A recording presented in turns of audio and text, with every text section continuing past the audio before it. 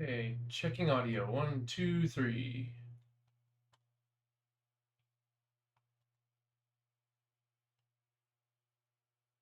I'm gonna try pushing a button here on my input and see if that makes a difference.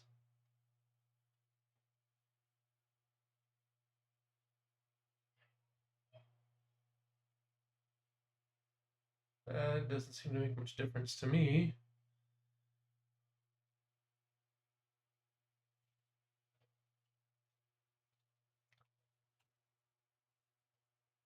Did everything doubled up? Okay, interesting. Curious.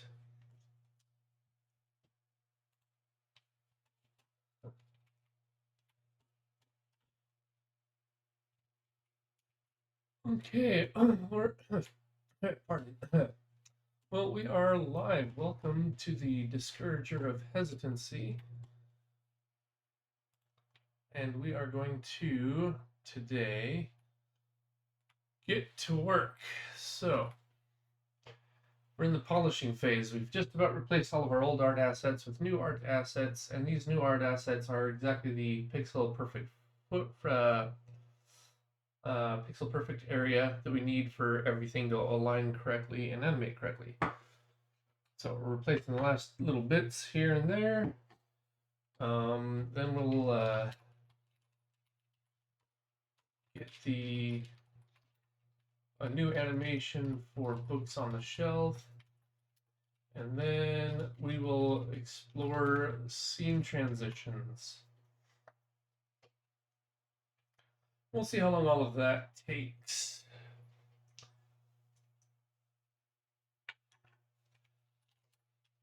I'm trying to think. Oh.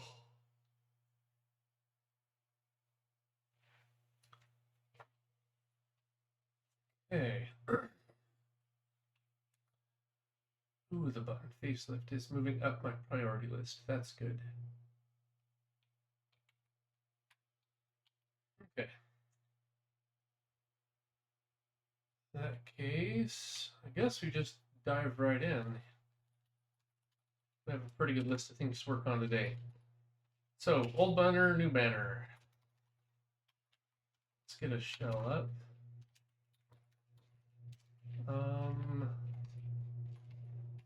Let's also open something. This is all in source banner. We're going to be working here quite a bit, and then GameScene. I don't actually think we need to do much here for now, so we're just going to be in banners. Let's do a full clean and debug build. Yeah, so I did a bit of analysis this weekend, kind of interesting.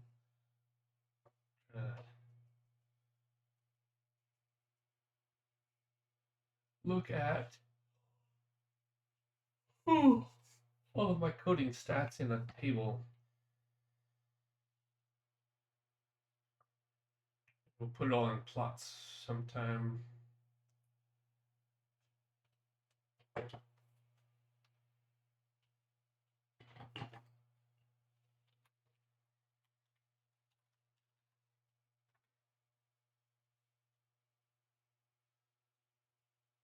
But yeah, hopefully everyone has had a good weekend.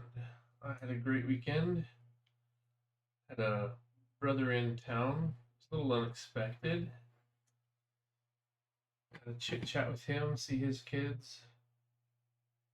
Always good to have the nieces and nephews playing with the kids. Did some chores, hauled things off to the trash, that sort of thing.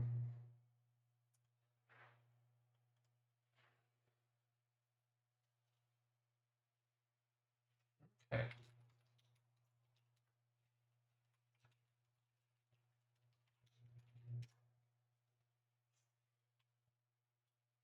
Here we go. This is a new banner. That's the old banner. Neither of them is positioned correctly, and that's okay. We'll fix all that later. For now, we just want the functionality to start matching. So there are already some warnings from here. Because when I have these show, I can take a format string. We're not using any of our parameters here. So let's start with that.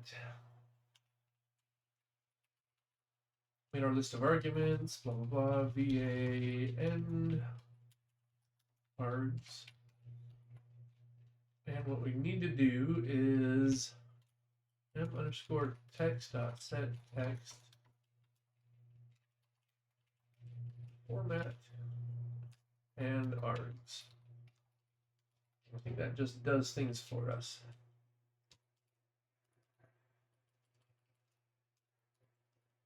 Except what I want to do is show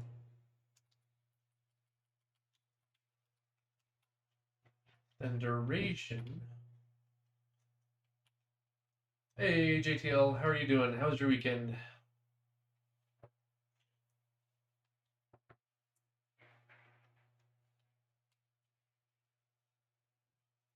I know what that clipping issue is, so we'll take a look at that this evening. Revest, good afternoon. My weekend was good. Did some chores, got to haul a whole bunch of trash off to the garbage to the dump. That's always nice. Get rid of all the junk that's been building up. Then I had a brother in town. Yeah, the weekend went way too fast. I agree. I agree. But yeah, we should probably have a call maybe this evening or Wednesday. I'm free Wednesday evening, or we can do it in the morning. Yeah, so many things to do in life. I don't know how to get around to them all.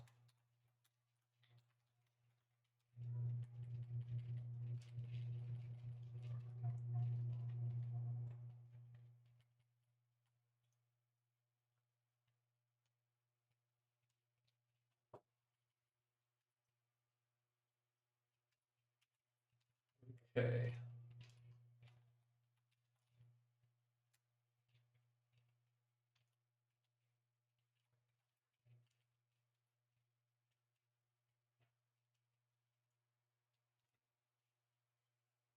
Oh, interesting.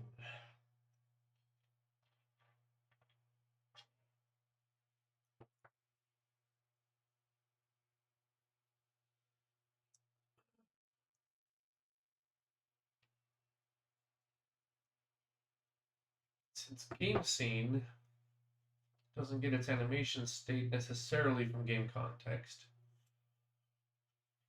we actually need to pass that in. So that's something interesting.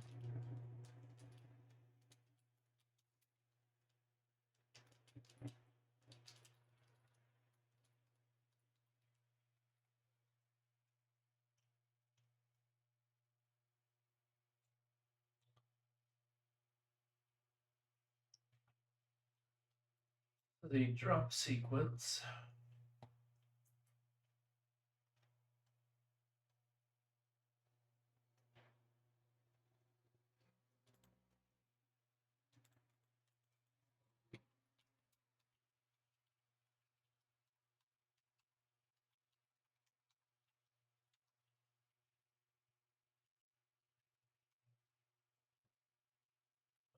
Rising, down, and falling.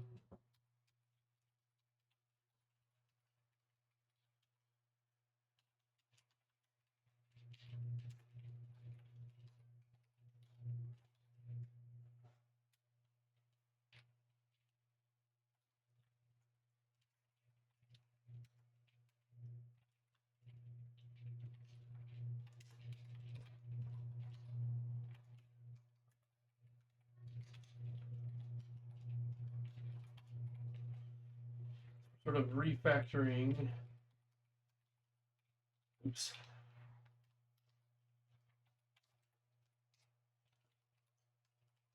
What we had before.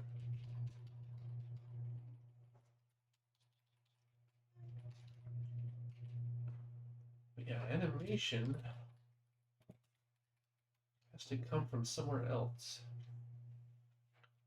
And the banner doesn't know where to get the scheduler from.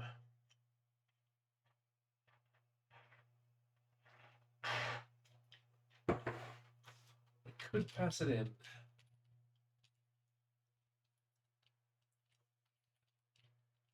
We pass in the scheduler.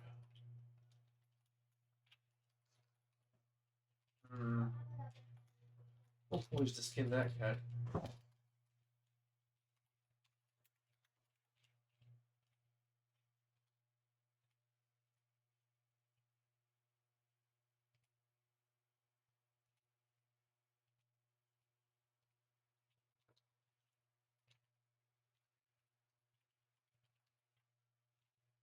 Oh, we call that something else. This texture is paper.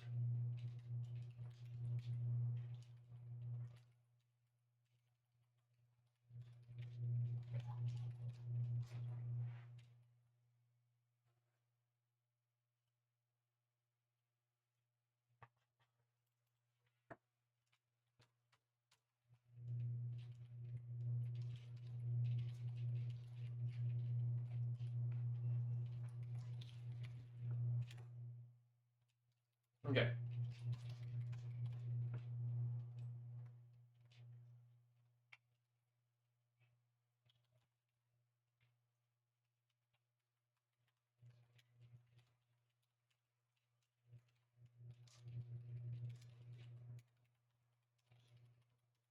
We're going to pass it in.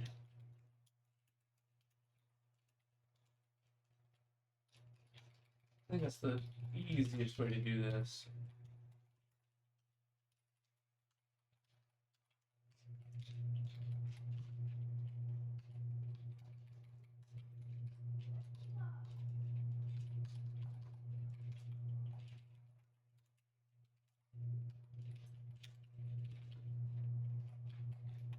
And then we just only pass it in.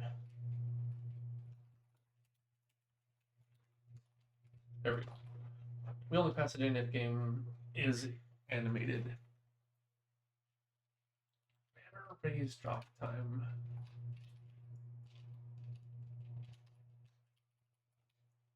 Yeah. Any of those sound okay? Gone tomorrow driving to Seattle to get a vehicle. Oh dear. Always fun. I saw the your number one's vehicle has disappeared from your lot there. It's always sad. G Finelli. Doing good, doing good. We're back over to game development today. We're in the polishing phase, so the game is playable. We're replacing the really bad programmer art with at least art that fits the right space. Scrapped for 120 bucks. Ouch. Hey, Pat's back. You know, it's a party. It's a party in the chat today. It's a party in the chat. JTL has already heard all my puzzles, but if anybody wants to do a puzzle today, let me know. I have what I call yes-no mysteries, if you're interested. I present you with a situation in which you do not have all the information. You ask yes-no questions, and I answer them.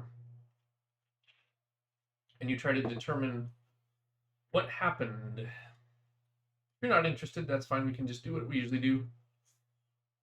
But I think JTL's heard most of my good ones, the ones I like to start with.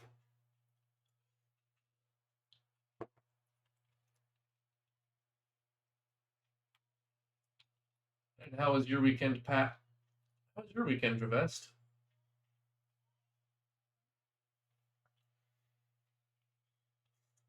And G Finelli, which I assume is Gustavo, which sounds Hispanic to me, although Fanelli sounds more Italian to me, so maybe it's Italian.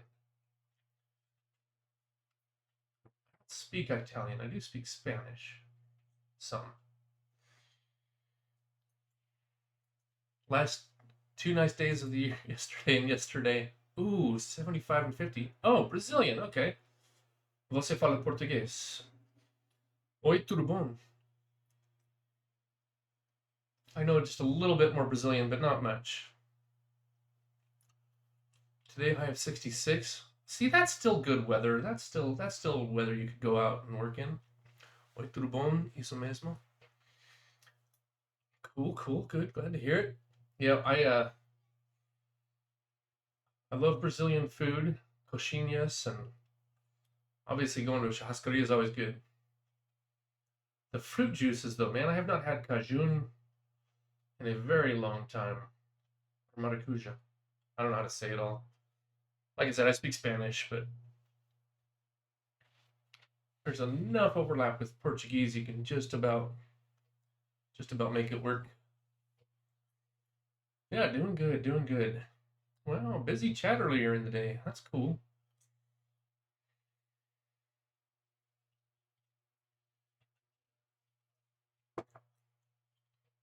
Yeah, there's a lot of fruits here. Yep.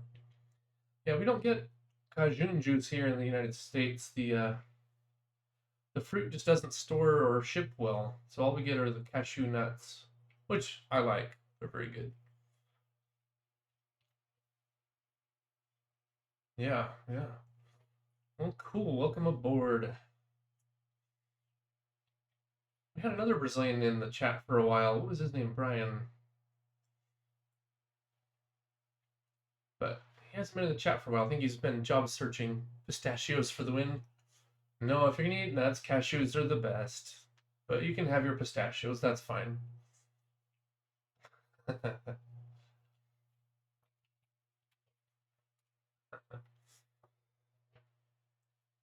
Okay.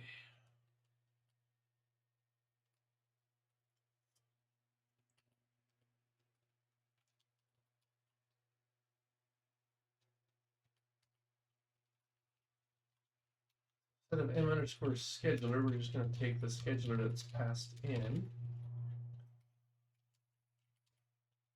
We're going to probably need a whole bunch of includes in here, huh? Action sequence.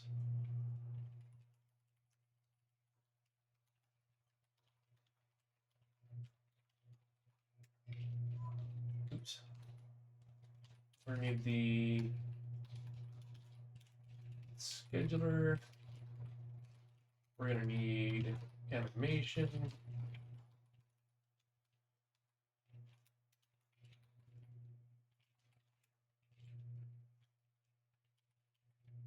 Okay. So first of all, the raise drop time. Do I have that as a constant in here?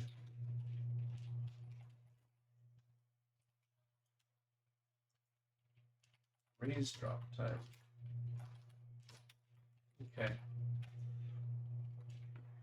I like cashews as well, but pistachios are green. I cannot argue that pistachios are green.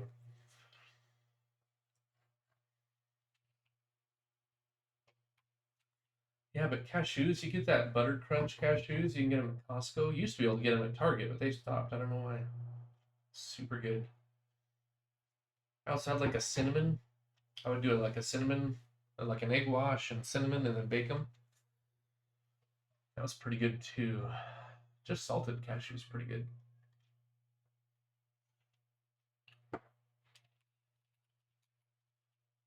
Man, basically, there's too much good food.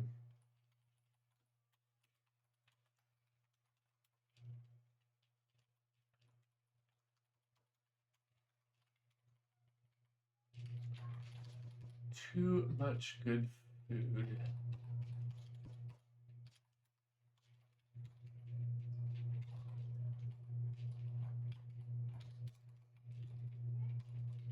Okay, so we're just cleaning up. We had the banner all strewn throughout the game code. So we're pulling it out now into its own chunk and trying to maintain enough of the functionality that it just kind of works. Don't know how successful we'll be. And in this game, we can turn off all animations or turn on all the animations. Like for speedrunners, they don't want the animation, so we just let you turn it off. Which means I have to code everything twice. Once for animations and once for not animations, which is a lot simpler. It's literally just on off and a timer. So that's what we're doing right now. We're just doing a bit of a move.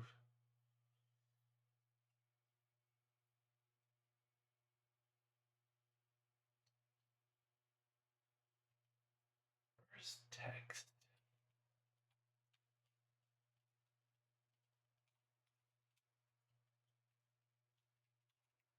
Who's defining that in GameScene?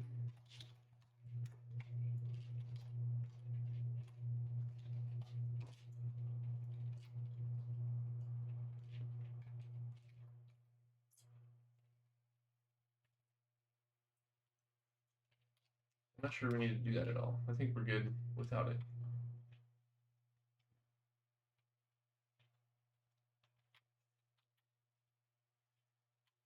Okay.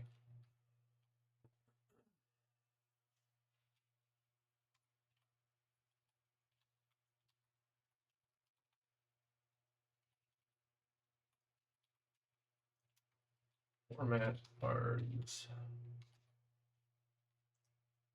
Set a timer duration. Show banner is probably not what we're going to call that anymore. I think we're just using the enabled.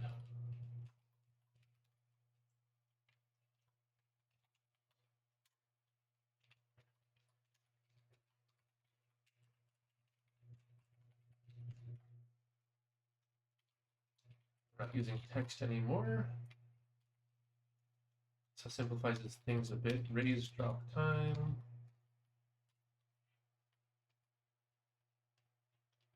I think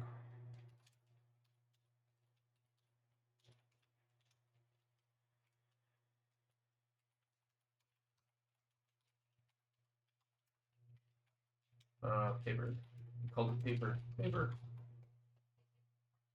We're going to move things, set the using curve on end. Our state is down.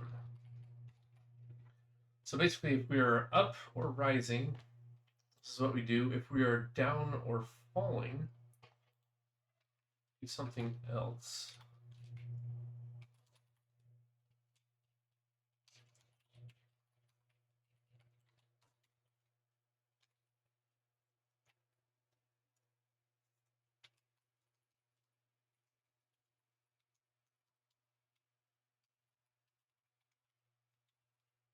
Enabled equals true. Okay. So that's most of the update. Not the update. Here we go, banner. So our game scene. That's playback mode. Banner. Basically this code.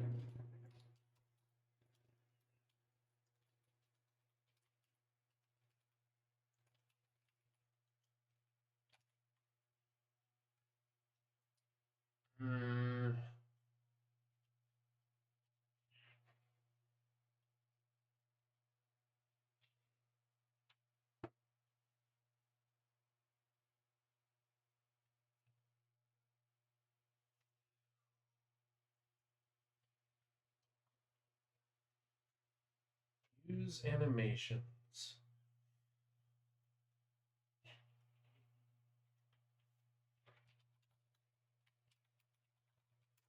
I guess what we need then is a boolean, which is easy enough. Bool underscore use animations.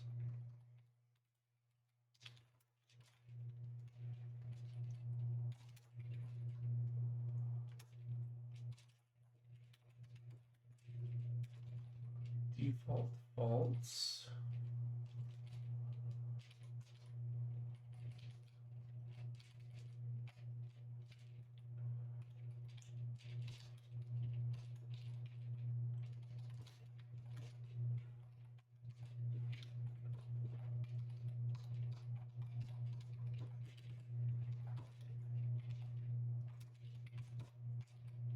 There.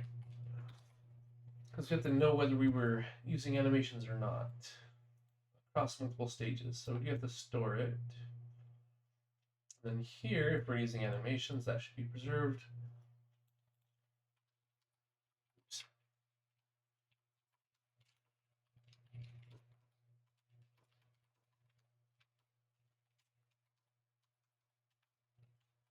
So if we're using animations and our timer needs more time than we have to drop, and if we're going up, then we go ahead and just call raise banner, which isn't here. That's fine.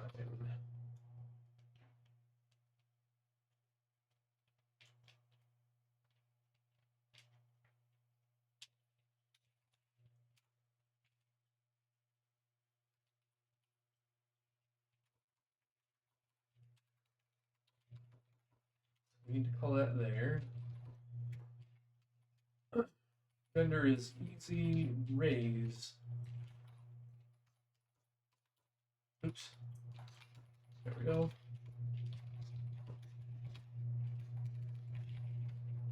So in GameScene, we had a function called raise banner. We have to clean all this out of here.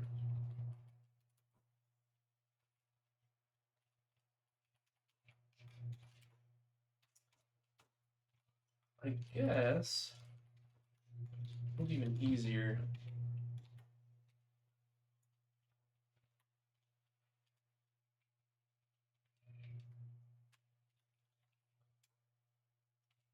Instead of that, let's just store the scheduler itself.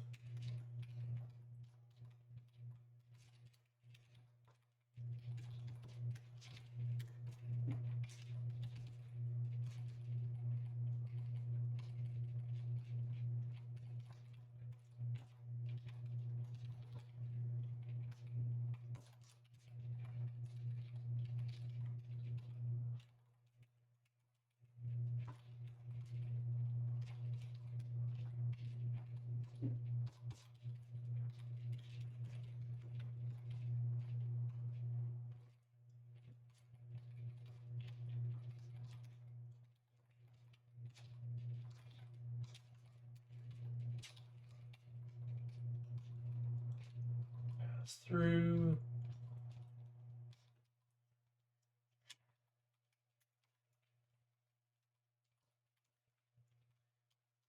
If you have any questions, let me know in the chat. I'll just stream of consciousness code until somebody asks a question. If you want,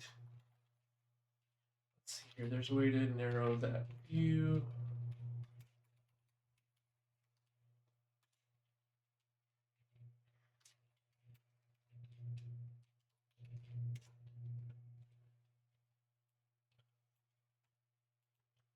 Um,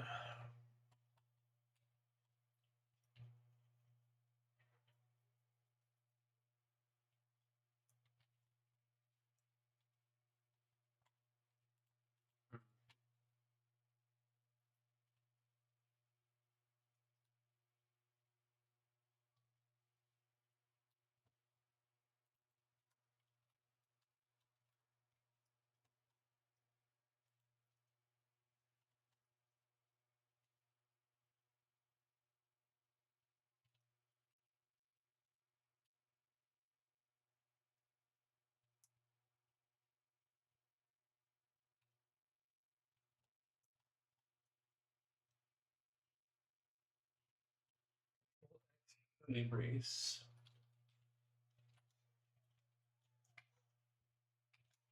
What? Okay.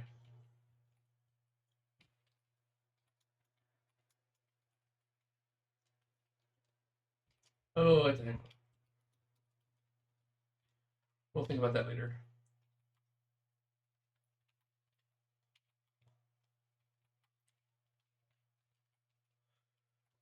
Okay, let's see.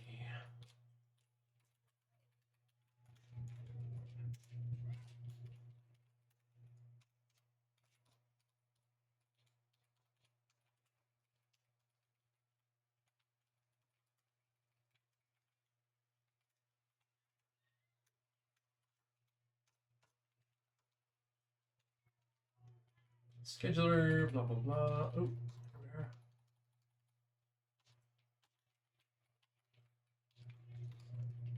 tag range lower.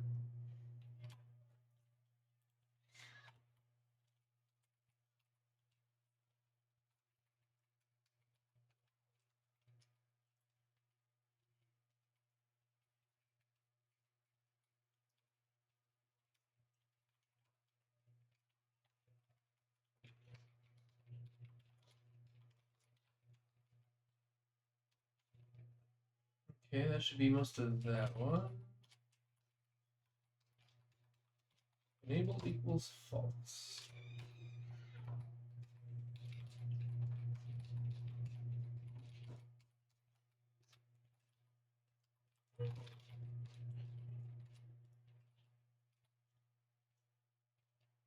Okay. Otherwise, enable this false.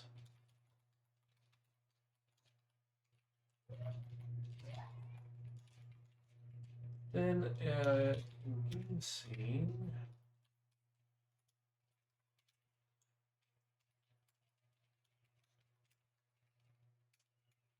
I thought I had a callback. There it is.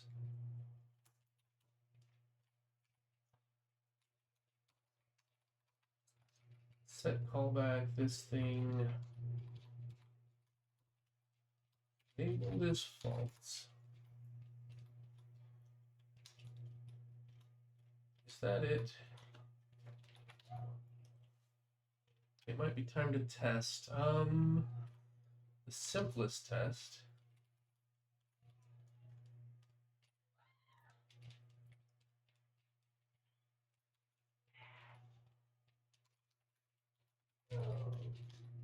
Show banner. Oh, let's see here.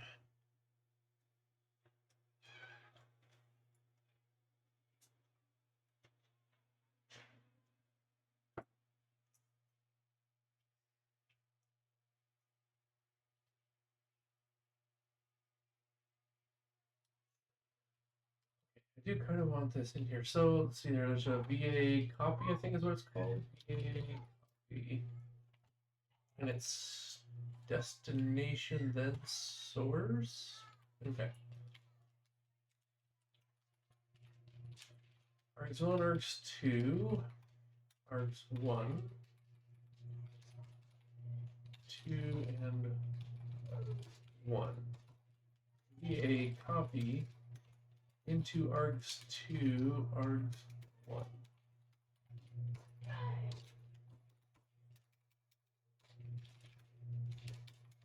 Show duration scheduler. Ooh, let's see here. These animations question mark. It's gonna get messy enough. We'll break it out into multi-lines. If we're using animations, we pass in the address of the scheduler. Otherwise, we pass in null. Then the format. Then args1.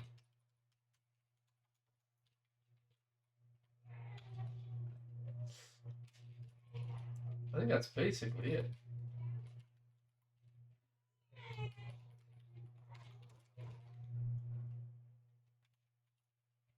Let's just see how close we came.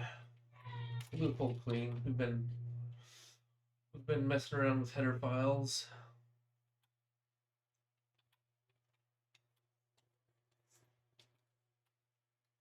Yeah, I think so. Let's see. We are officially 4 months into the streaming.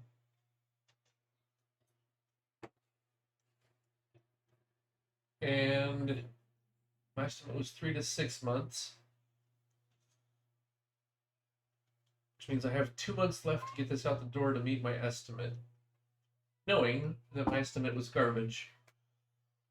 Because I've never done this before. So we'll see how that goes. Our to-do list is looking in pretty good shape. A lot of stuff on there. Should not be difficult. Or is not programming related anymore. We're just about do a stage where it's loose ends catching up, etc., etc.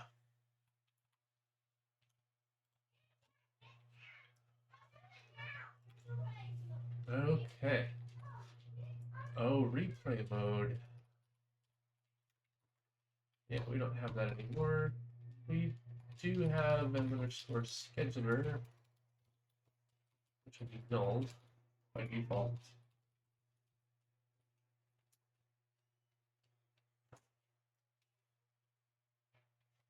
Oh, VA start args. Whoa!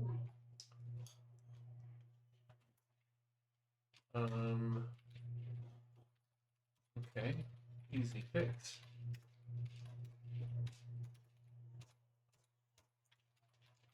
There we go, fixed everywhere. Take a look at that.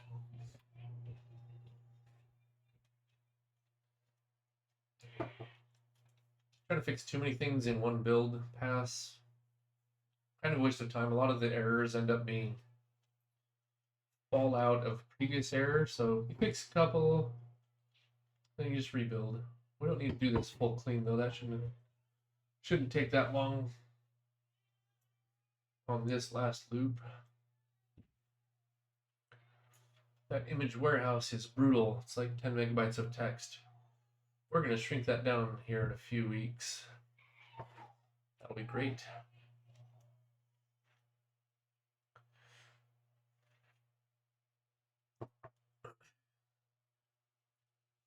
Same with the sounds. We're going to have to shrink the sounds down. I do think most of my sounds, while they are stereo, are actually probably mono if you compare the two signals left and right. I'll bet they're identical. Okay, yeah, replay. Okay, capitalization. Easy fix. Transposed characters.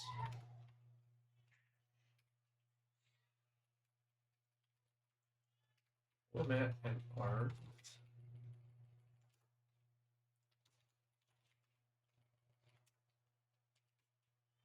Oof, okay.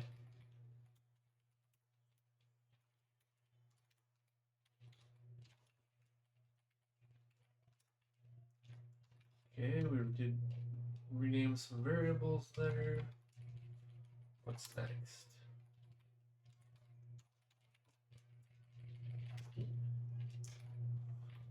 Okay, replay mode.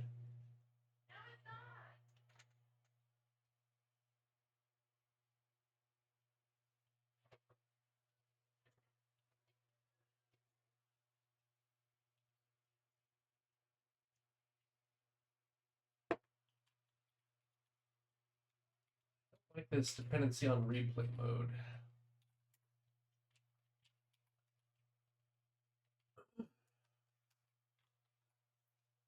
And it's only when raising it.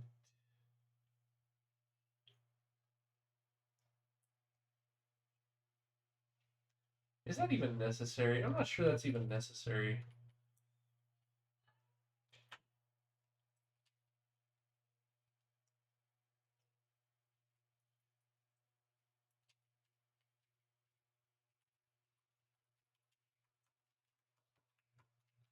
Is this necessary?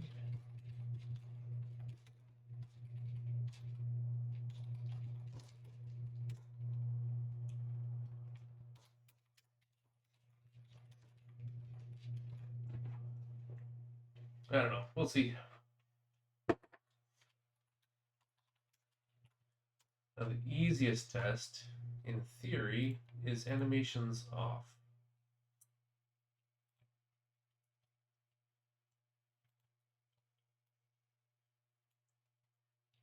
That did not initialize the way I'd hoped. Okay, the text updated, and it popped up and disappeared, so that's good.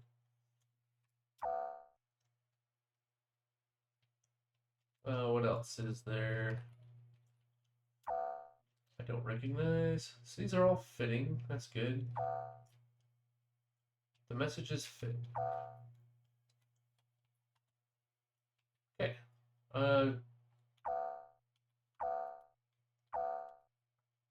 Two. Okay. Oh.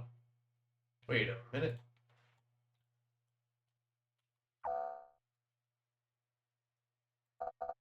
Surrender didn't bring it up. Okay, so we lost a little bit of functionality there. But honestly, that was way better than it could have been. So, banner, when we initialize, enabled equals false by default.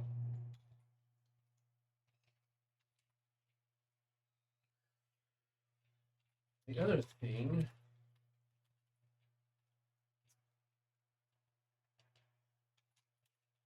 is duration.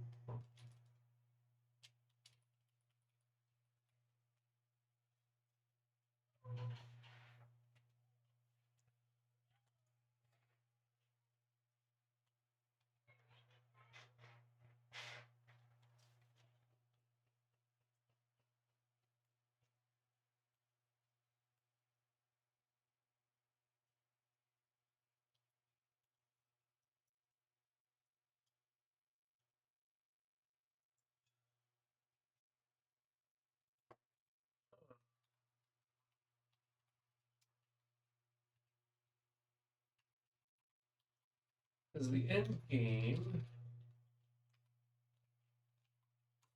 function stops the game stopwatch. Show banner with 0 duration.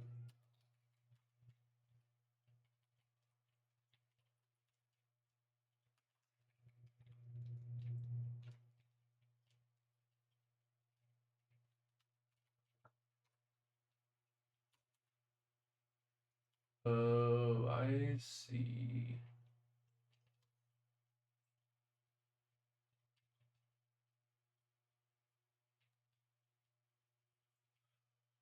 Okay. Args. Let's do this. Let's rename all these args to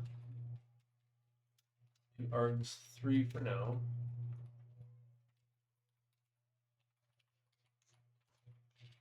Args 2.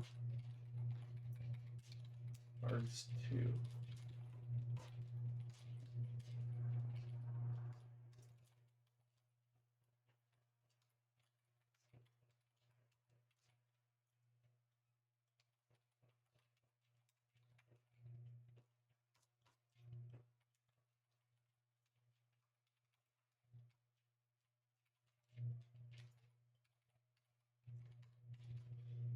So put the basically the VA copy down here. Args 2 VA and args 2. This guy ends arg 3. Yeah.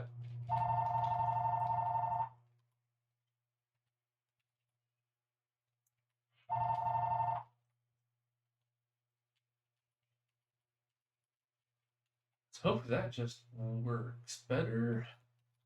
Let's go check, make sure that the end of game banner pops up correctly. Problem when you have, let's see here, args 2. That guy, oh, yep, I agree.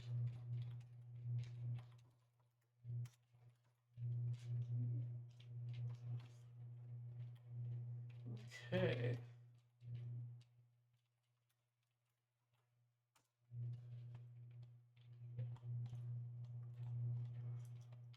It's not up by default. It pops up at the same time. They go away at the same time. Oh, it did come up, and it's not timing out.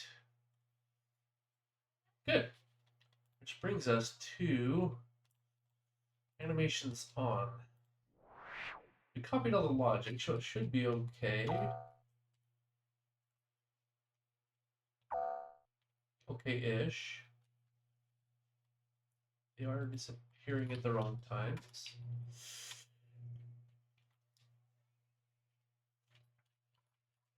M underscore paper. Oh.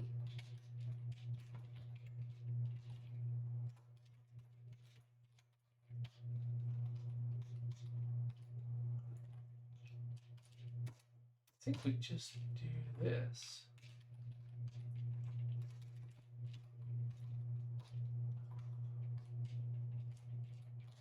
We just move our parent object.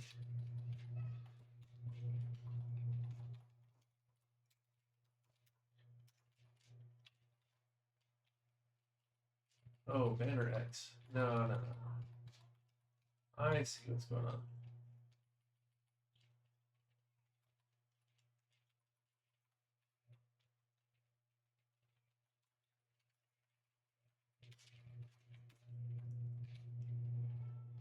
Yeah, we don't want that.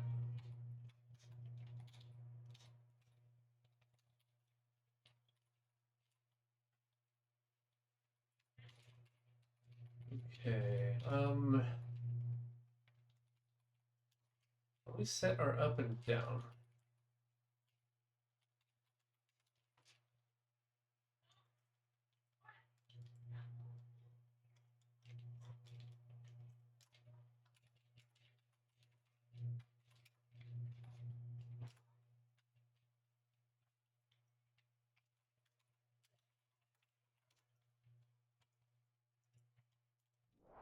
Okay.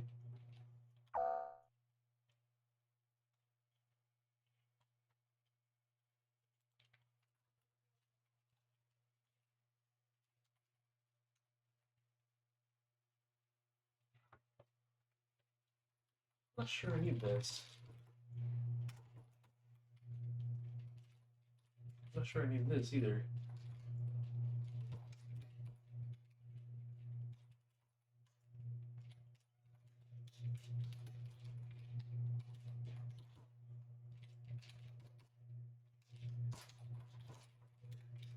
All right.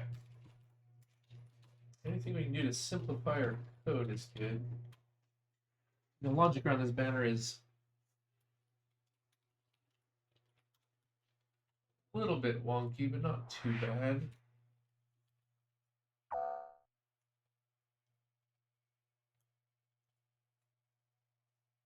I mean, is that it? Are we done?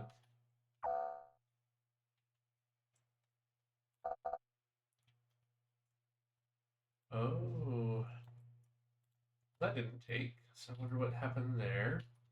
But then I think we just go into GameScene.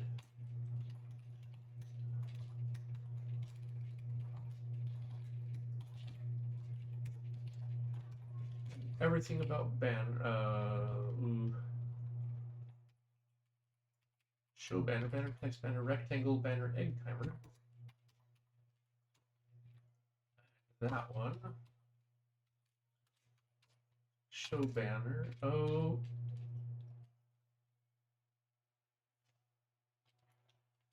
I think we just get rid of those, right?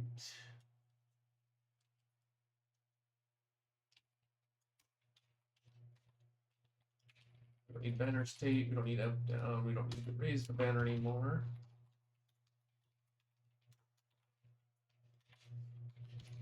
All right.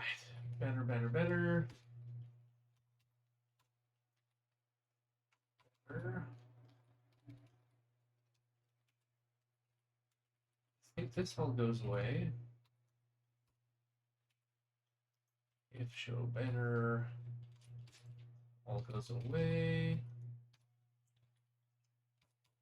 Egg timer goes away. That's initialization we don't care about anymore.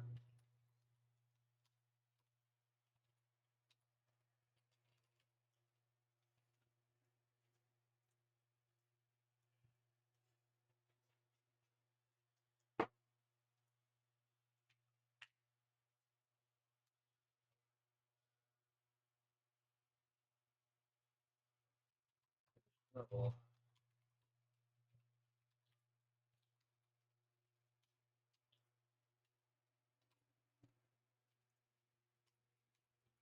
In game. banner show.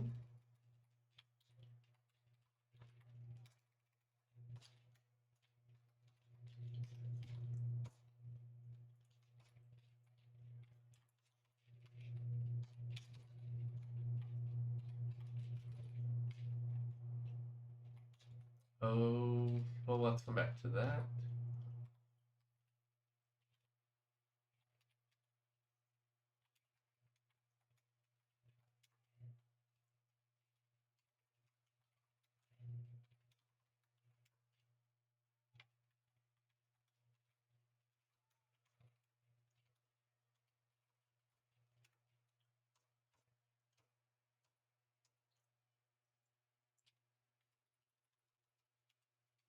Theory.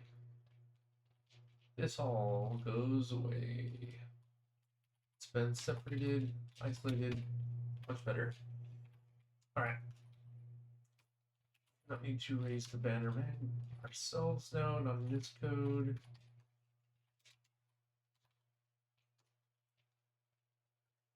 This is the layout.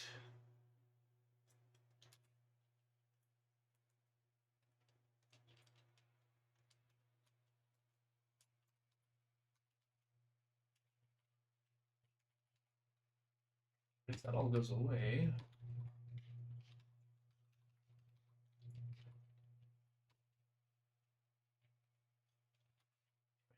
Text goes away.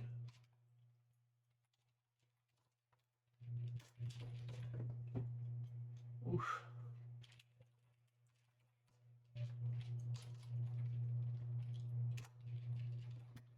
Okay, close. So we need to move raise up here. Somebody needs to be able to do that. Yeah, every one of those is a problem. We'll get back to.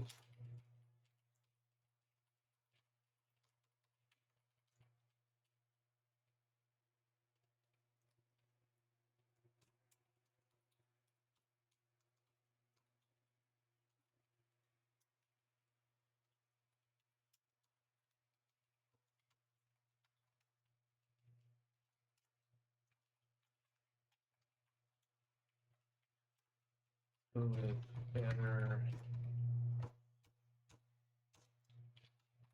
Okay, we should be down to a small handful of bugs under show.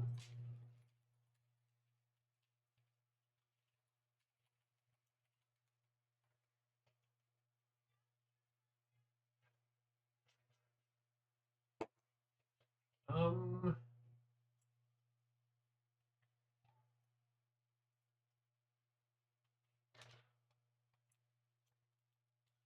so the problem is we're not passing in the scheduler on every one of these calls.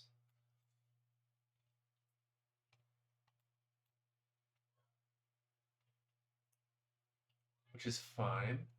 Because I'm not sure I want to do it that way anyways. The match function for call to banner show, blah, blah, blah. Yes. Okay, let's make a small change then.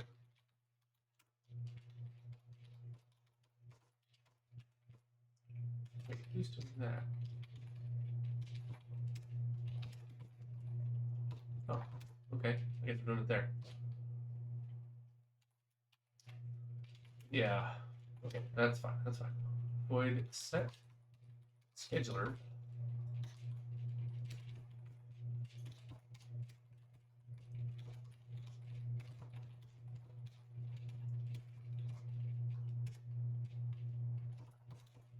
Banner.set scheduler.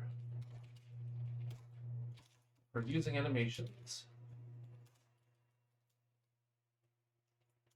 The address of the scheduler. Otherwise, no.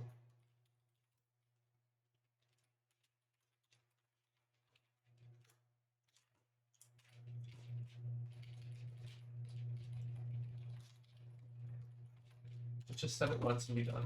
M_scheduler equals the scheduler.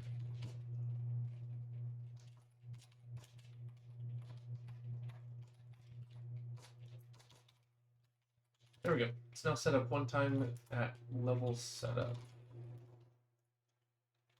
Which means The show just needs a duration and a message, not a sketch event. That's what we're here. Good old Monday streamer brain. Oh, let's do a full clean. Then we did some changes.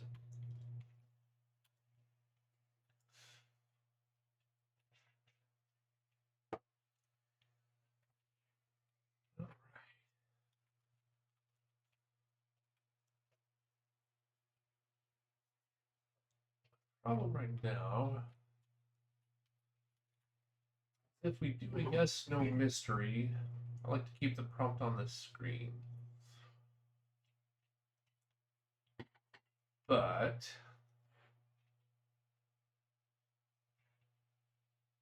that takes up real estate.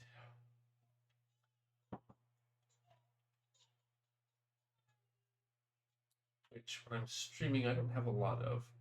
Like for context, let's see here. Scale or size normal.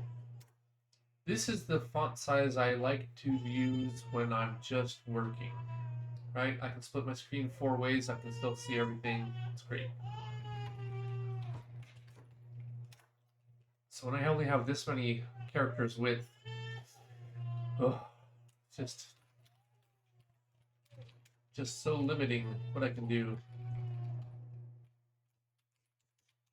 Okay.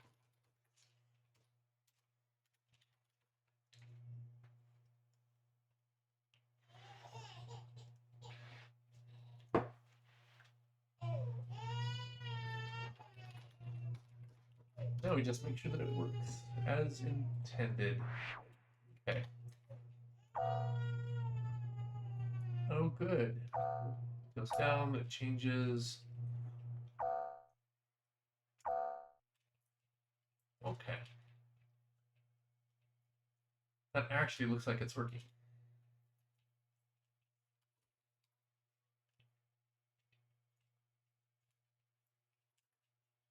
Whoa, what was that? Did it just crash? Oh, we got a crash. No. What was that? Let's do a full clean then. Sometimes memory gets a little wonky.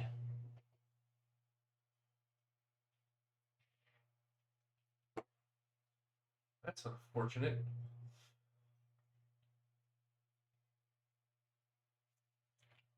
Reminds me of a joke. There's a project manager, a mechanical engineer, and a software engineer. They're all driving home from some sort of conference, and as they're going down a steep grade, the brakes in the car go out, and the manager, who's of course driving, scrubs the rental car against the guardrails on the edge of the road and slows the car to a safe stop eventually. And they all pile out. The manager says, "Well, that's unfortunate. Now what do we do?" The mechanical engineer says, "Oh well, we can pop the hood. I can check the brakes. And, look at what may have caused the problem." The software engineer says, "Nah, don't bother. Just start it up again and see if it happens again." Yep. Ooh, which reminds me of an even older one. Anyway, let's see here. Okay, working. Ably is killing it. Wow, how did we get there? Now we have to debug. Is it just that word? Is it a specific word? Like, if I do any unknown word? Oh, seg faulting on a string length.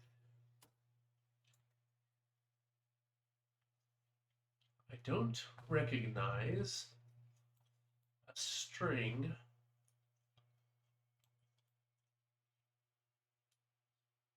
at text CPP, but that's because I'll bet I know what's going on.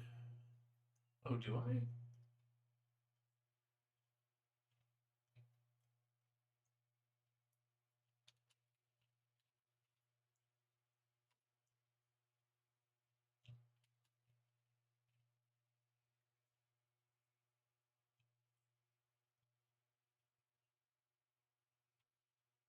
Banner line 94.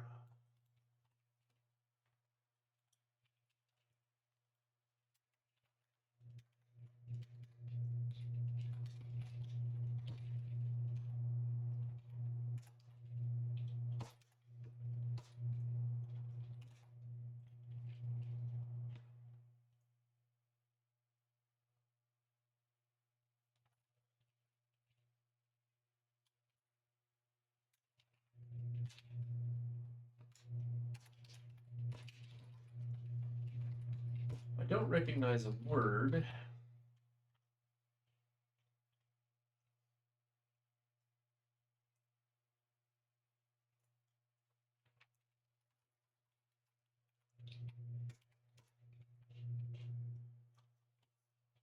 Wahahaha. Yes. So funny. Let's see.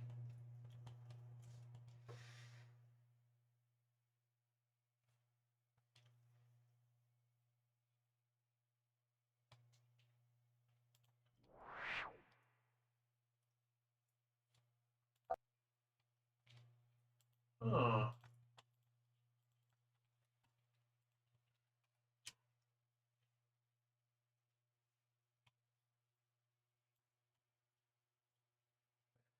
Go.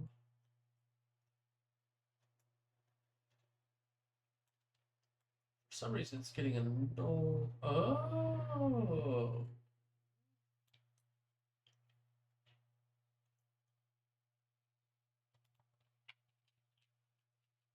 Oh, let's see here.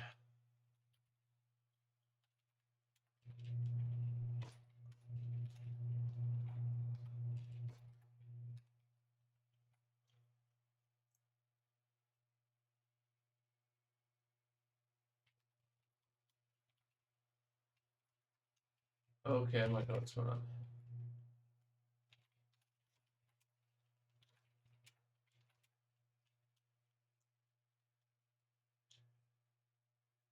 Do I?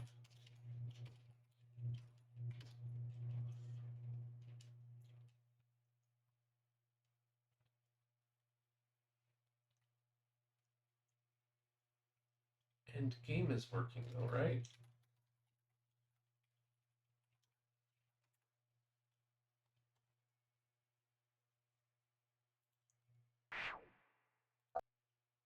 No, it's not.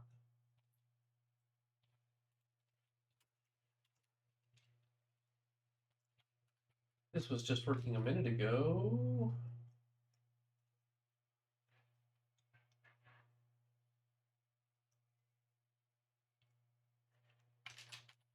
Okay.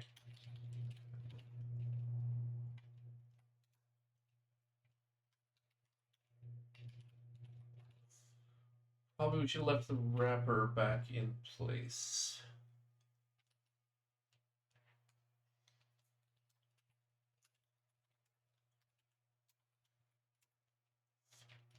Okay, those back in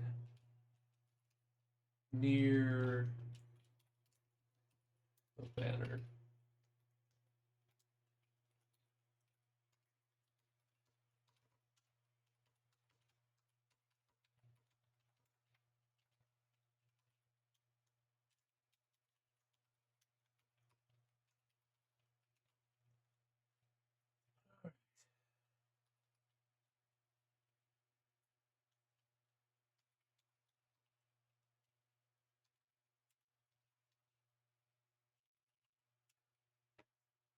Puts us near surrender or back.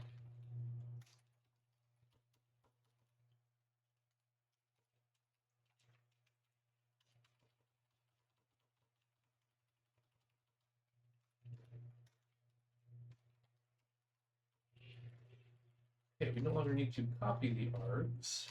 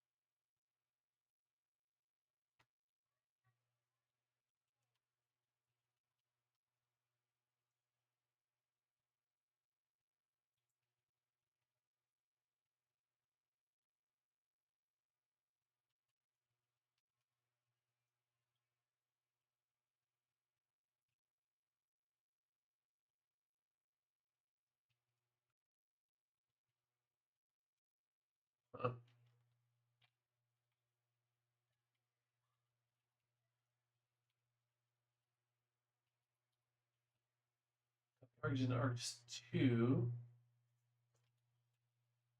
And I guess there's a plus way down here near the bottom.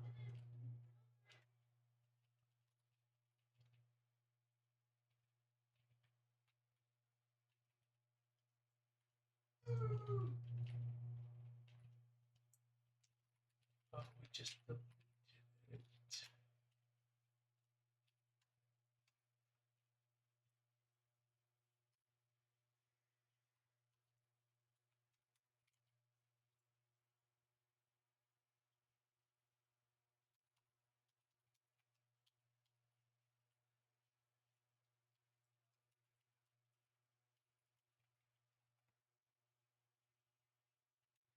Arg.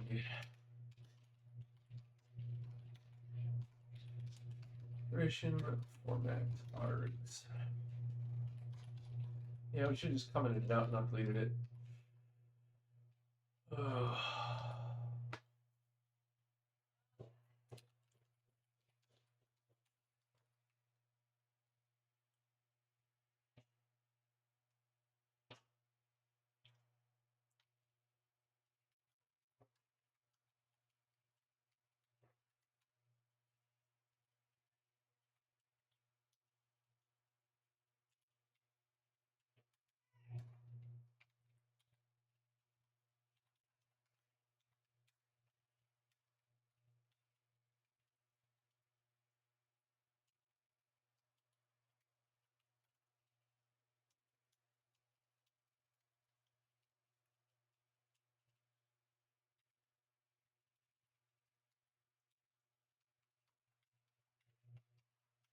Show banner VRs.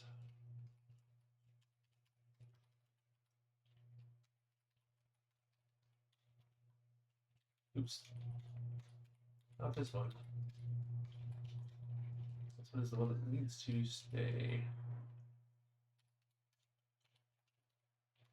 Show banner VRs.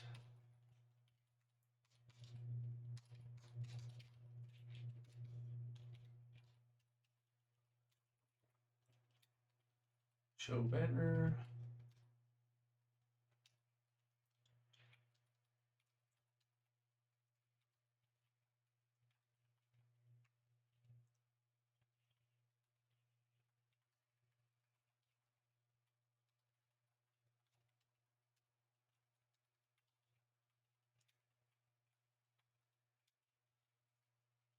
Show banner.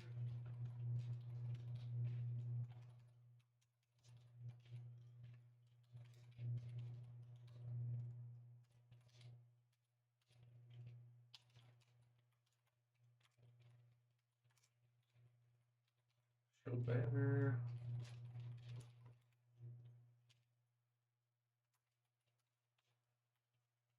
Yeah, it was working.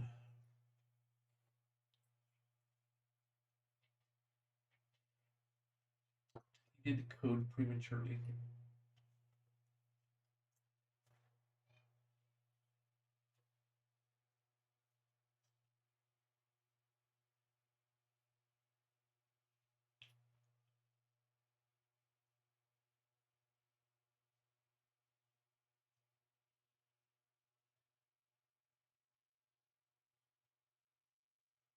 All right.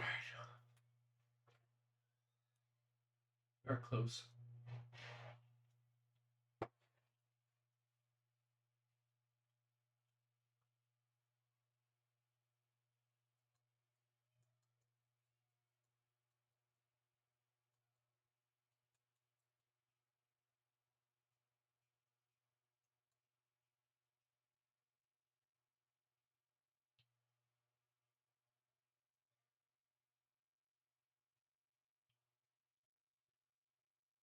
Really don't want to have to do. Yeah. Just see where we get to. All right, run it.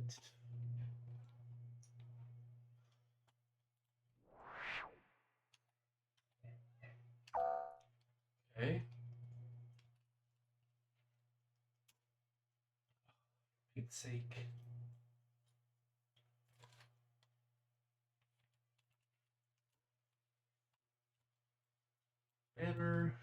show.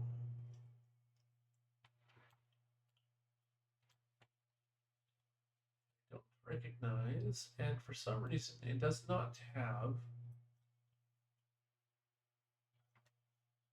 anything in there.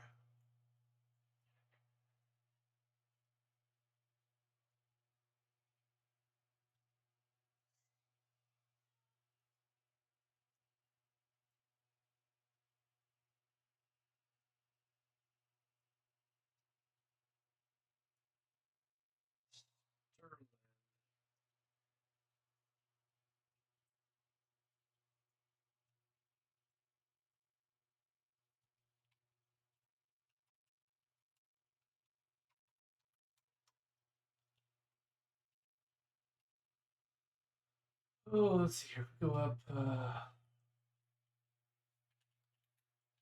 5. Cannot type. Up 5. Print. Format. Print args.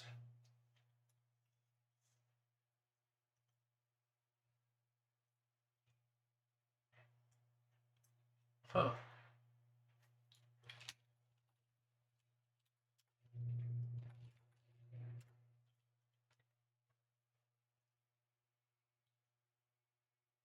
Almost everything we did was delete for a while, so let's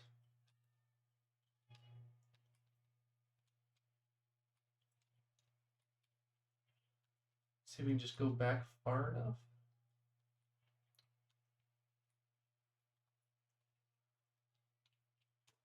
It was working up to here.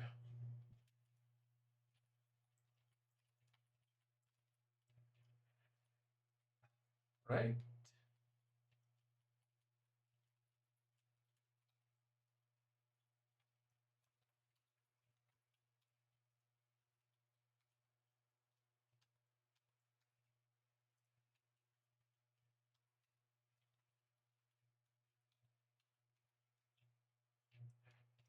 Banner.show.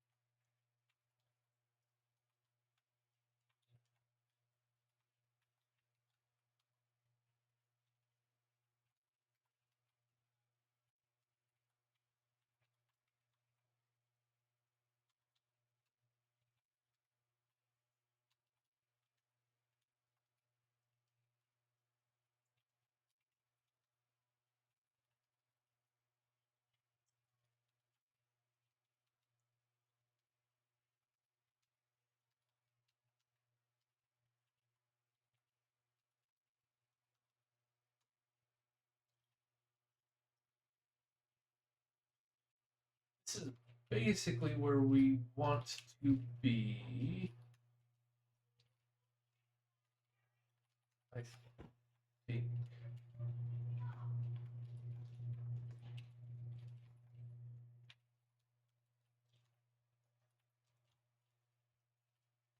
This was working.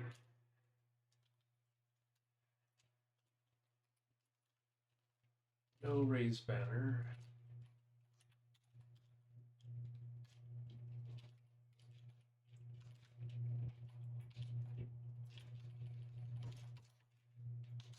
Banner dot set scheduler.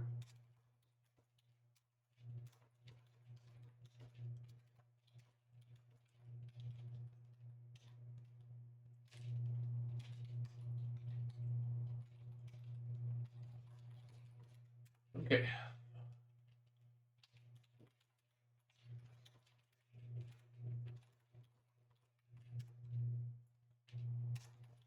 I don't know why it's not passing those args correctly.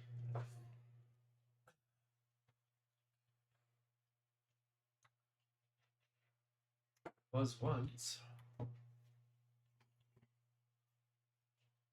Nothing I did should have changed that.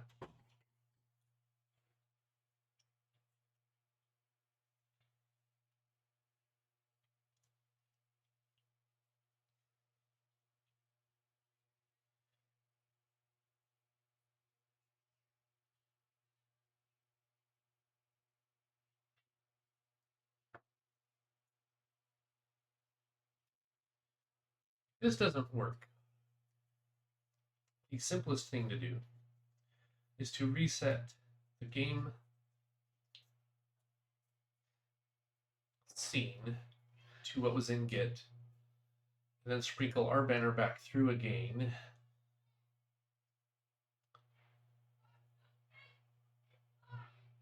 Oh, yeah.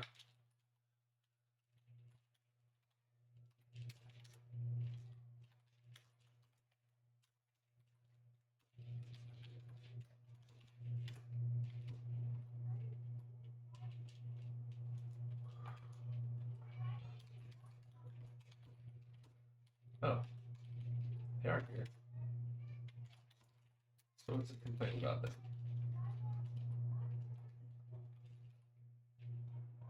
Oh, yep, we can change those names.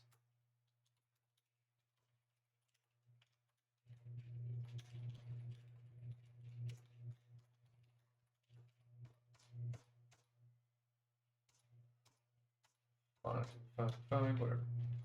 Okay. Don't really care. All of that's commented out anyways. And we're on the verge of multi-line comment. And yes, we are not passing the scheduler anymore.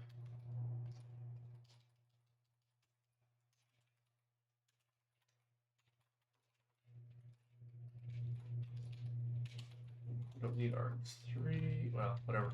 We don't care. We do not care. We'll come back around, clean up if this works. If this doesn't work, like I said, we'll just reset it. Easy peasy.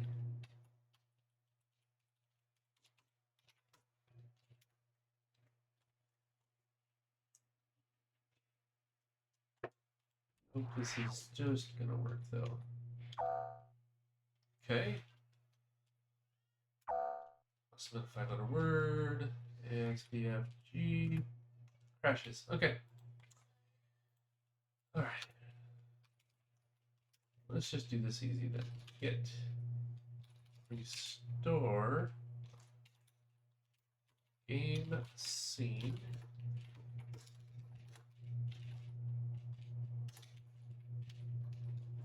We just reload it. Okay, so everything old banner should still be here now. There's the banner, there's all the old stuff we want to remove, sure. Game scene.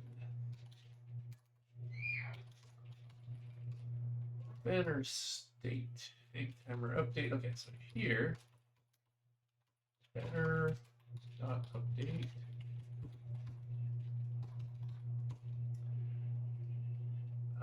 Banner dot render is in place already.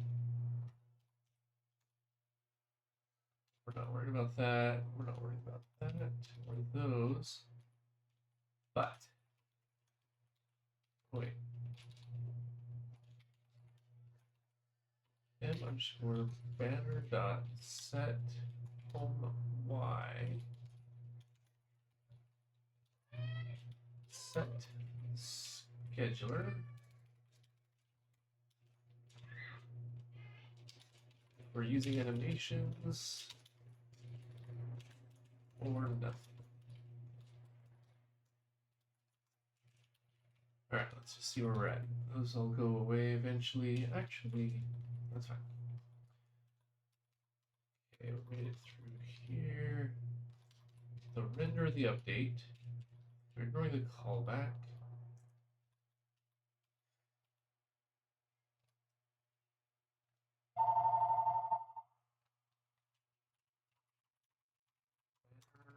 Dot raise.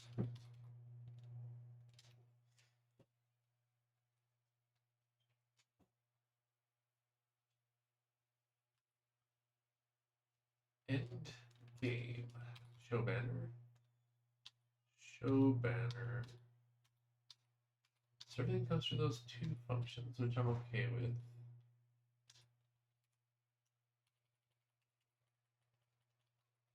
The only difference that we have 3 to VA copy into args2 from args m_banner show duration format args2, and then VA end args2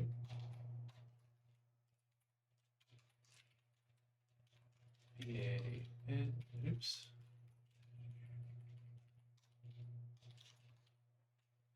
Wow, cannot type VA end 2, 3, and the first one. Wait. We just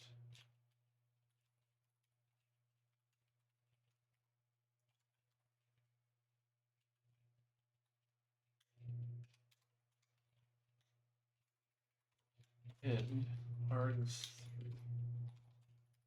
Do we never use the original args at all? Args2. Oh, I guess we never do.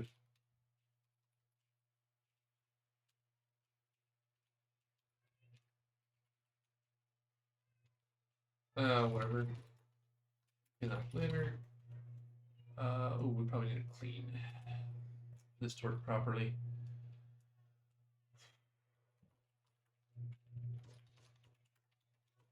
So we just restored it back to a working state, put our stuff back in. Yeah, let me see if I can find that.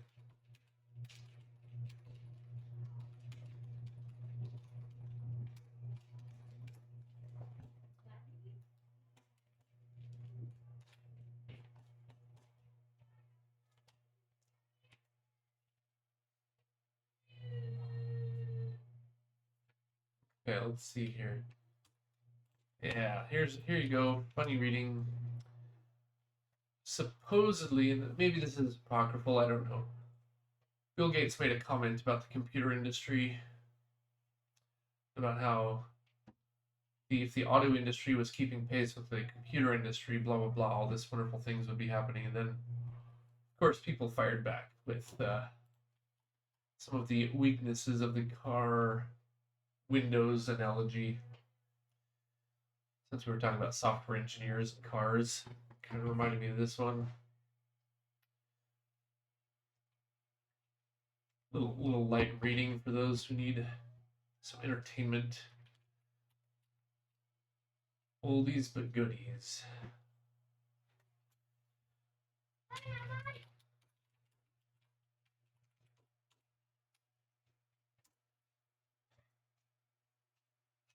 Hey.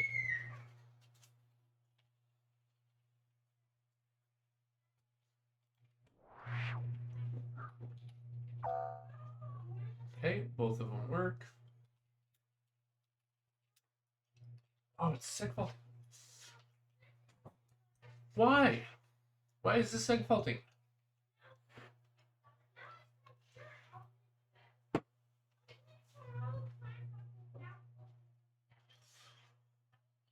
This feels like a compiler bug.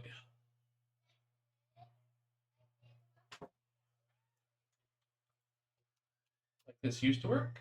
I know it doesn't.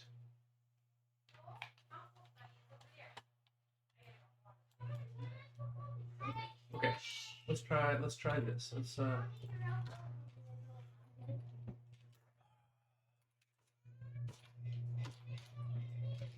this.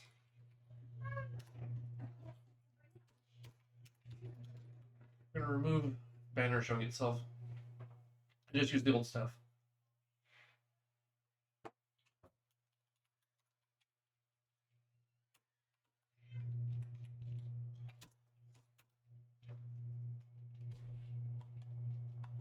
So the old one should work, right? Right? Yep, works fine. It works fine. Okay, possibility. We have two shows.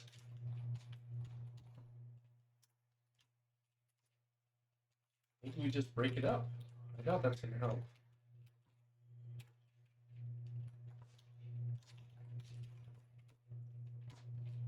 Show mark.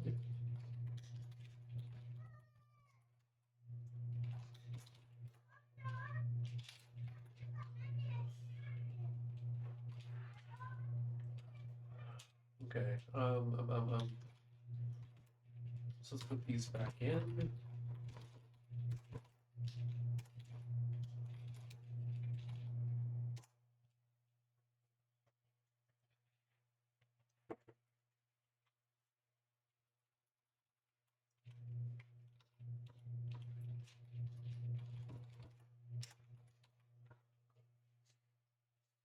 Just rename the function a little bit. Maybe there's a name angling problem.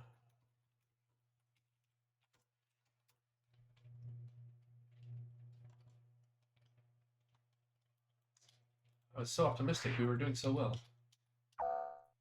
Okay. Fine. What? What is that garbage?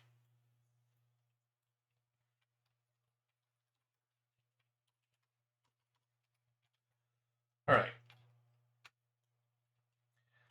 Do you think the overloading was causing issues? Maybe. I'm gonna. Let me take a quick restroom break, and then we'll discuss it in greater detail, I think. But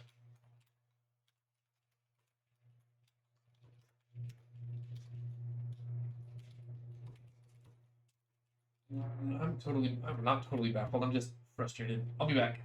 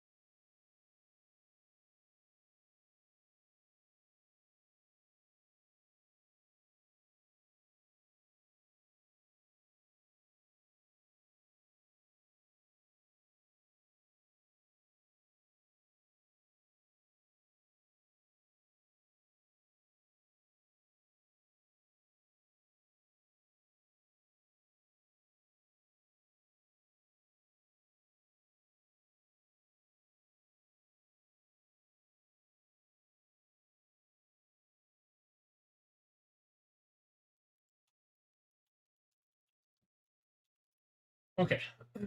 So, in theory,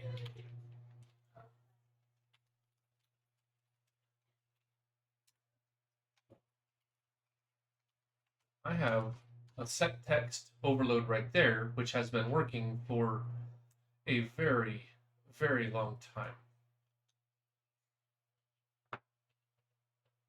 However, it looks like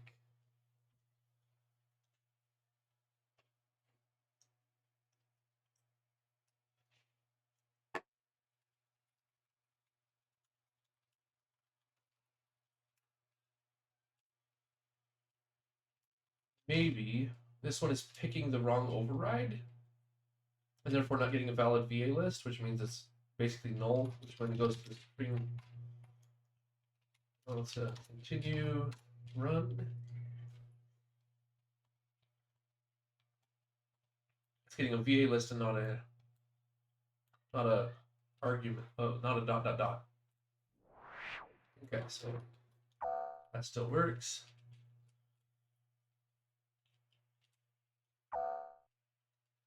Okay.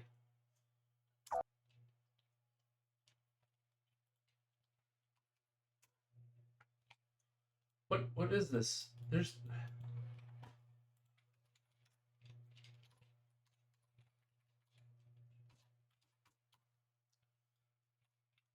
why don't we do this? Why don't we just pass in the original args?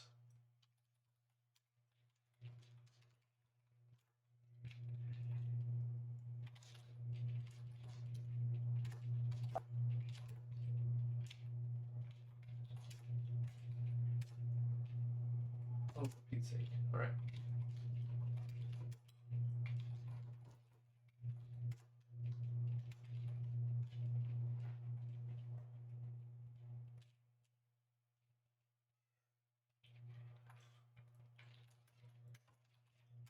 For this to fail.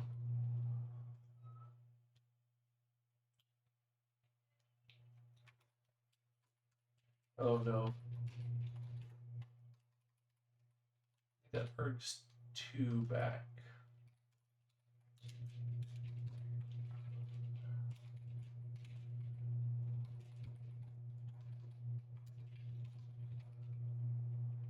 And our show varg. Args 2.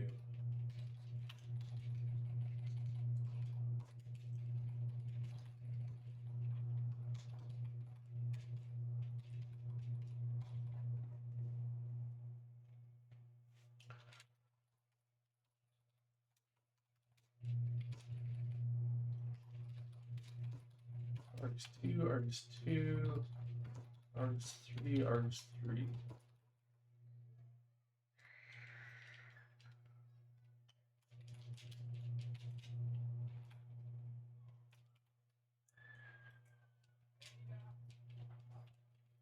I'm copying.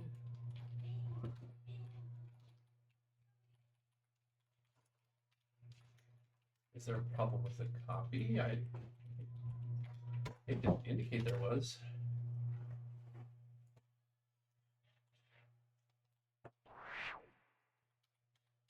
So when we do a not formatted string with variable args VA list, doesn't seem to have a problem with that. But it does there. Why?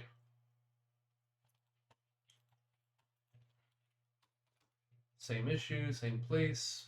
My vargs is apparently empty.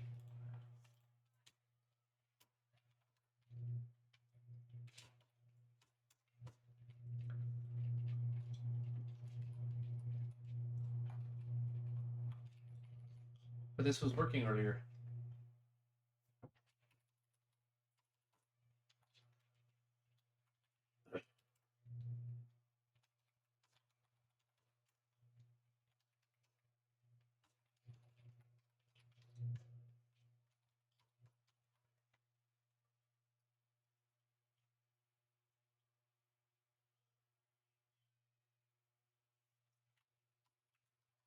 Take this out.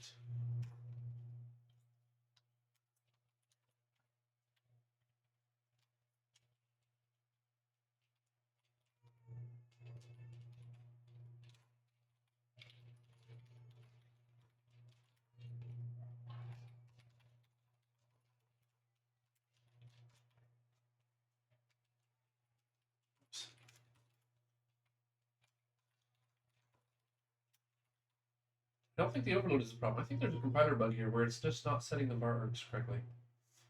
And if I do something at exactly the right place in the code, it will magically work. We've got that coming up for now. And then it won't ever give us a problem again, which pulls the bind. Okay, easy one. And this one's working fine. Copied 2 and 3 and used those both, and that's unbelievable. Sometimes it gets fixed when we do something around the affected code. Okay, start, okay, end.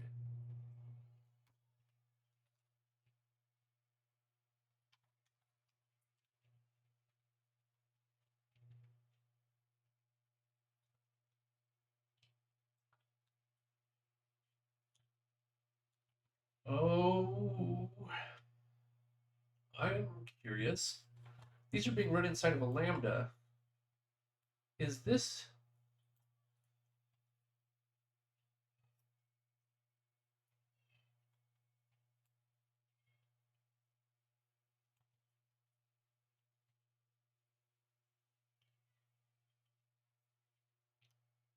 What's going on?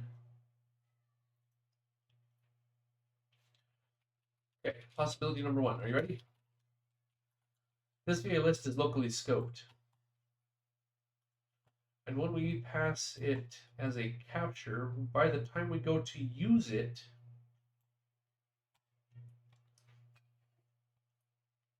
it's already gone. This is all queued up for the scheduler. So this memory is invalid.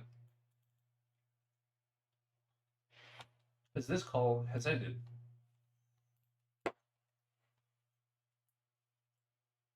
So locally scoped variable is falling out of scope. Oh, but that's it. So let's go back to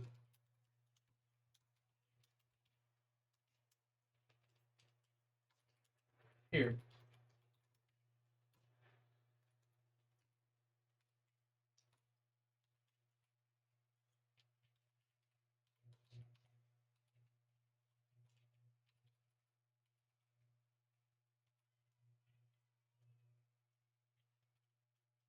args2.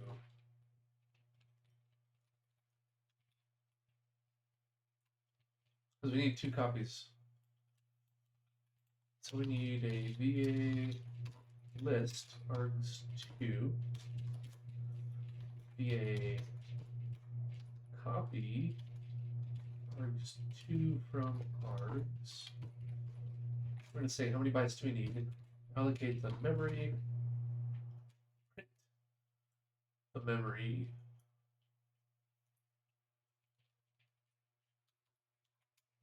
given args, the original args object.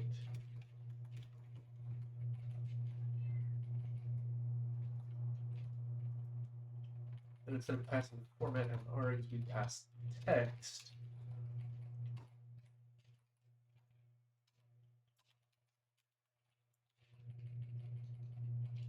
Whereupon we can delete text. It's one that we control. Okay. Set range, etc., etc.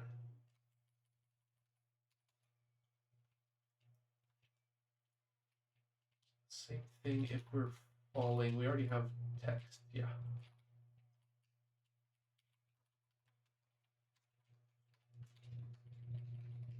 This one, however, happens immediately inside this function call is not queued up later because this is no animations branch. Okay. So that's in the format in args with the understanding that will be copied into a format string before. I bet that's what it was. Okay.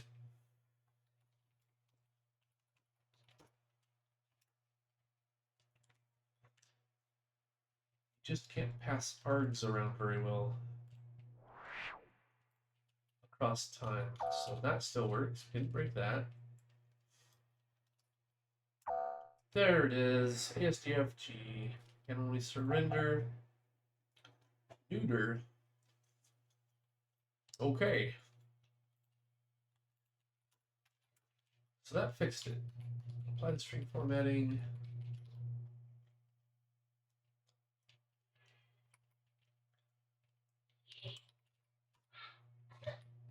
Okay. Now, what we're going to do is carefully remove all of the banner stuff from before by commenting it out so we can always get back to where we were. Show banner. We're not going to remove that yet. We're going to remove all of that.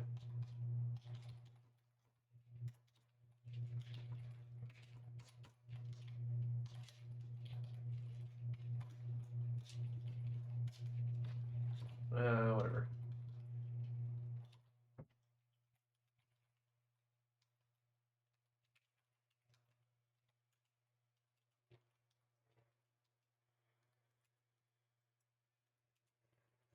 So that one goes away. That goes away. Goes away.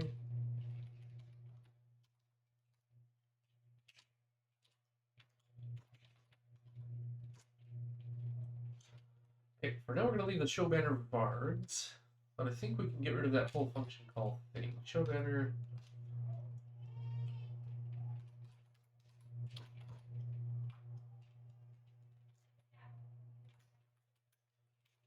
Come back around to that in a minute. Show banner. Show banner. Show banner.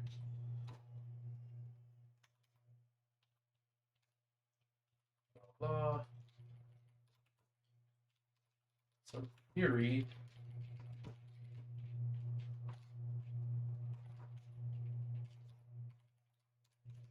that.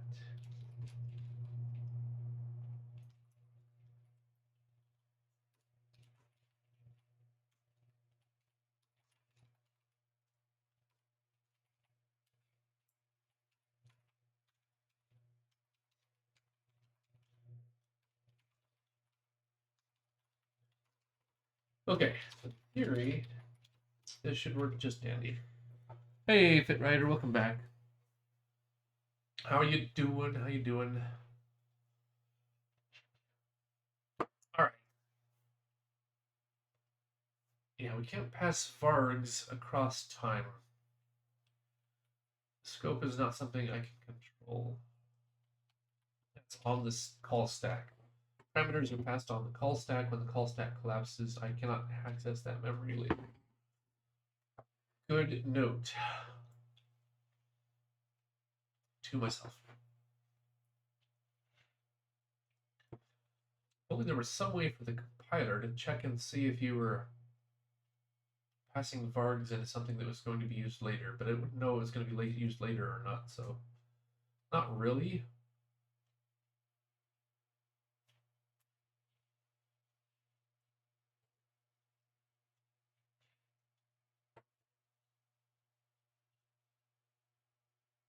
Okay, so the banner show time all there, multi-line comment, I don't care. Okay. Banner underscore with banner colon. No. Don't care. Yes. Don't care, it's commented out.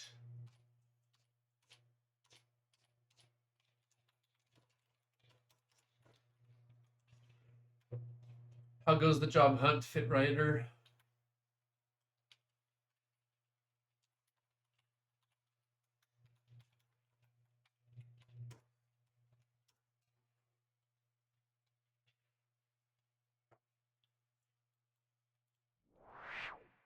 Okay, so that works. Oh, it worked. Look at that. Beautiful.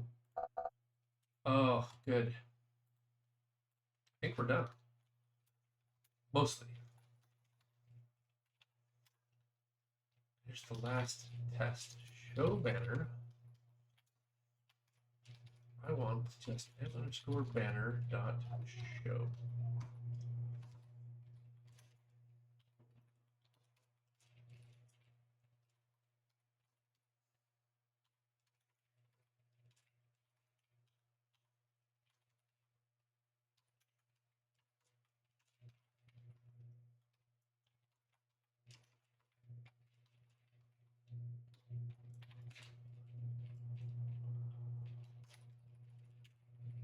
Got this.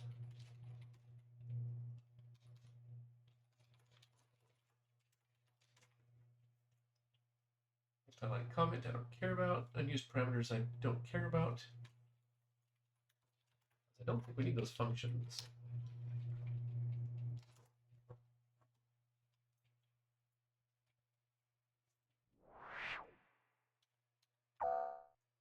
Okay, it's not worked. Okay. Oh no, it died. Shoot.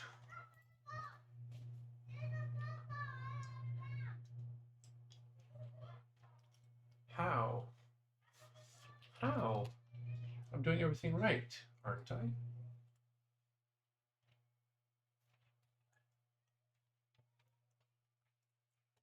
I don't recognize. See, this is actual text. What does this have to do with the high score manager? This has nothing to do with this. Show duration format. I don't recognize thing. Here's the args, and that looks like a valid arg.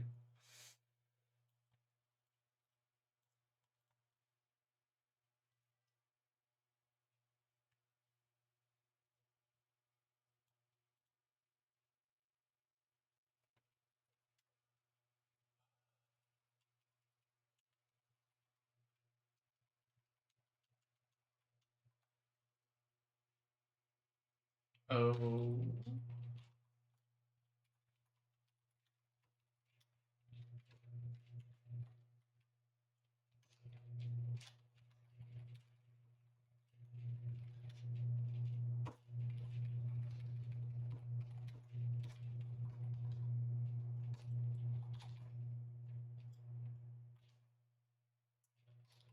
You know what? Let's not fight it. Let's just use it, I guess.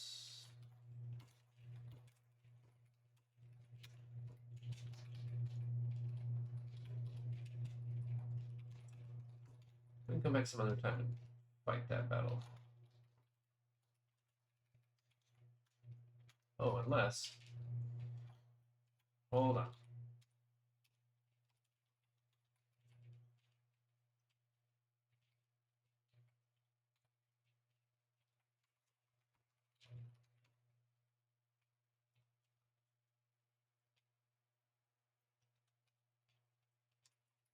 Oh. Shoot.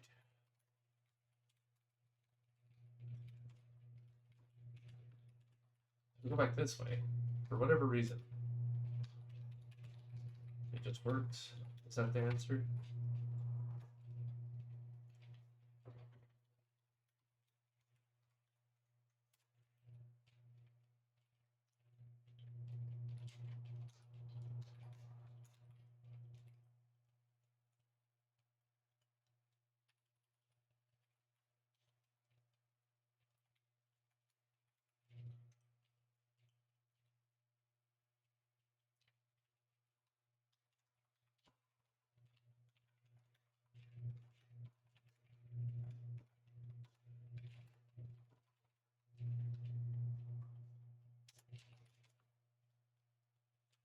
Line comments. Yeah, blah, blah.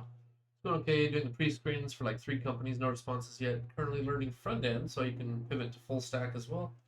Experience with back end, not front end. Yeah.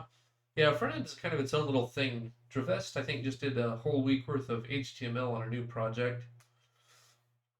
Travest was saying he's got to do CSS now. JS, then React. I still really haven't done much React. I did some Vue.js back in the day, but it's been enough years it probably doesn't apply anymore.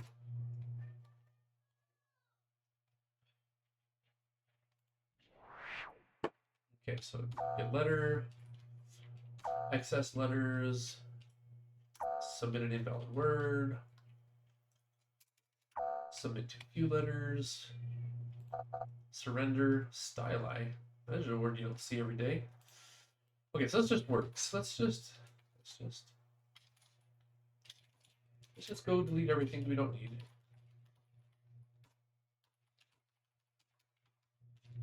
And see what's left.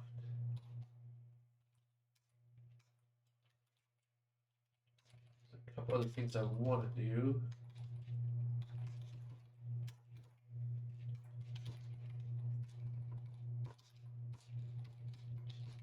But I do like this cleanup. This feels good. It's all cleverly bundled away out of sight.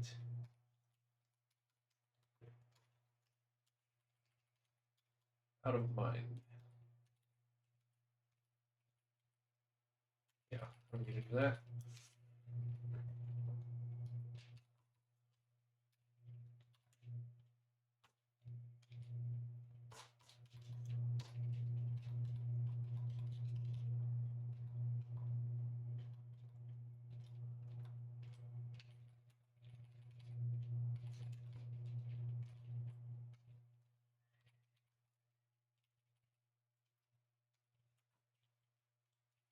Raise banner.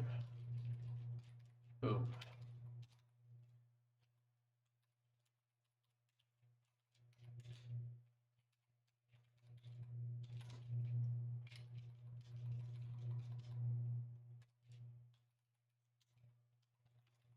There we go.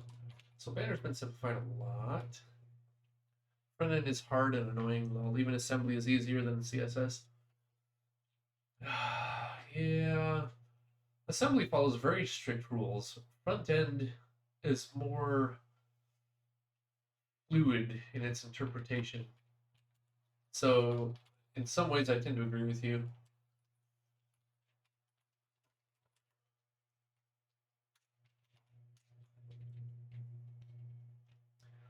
So this was just a cleanup pass.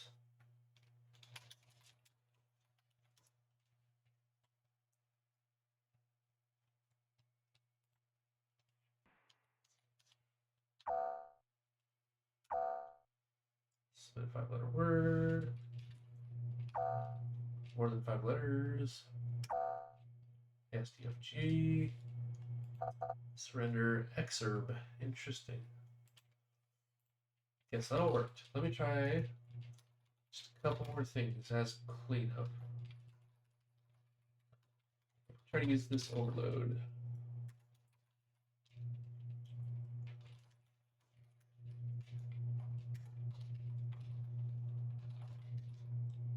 Oh, yeah.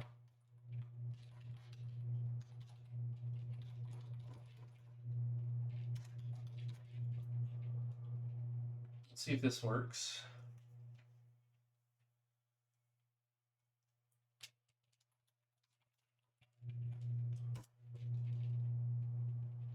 It should. The overload should work all that out.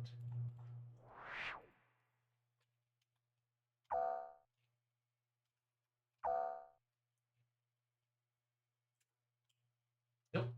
It dies. It dies. Oh my goodness.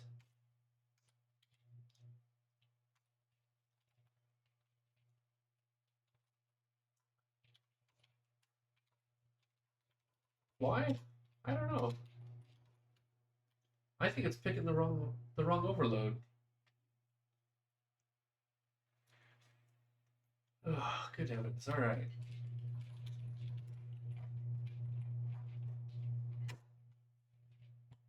Oh.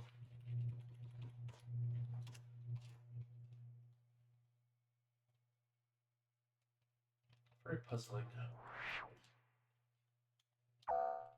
Letters. 5 letters. Unrecognized word. Too short. So everything works, but only if I don't have the same name here. And I have to call it through this thing. So, how far down this rabbit hole do I want to go? I want to get rid of these two functions and just use what's in banner. So maybe if I do show varg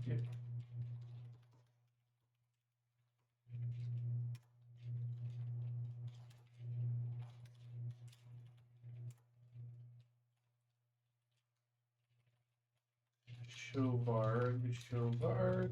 Maybe if it's not an overload, is what I'm trying to get at.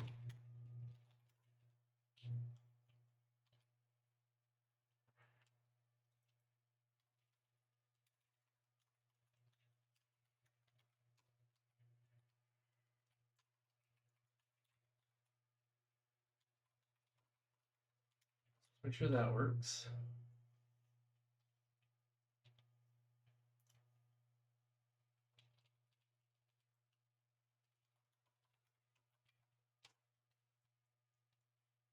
Really don't want those functions there. I should just be able to call it directly. Okay.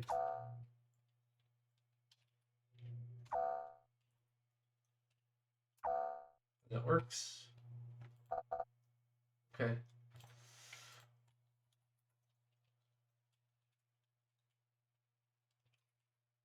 All right, last, best.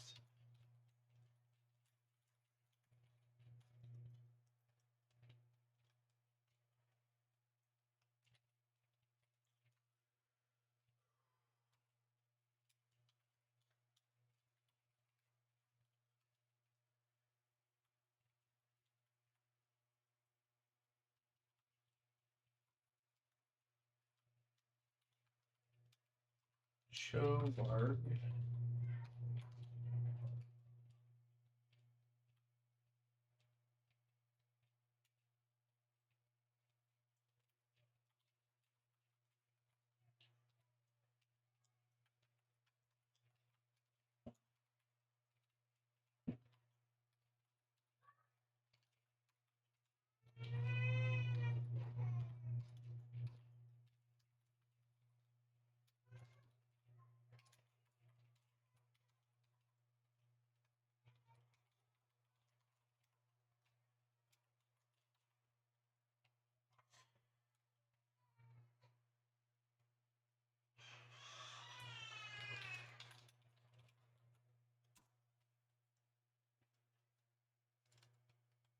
I shouldn't have to have a separate method just to do that. So, okay.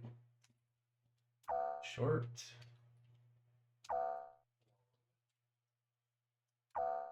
Unsubmitted, unsupported word, and surrender. Okay. Which means these can go away.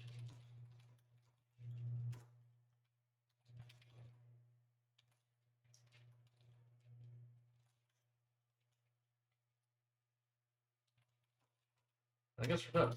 We're going to call that good. I don't like the fact that it won't pick the right overload. That seems like a skill issue on the part of the compiler, not me. Anyway. Error. Error. Error. Working. And working. Okay. Now where we really want this to be is center screen. And we want the bottom edge of the shadow to be one big spacing above the chalkboard.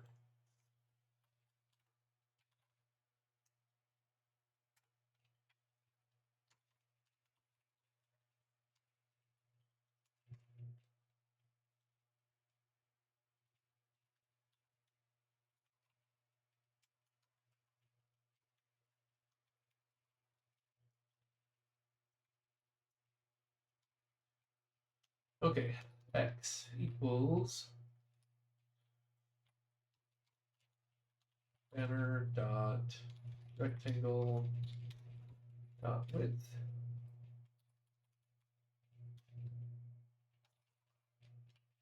Renderer frame width. We add them together. What do we subtract?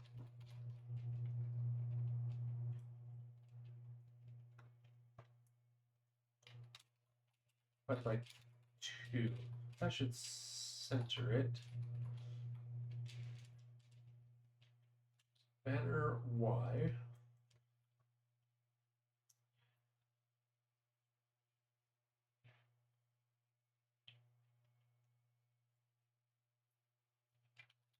Let's see if that centers it correctly on the x-axis.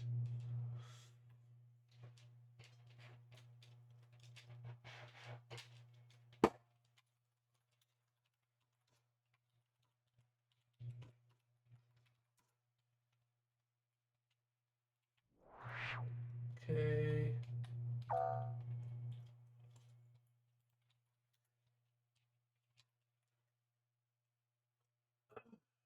Oh.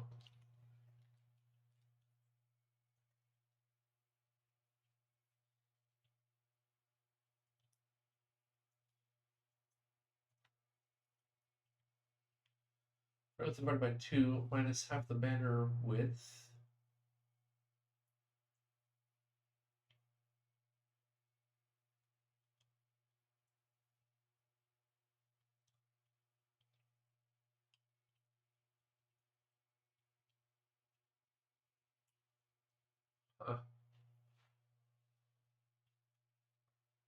That's not where I think it should go.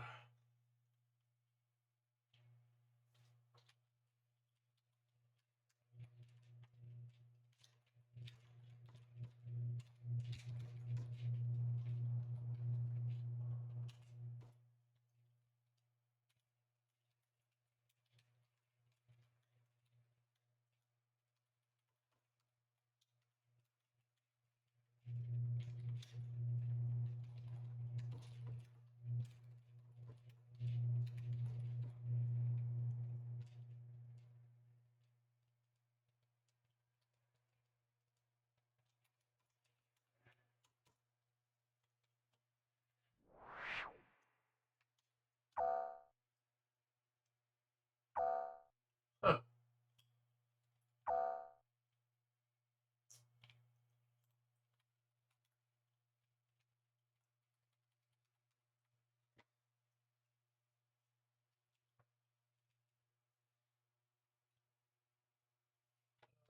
Is the banner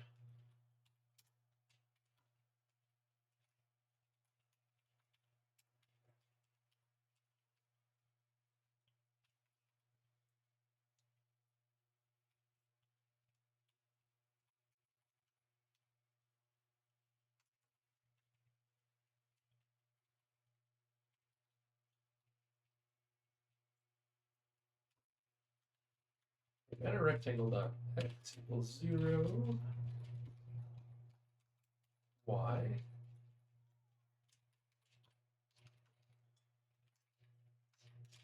width will be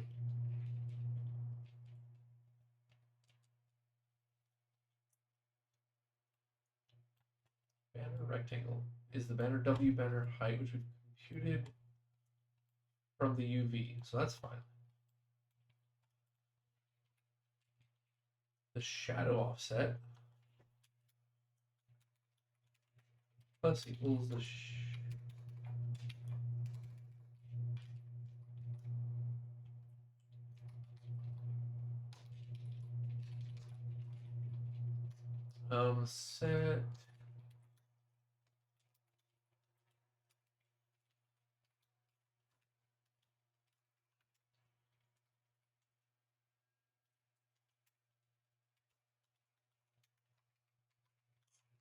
set apart rectangle.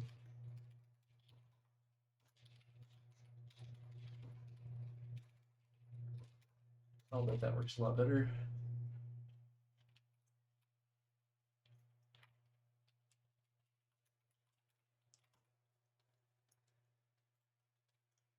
Okay.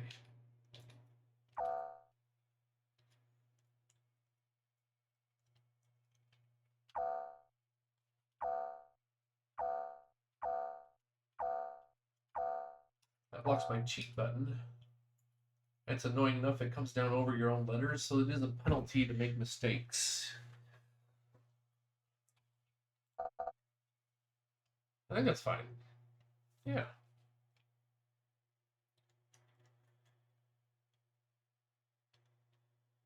Good. Let's do this at large size. Make sure that all the scaling is coming in correctly.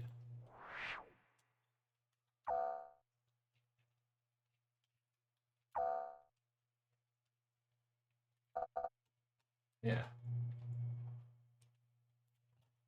Cool. I'm calling that done. Remove the old banner. The banner is functional, and the old banner has been removed. The only tricky bit is that you cannot capture a VA list for later use by an action sequence. The life of the VA list is determined by the stack.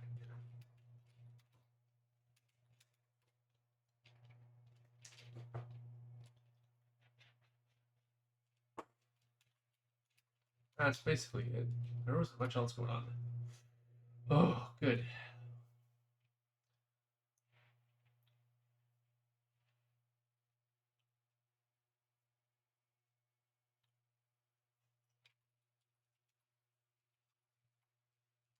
Okay.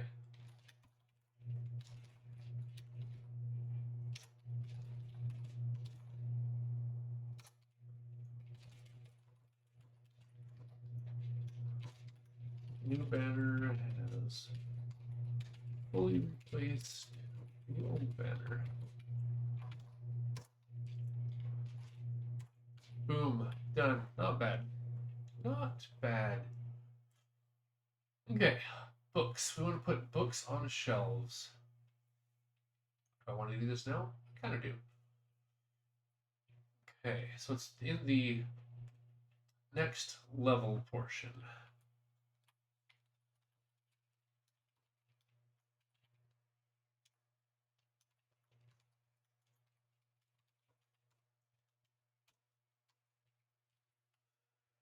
Okay.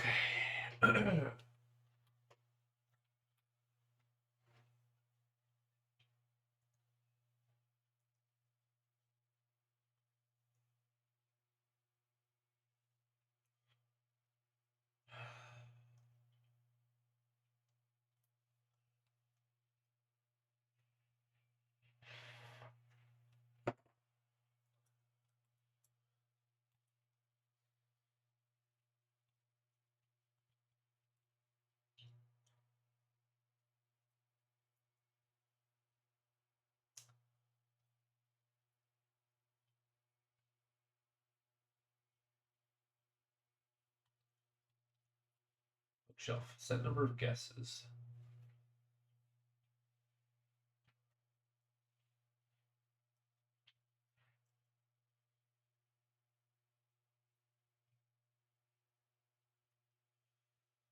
So we're going to do something similar with bookshelf as we just did with banner, where we pass in a scheduler if we're in animation.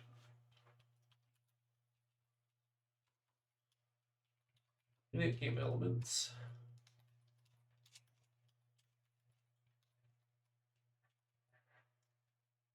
Oh, it's not in there. Interesting.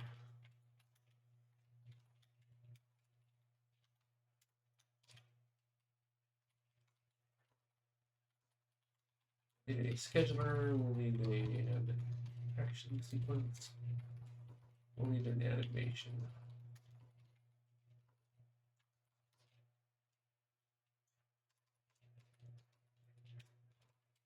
Set scheduler.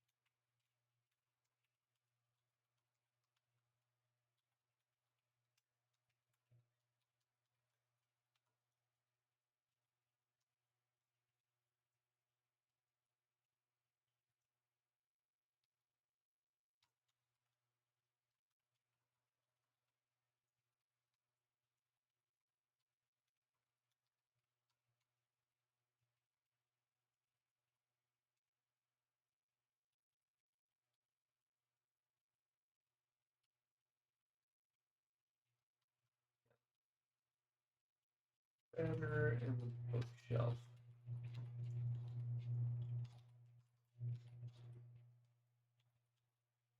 Easy. Set number of guesses. if scheduler is not able to null. Otherwise, this is what we do.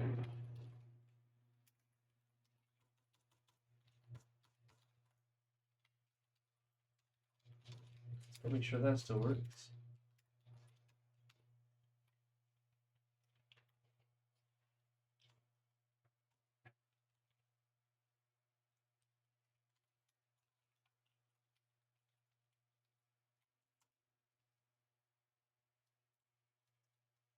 Animations off. What? Oh.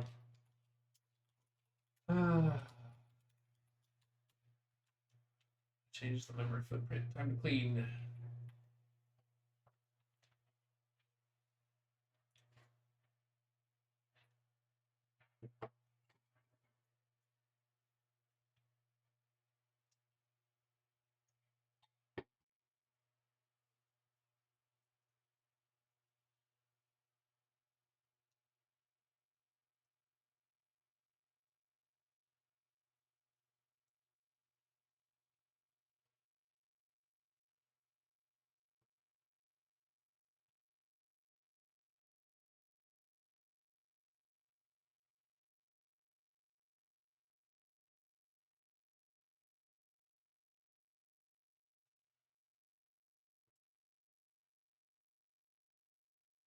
I think how I want this to look.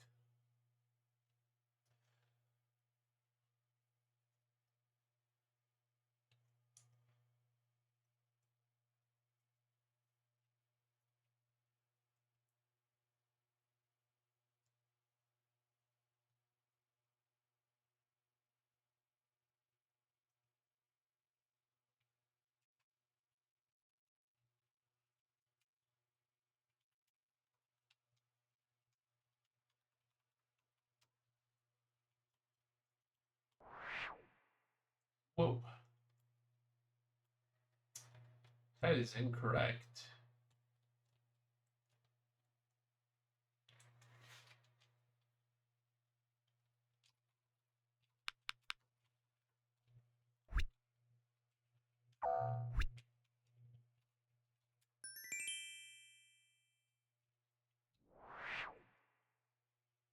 Huh.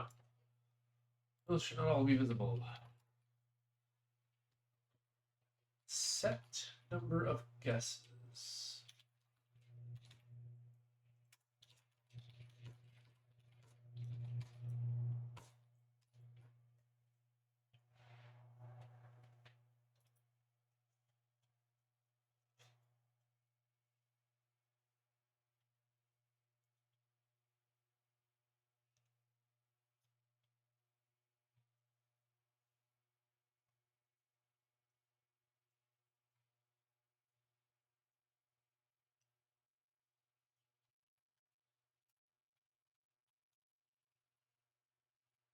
Oh. Okay.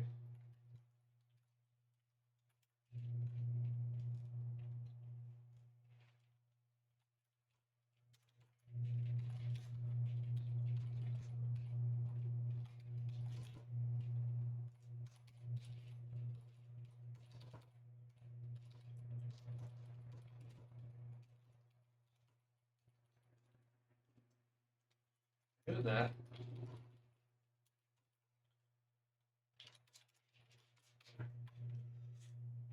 When we start up, there's no books available until we ask for them. Okay. This is all with animations on. So if we turn animations off,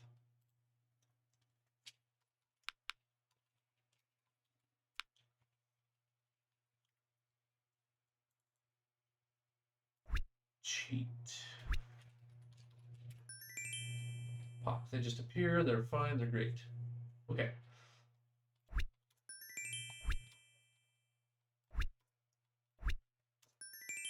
Beautiful.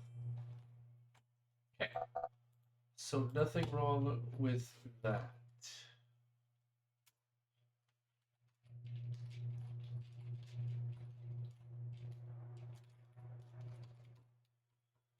Okay, we're going to animate.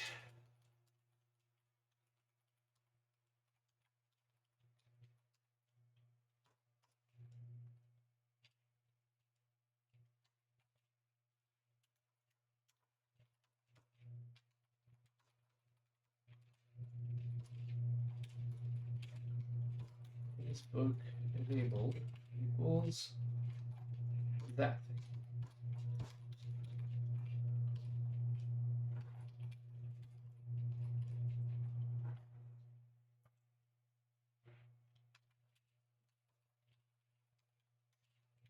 Was book enabled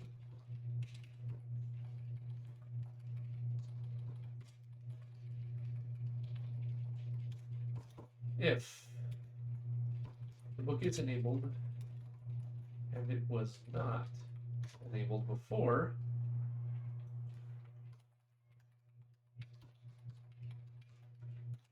then it needs an animation.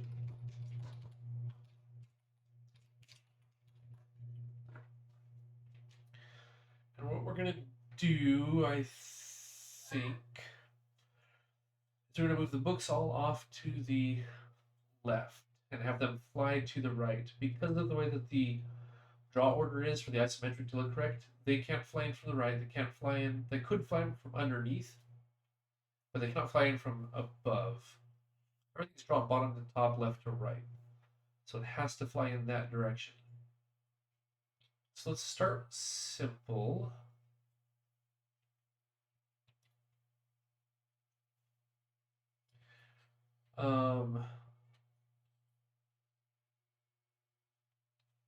Yeah, let's start simple. Action sequence.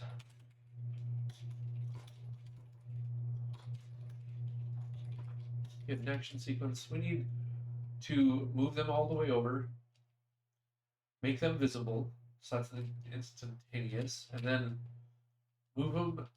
We're going to start with 2 steps. Set immediate on step 0. Eventually will be 3 steps, I think.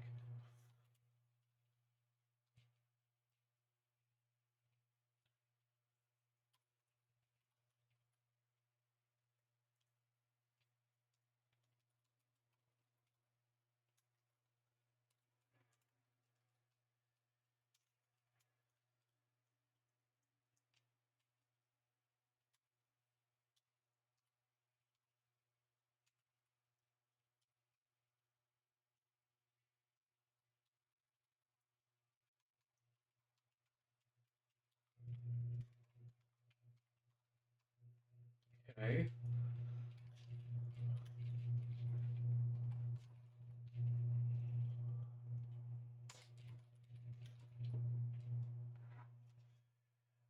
We're going to move it by the, let's see here, let's get a book set.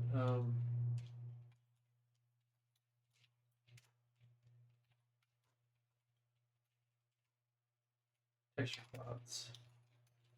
Texture quad. Book set.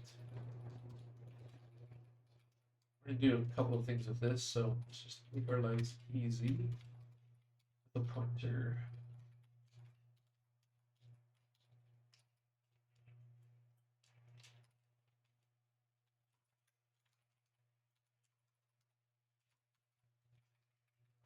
Let's just capture the book set. The index. We really don't need this either. This is just always true.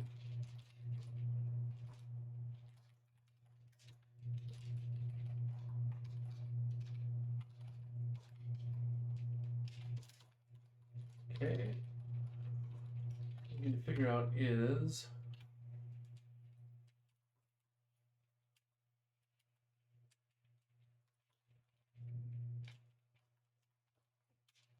what's rectangle. We need to know where it is. We need to move it by its distance from the edge of the screen, so it's x coordinate plus its own width in the negative direction. So r dot x plus r dot w, and we'll just say 0. So we're just going to snap it off the screen.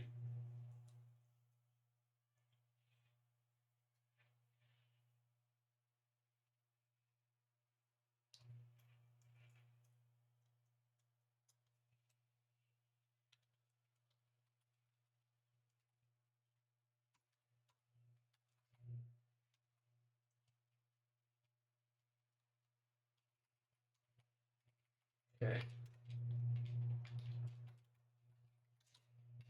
Going into animation, star animate equals underscore scheduler dot get in animation, please.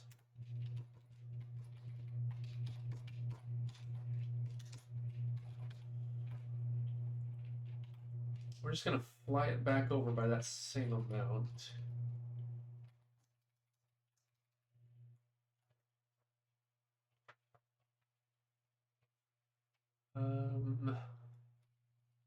Actually, dx equals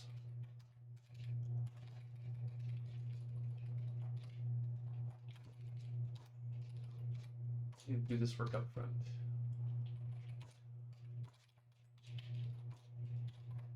Yes.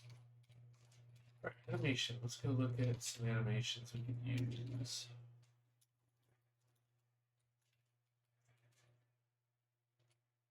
Duration, easing method, and set range.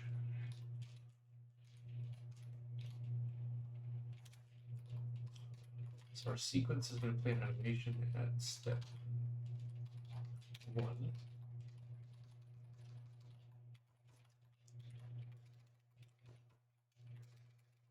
Set a duration. Let's just start with anything nice and slow. We do a quad out. We can take a look.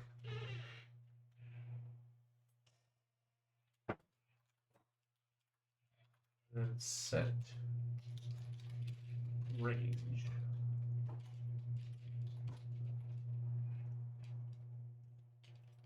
From.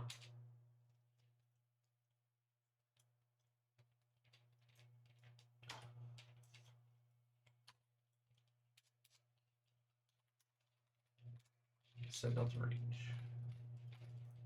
From 0, 0 to dx 0.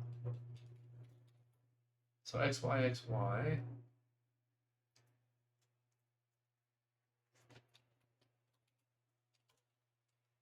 Using look set dx. Anything else we need here?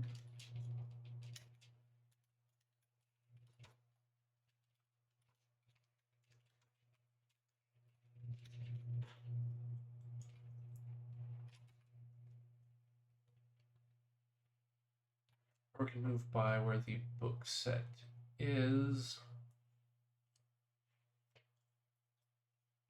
or will be. Oh, we have some options. Let's just do a range from r dot x minus dx to r dot x.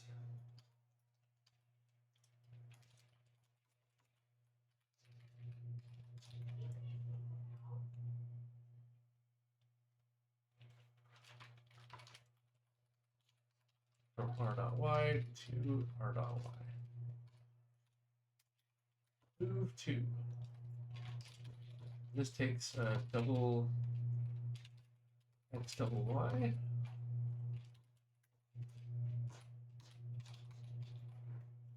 What are the odds that works first shot out of the bag? It would be cool.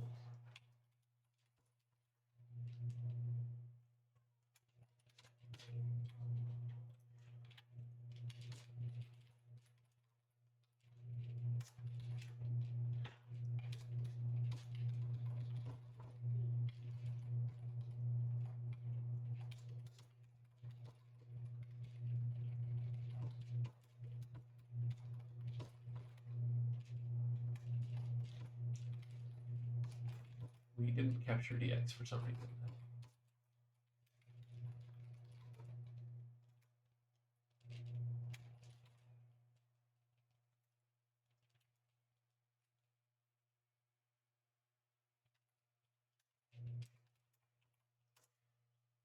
All right, let's just see what happens here.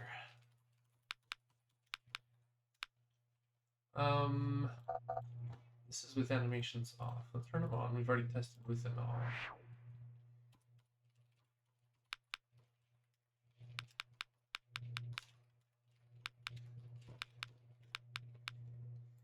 That's a no. These are all no. TRA is in.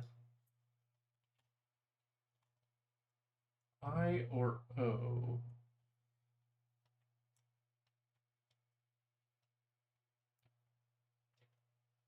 E or D? Therefore M or O, which is not as helpful. Drain. E is out. E is in. S is out. O is in. Okay, orate. You should really fix the cheat to use the game as intended. That actually worked. Holy smokes.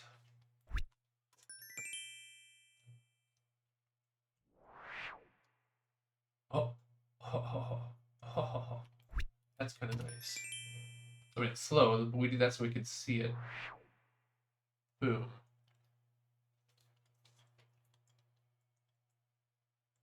Shockingly, not terrible.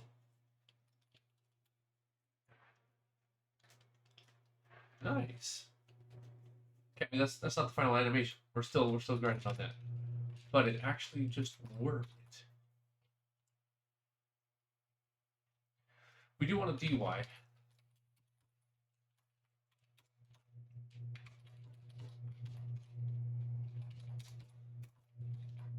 I really don't want the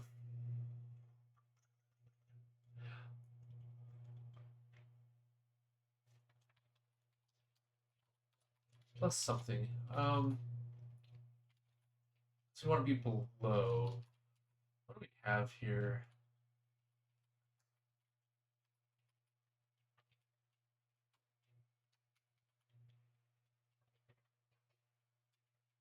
Do you have any numbers of use? Like the opening width? Or opening height? We can just take the height of the books. No, we don't want the height of the books. Let's just take the opening height.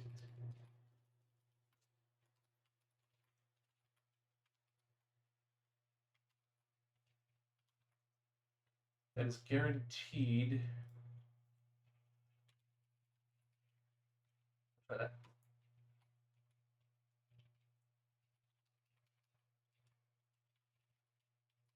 Oh, dy. There we go. Move by dy. So we're going to go from r dot y plus dy to our original y. So we're going to come in on the diagonal. It's not correct yet, but we're going to get there. A little more math. Oh, come on. Dy is not captured. That makes sense.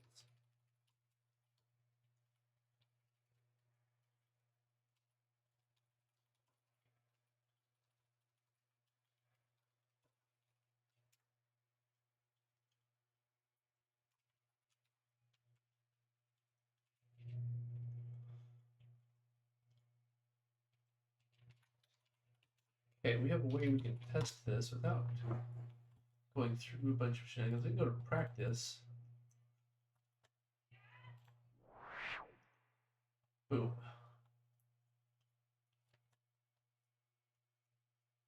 Okay. Okay. So they did come in on the diagonal. They did end up in the right places. Now, the trick here is we're going to do this dy though.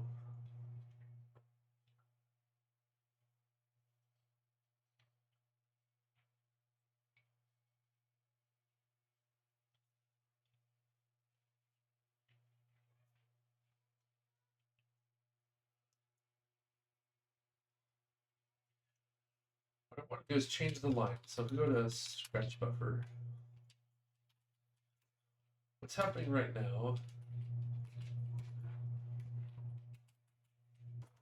it's just coming in on a diagonal straight, which I don't like. What we want to do is come in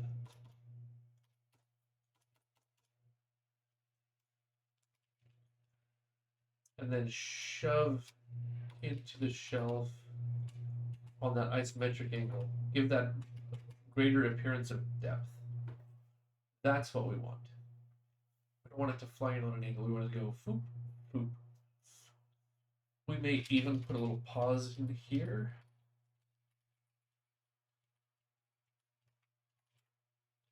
I don't think I want quad out. I think I want quad in here. So animation 1. Nope, yep, nope. Yep, yep, yep. Okay.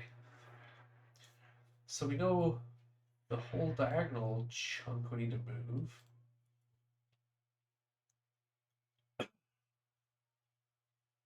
Since it's 45 degrees isometric,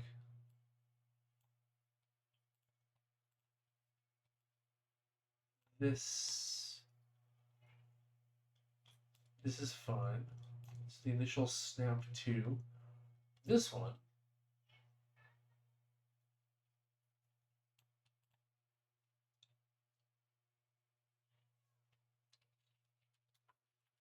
minus dy.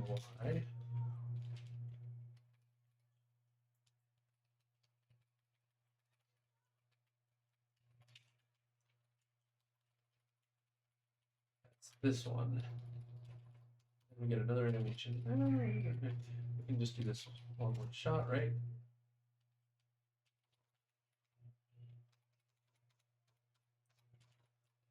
Just over declare. Get a new animation. Play animation step 2. Here we're going from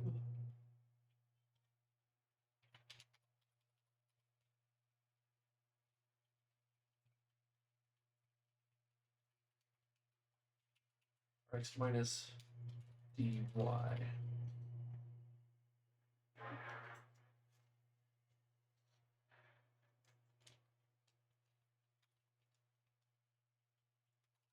You know, we can do some actual math here. Let's do some actual.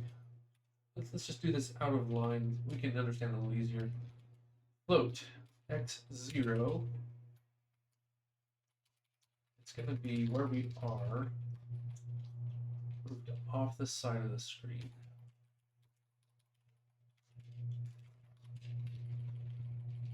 Y0.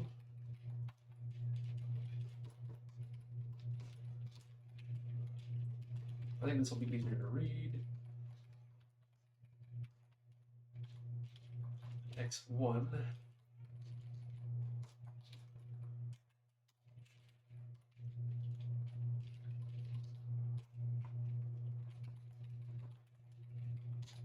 Y1.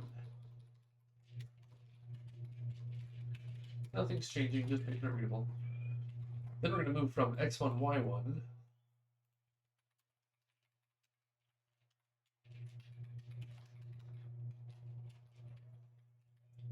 to X2, Y2, whatever those are.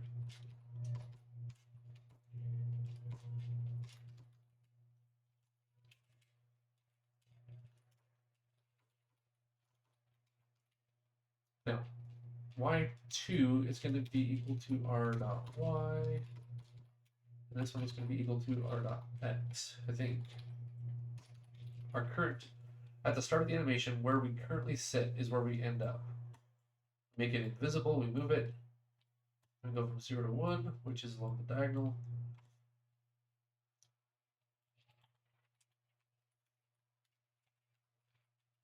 Okay, we're going to give it 2 seconds, but probably don't need that many seconds. This is going to take a while to run.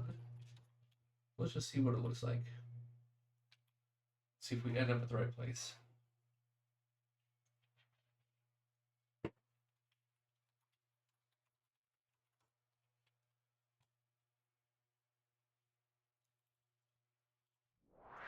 Slides over and then onto the shelf. Not bad.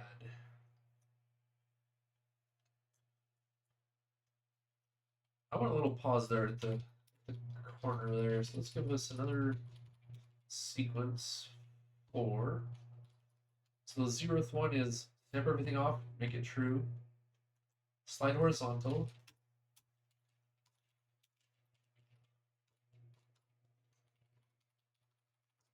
Step 3. Set weight at step 2. We'll make it longer than we need.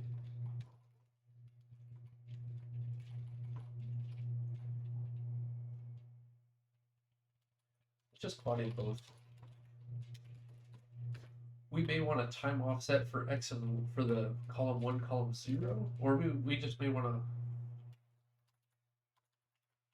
Not sure. Let's just play it here. Cheat. Slowly flies in. Chunk. Let's speed that up.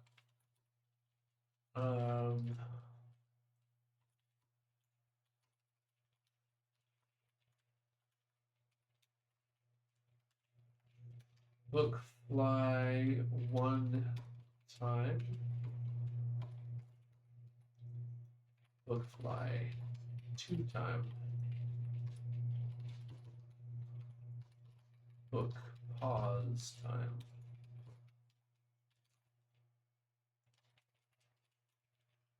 That's going to be much.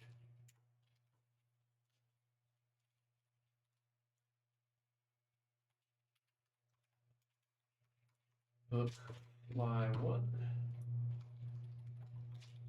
Look, fly 2. Look, pause.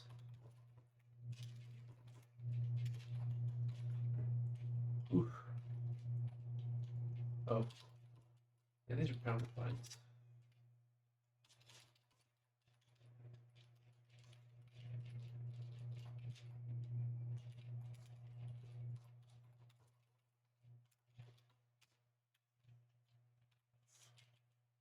Okay, not bad, not bad.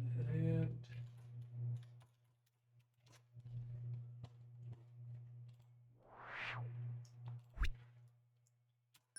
okay, and then the books fly on. Foop, foop.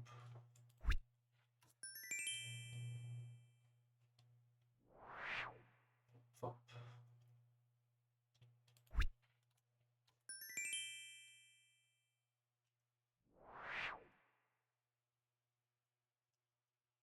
It is working.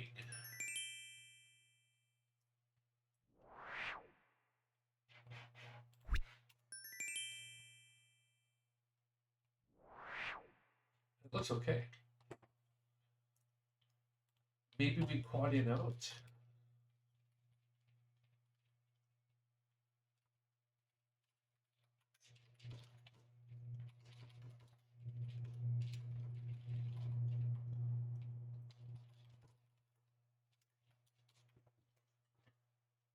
Then maybe we do just add a delay.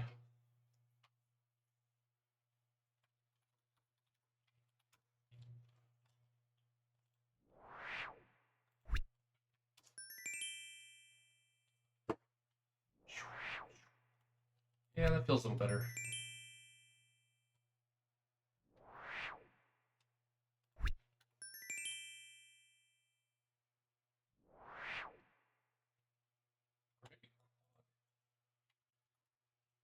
Quad out.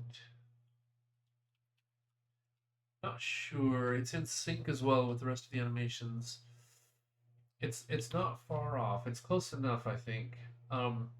But the books don't interact with much else in the scene at all, so they don't have to be very synced. But this action is started during those animations, so it should be fine. I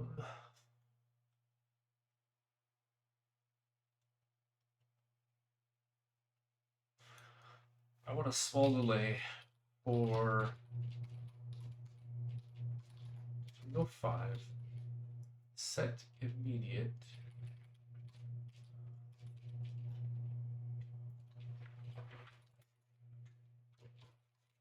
Index. So if it's even, set weight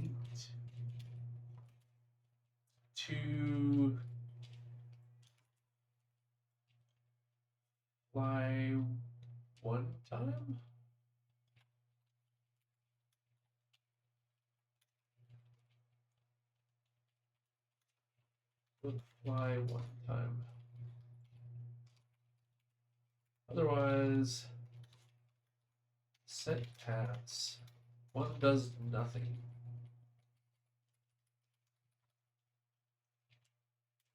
Two, three, four.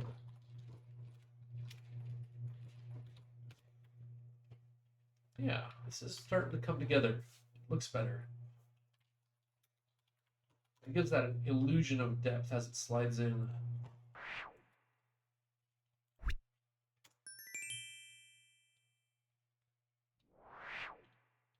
Oh, that's not bad. Oh, interesting. What word is this? That shouldn't be in the library at all. Great. Good heavens. What is this?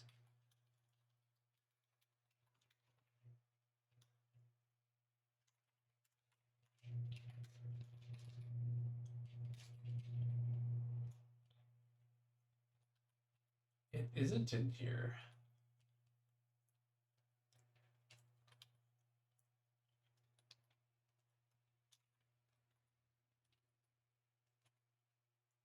Oh dear.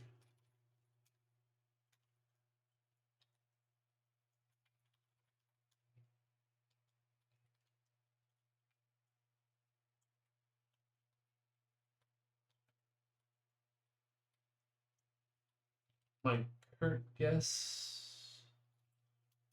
is we cheated too fast.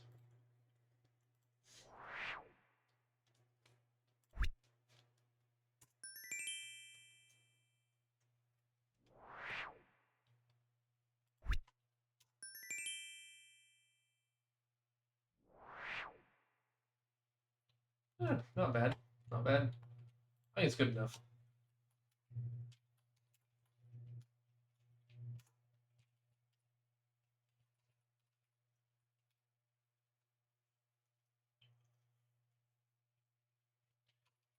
Go with the short flight time. So they're both in flight at the same time. I just want to see what that looks like.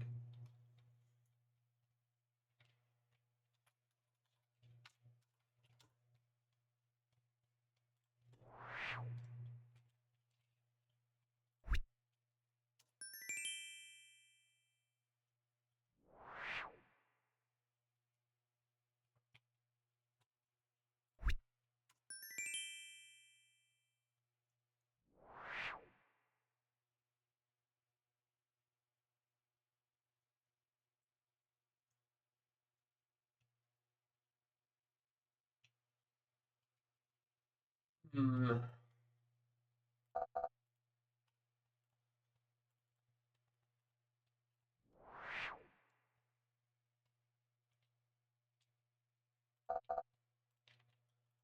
I don't know, seems good. We can always play with it more later if we feel like it, but I think we're gonna call that a bookshelf animation complete.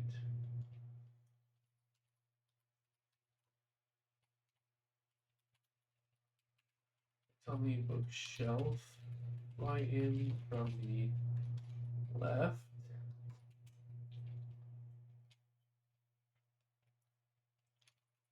Then move back onto the shelf. We could kind of feel like that second half could be faster or slower.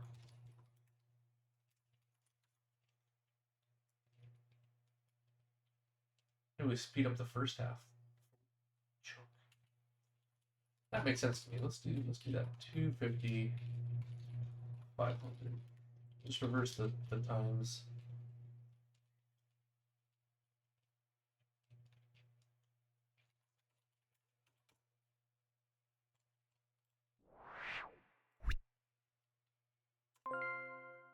Oh, wrong. Okay.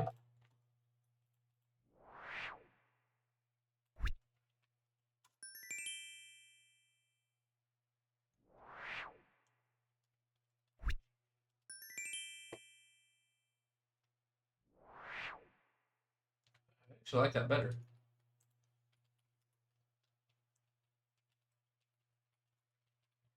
So when we're waiting, we don't need to wait as long. We can just flip those values. So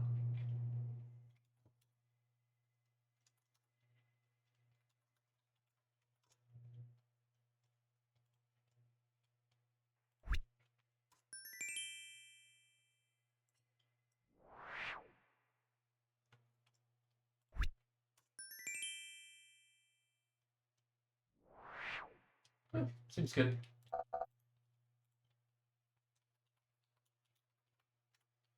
Okay, books on bookshelf line from the left and back on the shelf. This animation is completely controlled by the bookshelf itself.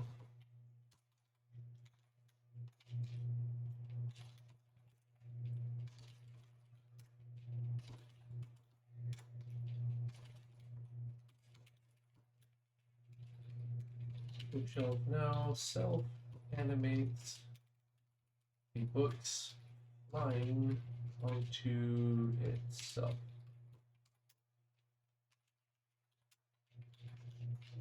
Boom. Not bad. Not bad. I think it's coming together nicely. Which means scene transitions. This is all part of the polish, which is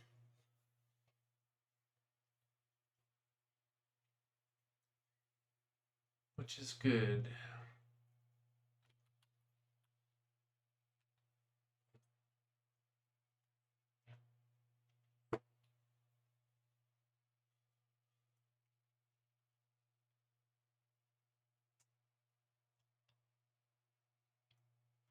So we have the about scene with one minor change needed. We have the high score scene that animates when we enter but not when we exit. We have the main scene, which has no animations, which is unfortunate. And the settings scene has no animations. 3 o'clock. I'm thinking it might be my snack time. This will be an easy fix. This is half done. Main scene is just a bunch of buttons so far. The look and appearance will change later. Let's just take a look at each one real quick. Just run it. So there's no animation on the main scene. Setting scene, no animations. About animates in, but not out. Oops. Yeah, that's a whole separate question. High scores animates in and out. Yeah, so high scores is actually in good shape.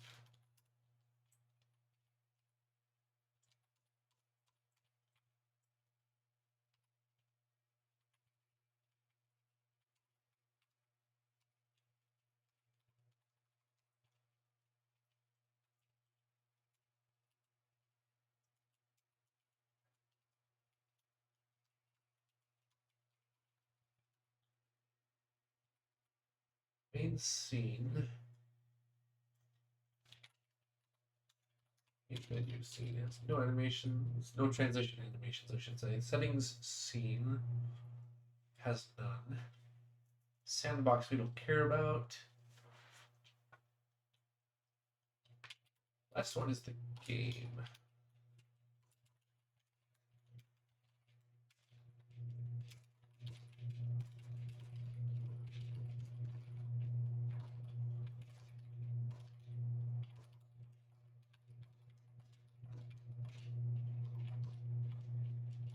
Transitionally animated.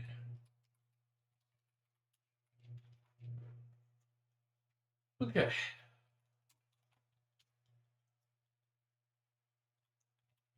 So I guess fading into the next scene, sliding the entire scene, the possibilities are endless. I know there's so many choices. There's one in particular I have already seen in my head. I've had a vision I've been blessed with great vision. Um, but that will probably be the last one we do. We're probably going to go clean up the about and make sure that the exit from about is animated. High scores is done. High scores falls on, falls off. About falls on, and maybe let's go back the way it came. Settings.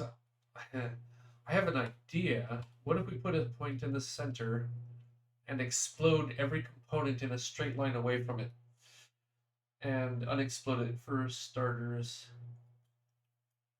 So it'll be like a fake physics raycast to the center of each object, blasting it away. That could be kind of fun, because it has a lot of components on it. Maybe we'll do that. Settings explode.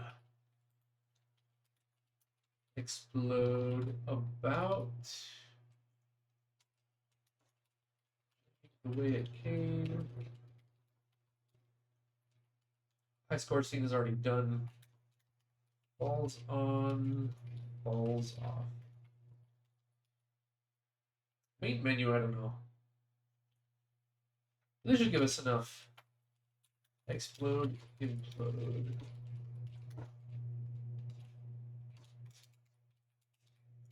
At center.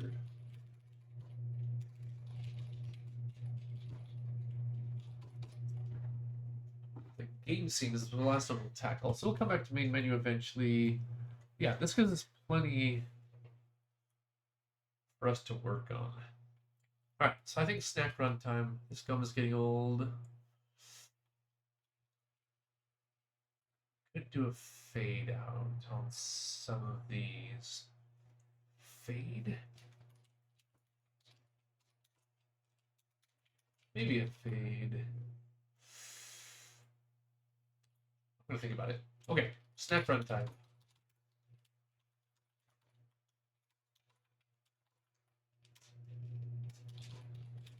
Snack run. Alright, I'll be back in a minute with a snack. If I can find the right buttons here.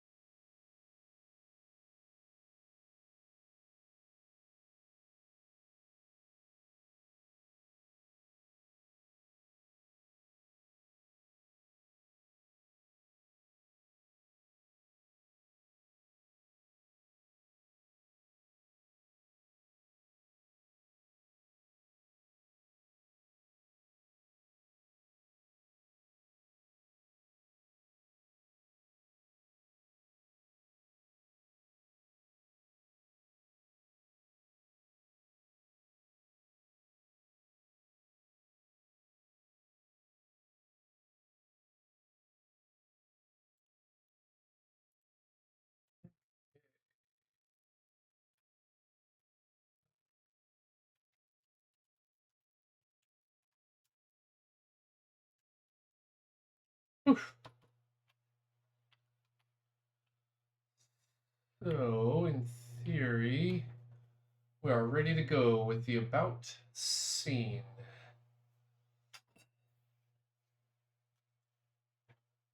It's amazing how much mileage you can get out of such a simple idea as this animation thing. It's like move from here to here, change the color from this to this, just like using a small time scale step. Very, very powerful idea, very simple idea, from which you can get a whole bunch of different effects. It's like particle systems. Really deep down inside, they're very simple, but so many things you can do with them. Where am I at? So the about scene.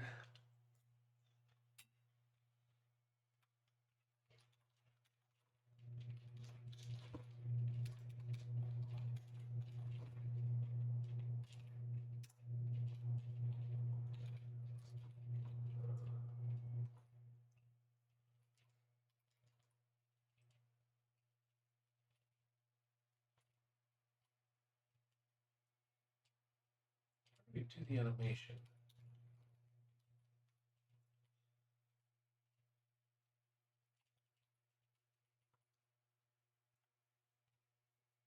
It's right here. Okay, we're gonna do.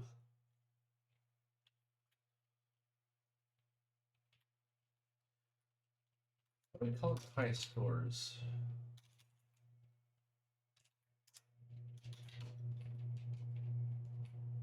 Animate scene enter.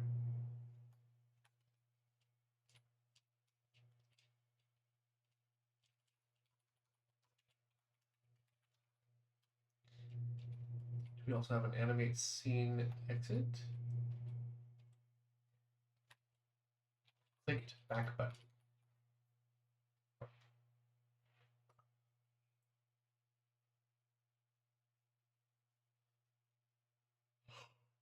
Oh, interesting.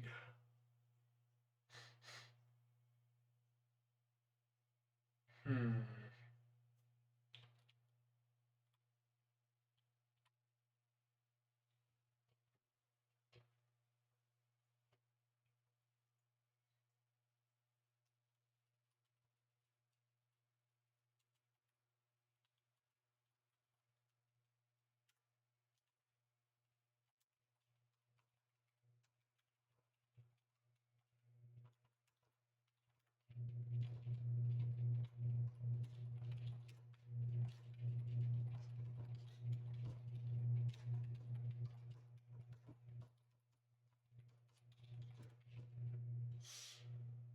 Okay.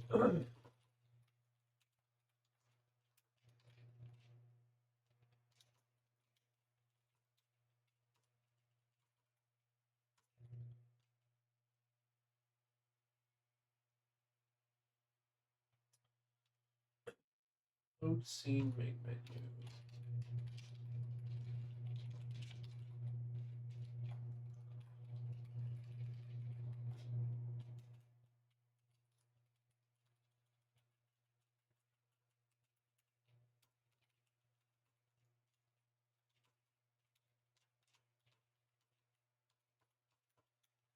If game context, use animations, do one thing. Otherwise, we do something else. Really, it just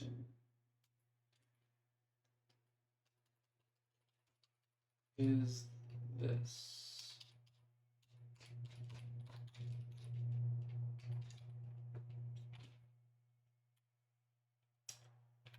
All right, animate scene enter is going to be somewhat similar.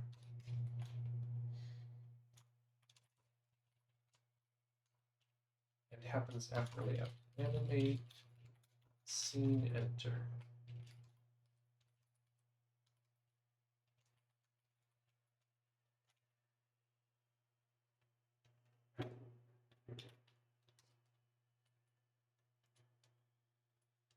So this chunk here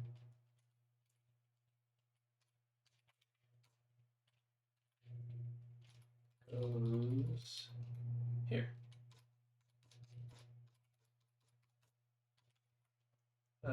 That's basically it. I mean, there's no else. Things are just where they are. So that's nice. That's a simple thing.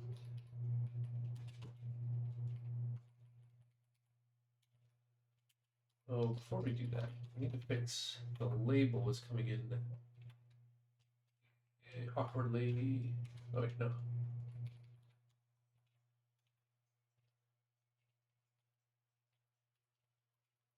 It was carefully noted. Text page.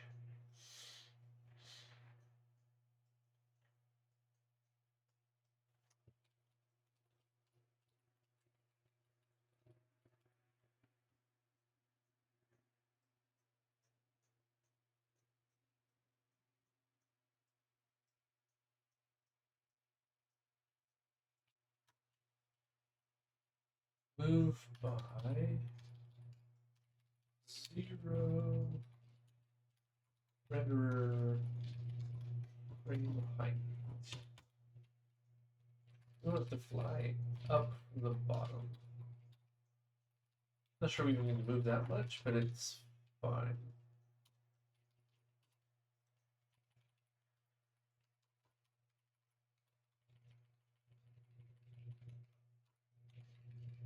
Move by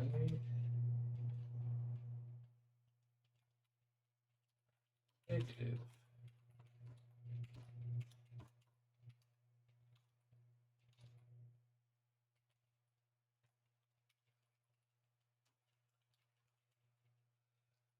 UI.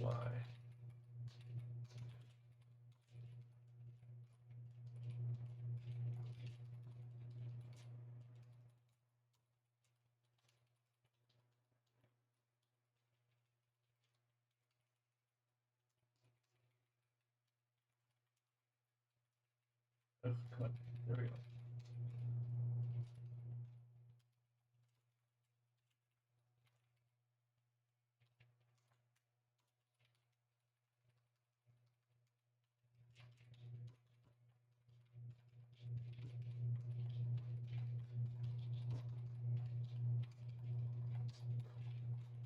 I'm going to run that one.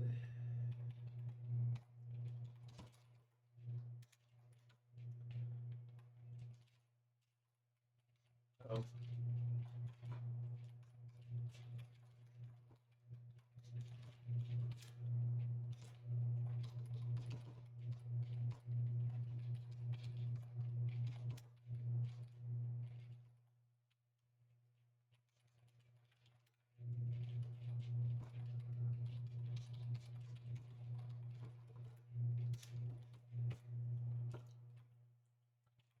Okay.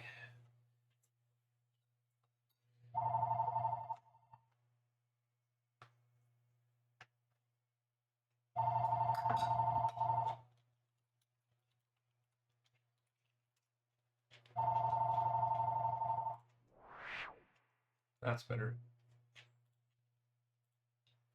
Ooh. Back isn't working, and that's okay.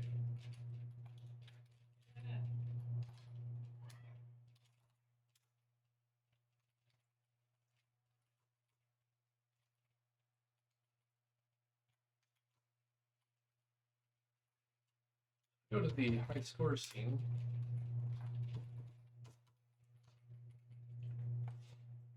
We say, oh, page. Does every scene need a page sound?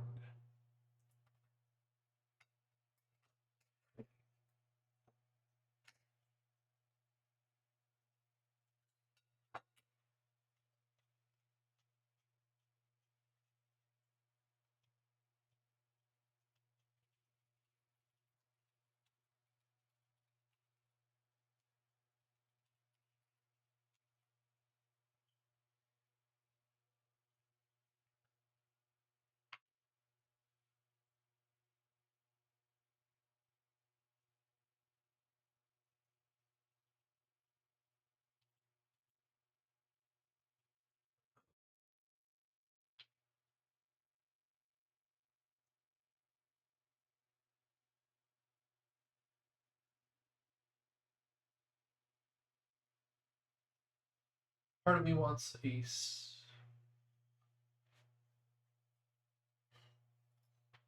like a sound on enter and a sound on exit. Is there a sound on enter?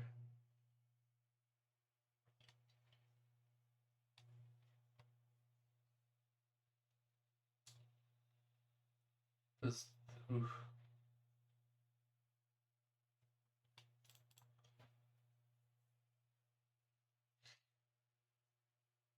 Hmm.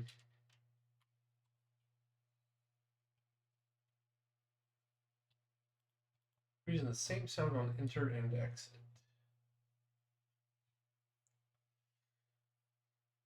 Not sure I like that.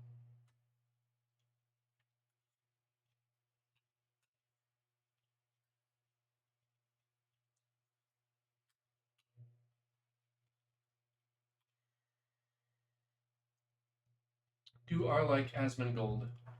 I've seen a few clips. Yeah, sure. Seems fine. Some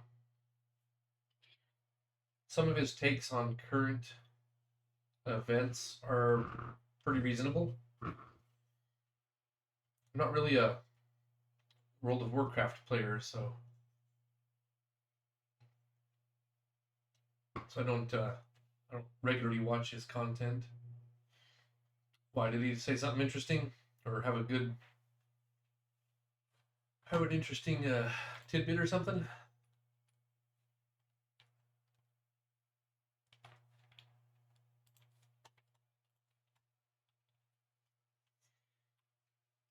Yeah, mostly seems fine.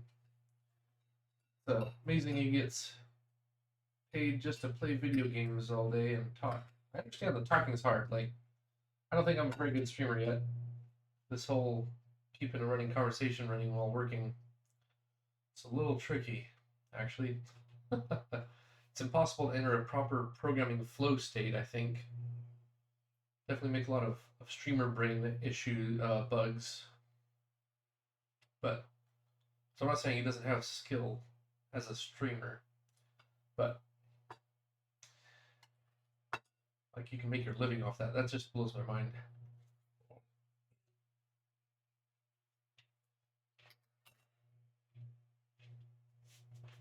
Jalapenos are too soft.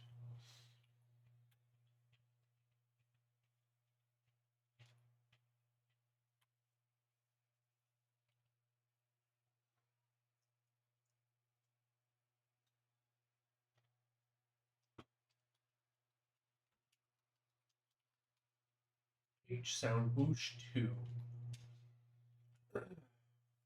Mm,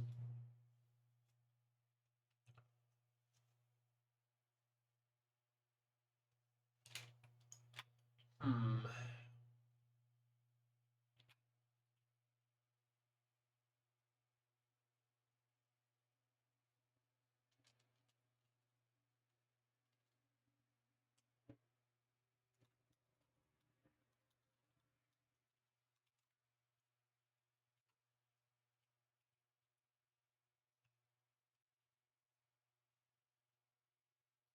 Maybe we take whoosh 1, whoosh 2 as enter and exit for all scenes. And I use click to page through.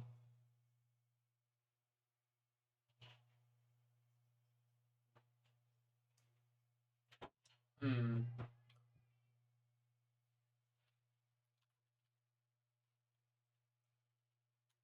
That kind of argues for, well, I don't want to pollute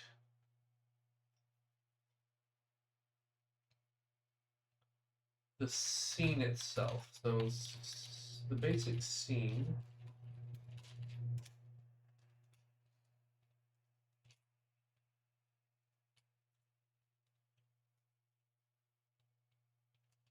Basic scene has things like the camera, the view projection matrix, the scheduler, which is used in all scenes, so that's fine.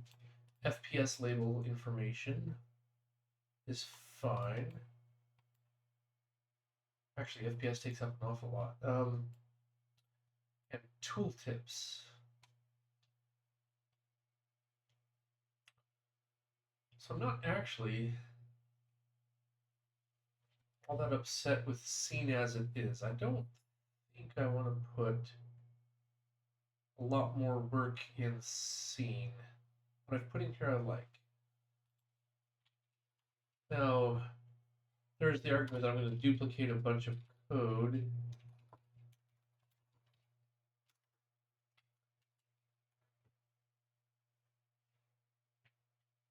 Is that a problem?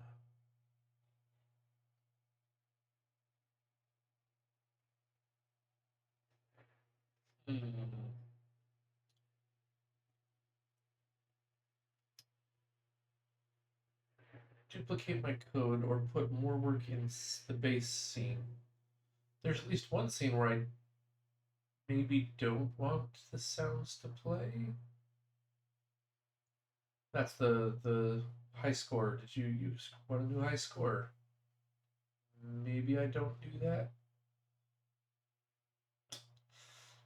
I don't know.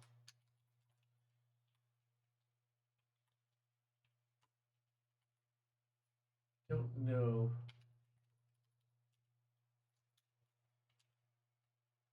Let's go with the about scene. Let's just flesh this out for ourselves. Sound, page sound. Okay. We're going to be changing that. We're going to have scene enter sound. Scene exit sound.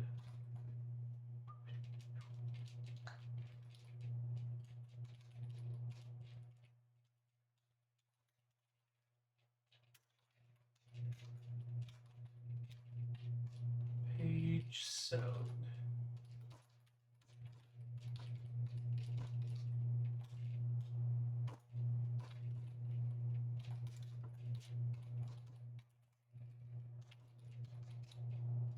Whoosh 1, whoosh 2. We'll just start like this.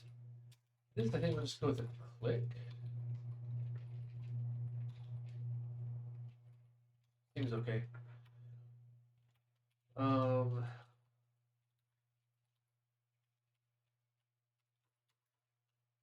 Him underscore scene exit sound play.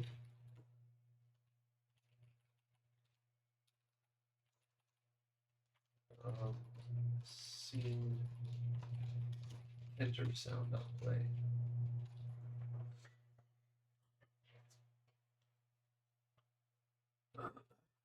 And then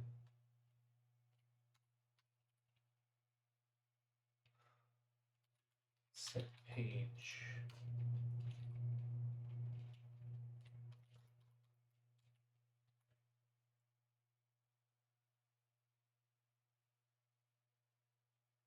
We don't want it to play this sound before we've done our entry animation. I think we do that. Swan.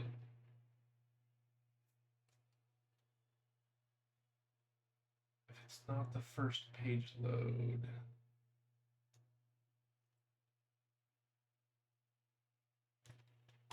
Okay, I think that's okay.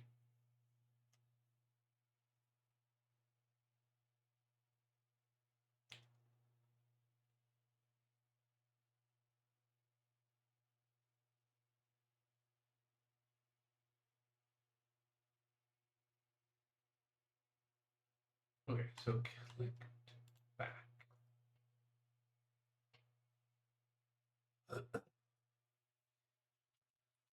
We don't need to preload anything here, I think. Get our animation, set a duration, easy method, same delta range, get our distance. We just flip the signs.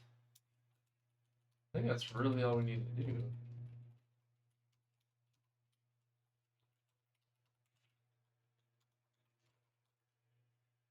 Oh. Nope, nope, nope.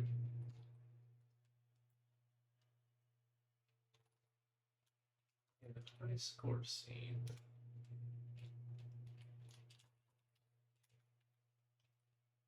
Click the back button.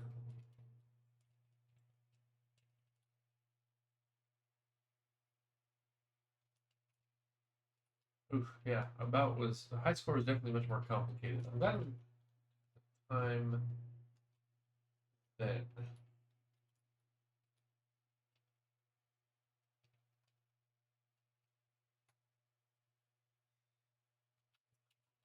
Get two action sequences.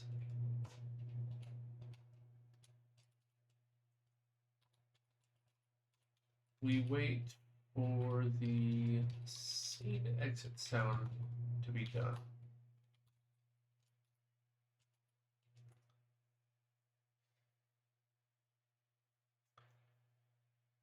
The question is the exit sound long enough? Let's see here.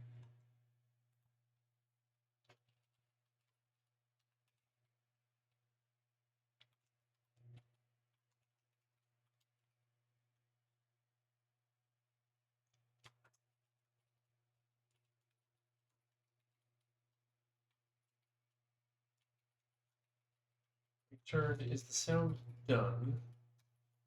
Is the sound playing?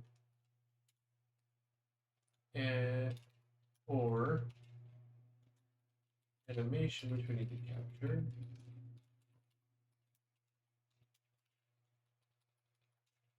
Dot T is less than 1.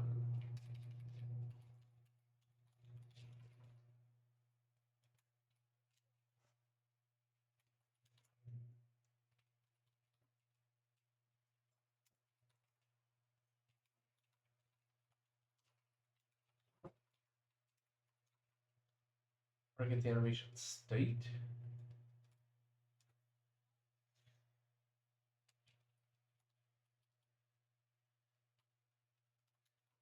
Do I remember what that state is? State. State is complete or idle. Animation state equals. Okay.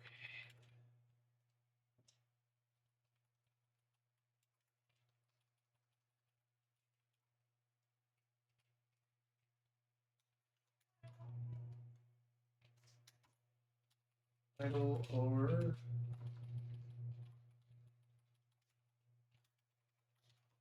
complete. Be the sound has to be done. The state has to be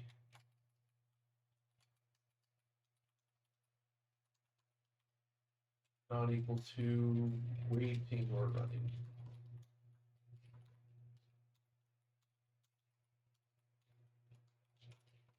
I think that's correct.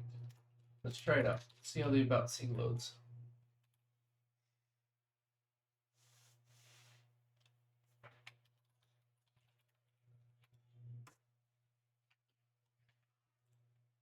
And it dies, but that's not surprising. It just changed a bunch of memory in a header file.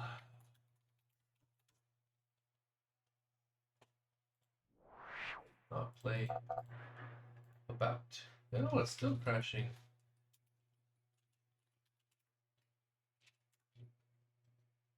Interesting. Why are we crashing?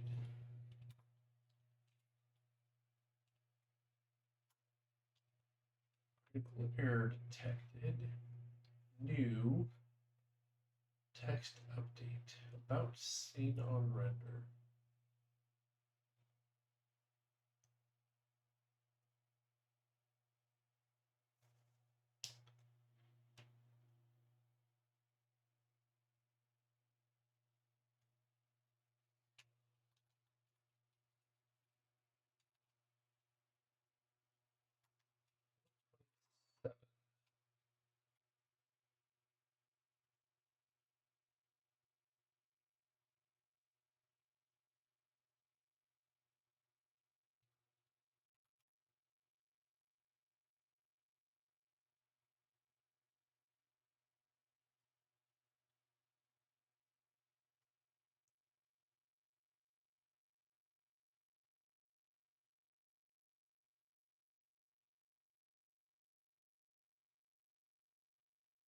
2 unsigned long.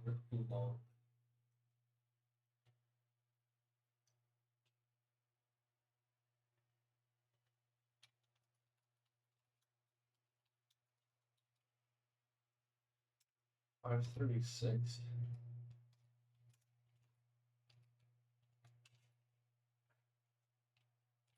That's not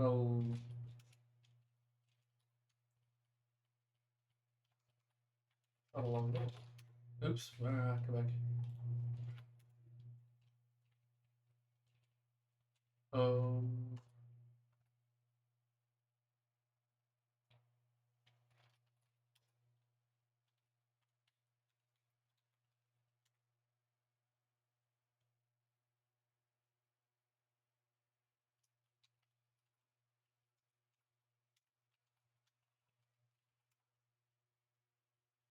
that doesn't make any sense. Compile, clean, and debug. Did I not do it clean on that last build cycle? It should.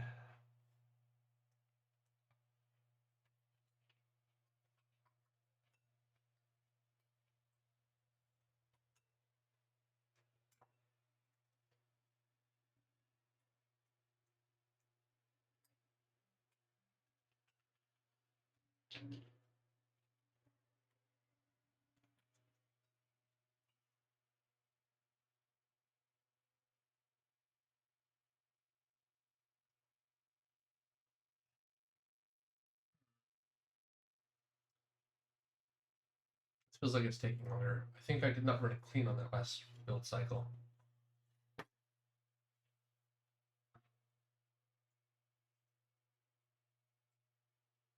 Which means magically it's all going to work this time.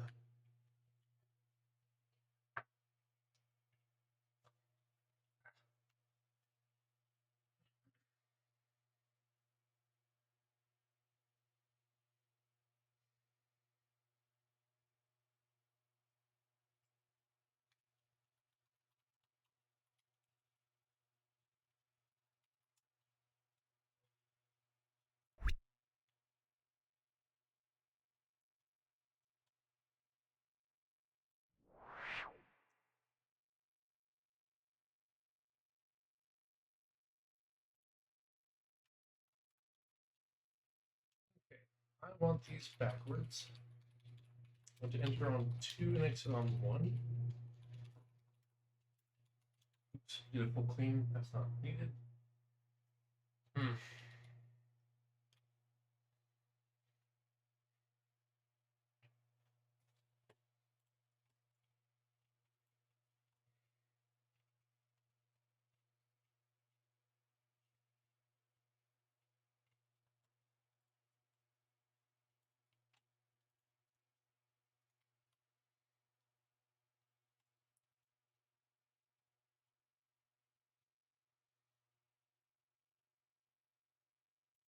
Bet.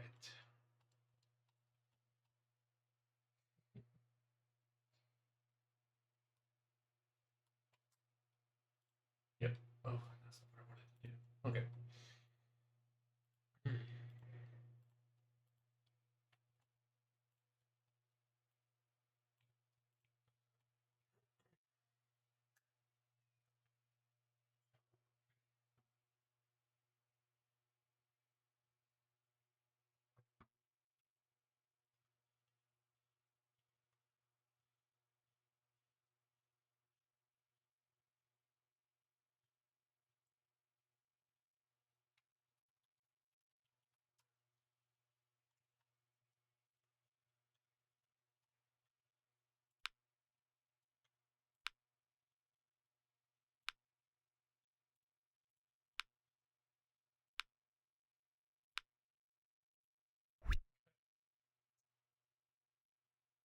All right.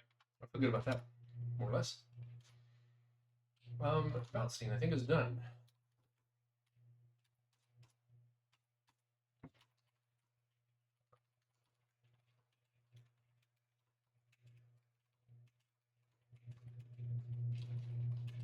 Animation for exiting.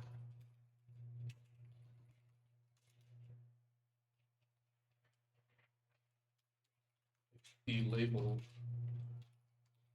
coming in at a undesirable direction.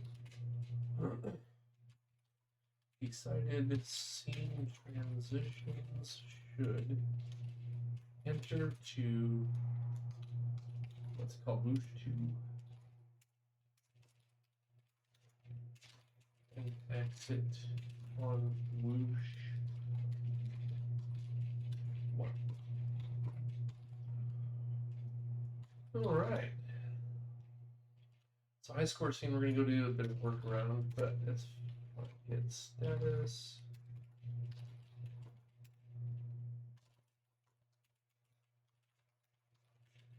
Without scene transition are looking okay. So we're looking at the high score scene.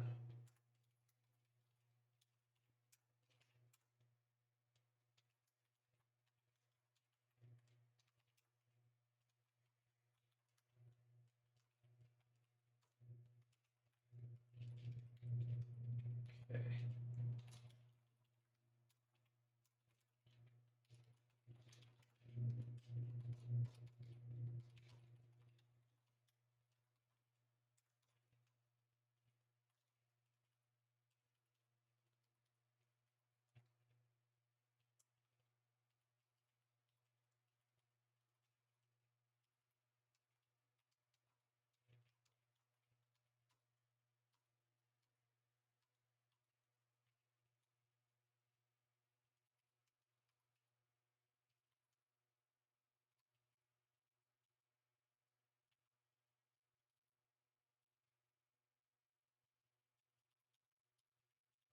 The back button.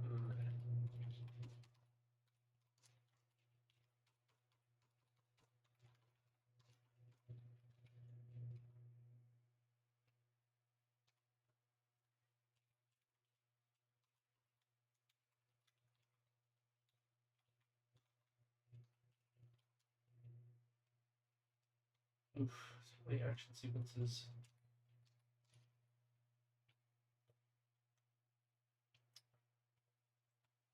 Yikes, okay.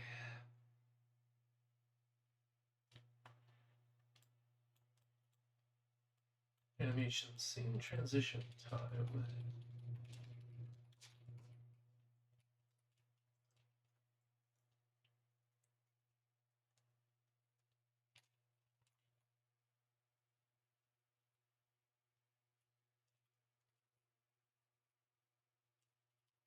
Plus random weight max.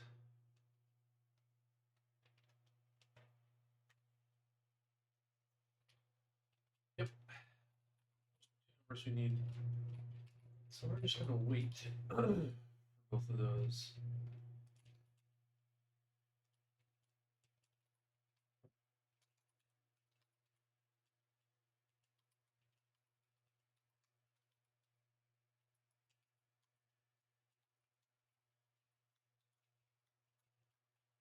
Wait.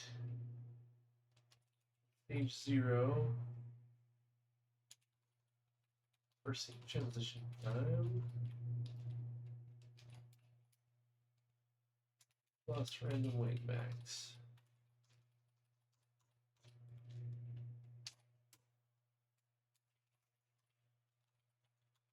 Then immediately load the menu.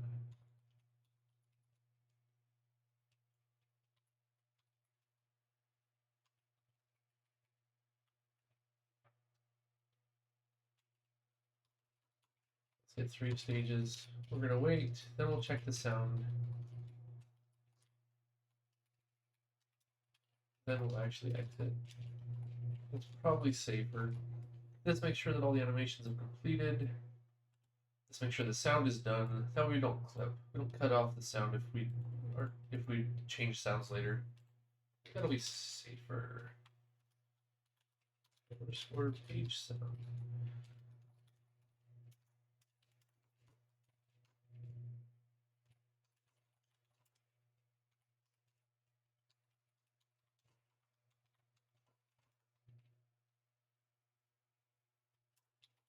Okay, we'll see how that goes. That might be 2 scene transitions done.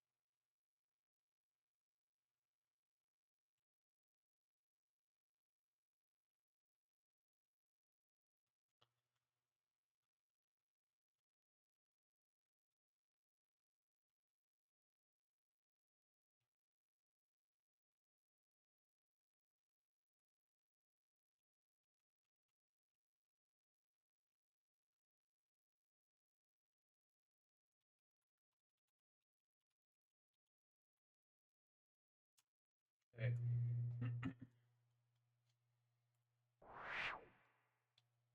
Boom. Okay, so these are not clicking.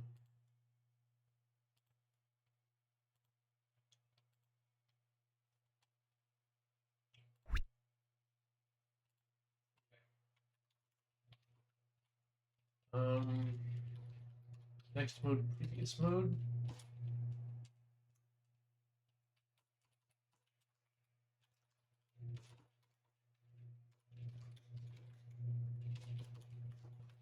Just play it. Whether we're animated or not, doesn't matter. It's a short sound. A little audio feedback.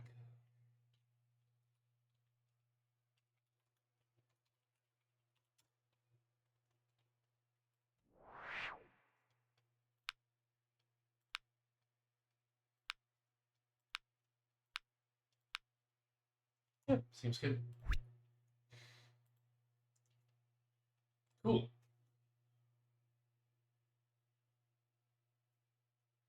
Oh, interesting. Loading scene 4.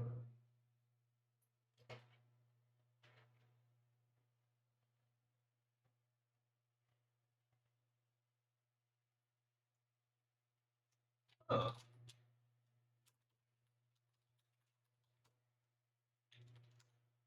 Reset, confirm frame.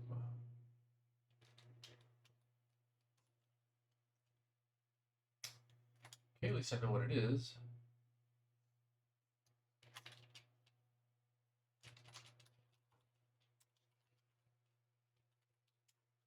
Let's see. Button reject. Huh.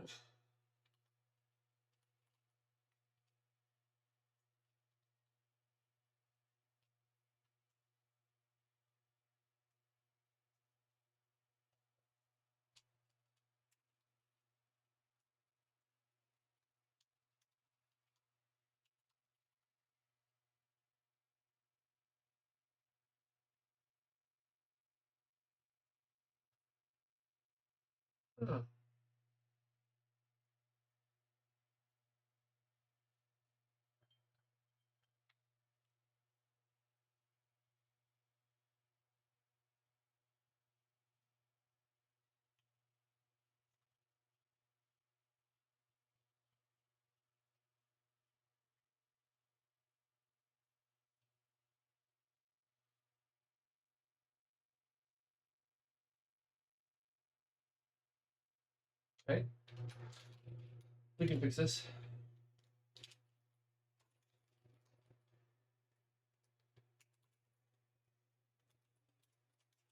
Reset, confirm.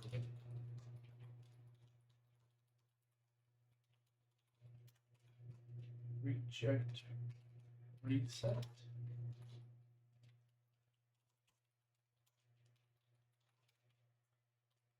Accept, reset right here.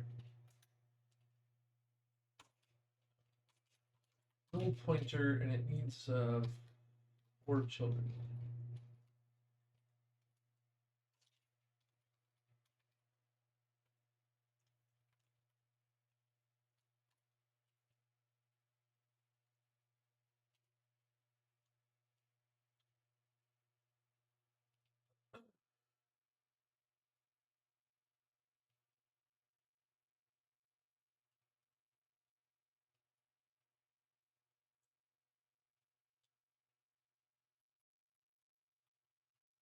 Do layout.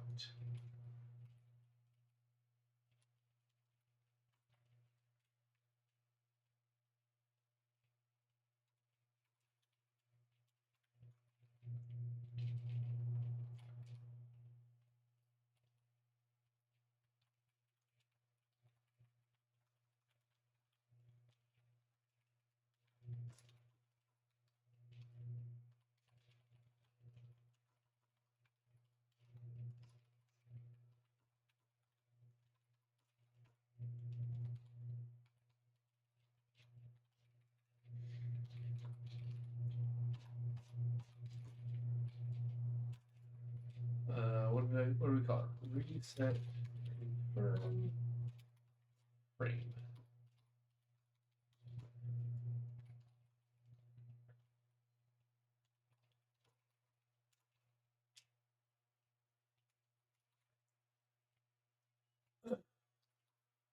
Oh, it's a comma.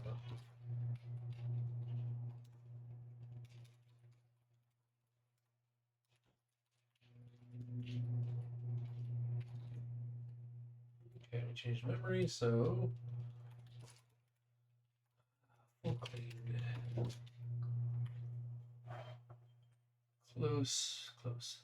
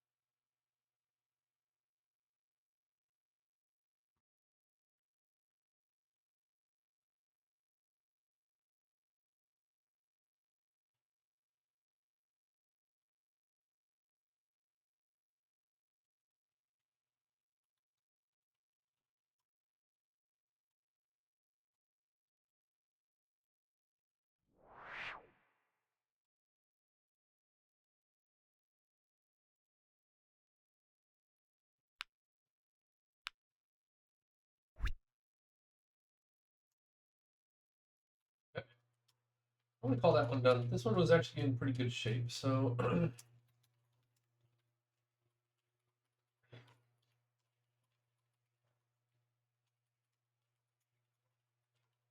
touch up paths on ice or scene. Consistency. Let's see here. Made sounds consistent. But not seen.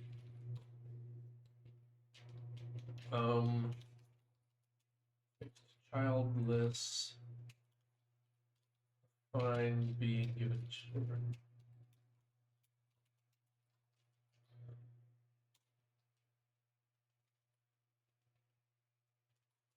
In reset confirmation pop-up.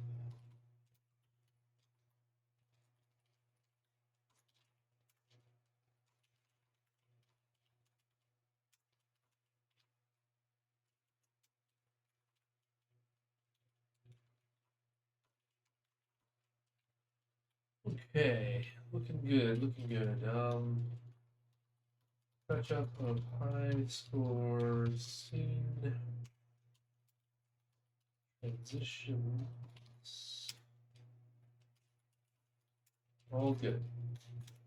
Okay, journal. Let's do settings scene first. There's also the view high score scene. There's no transition animations. So we'll have to think about that one.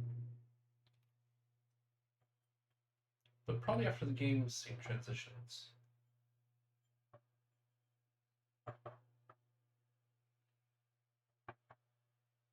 Okay.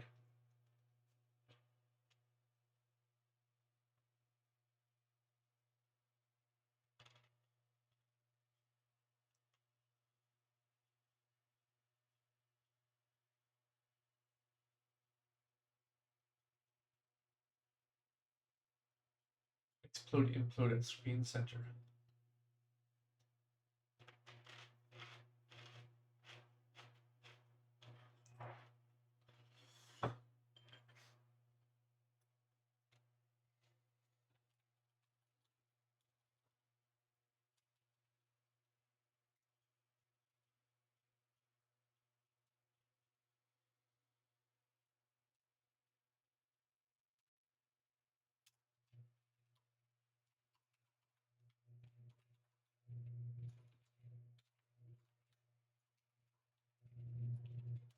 Setting scene is also one of the more complicated ones. Oh.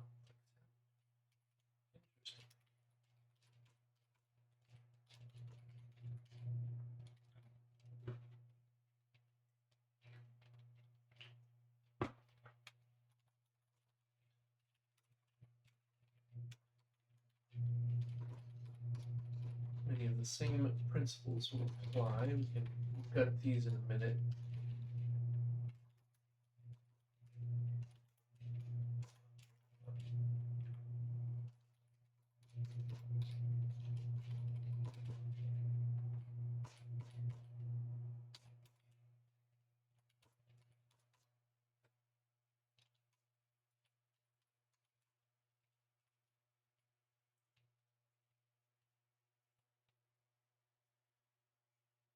We do a bunch of stuff.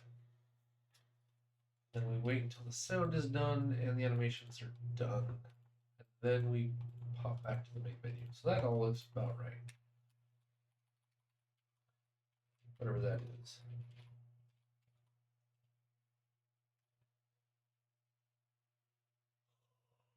Okay.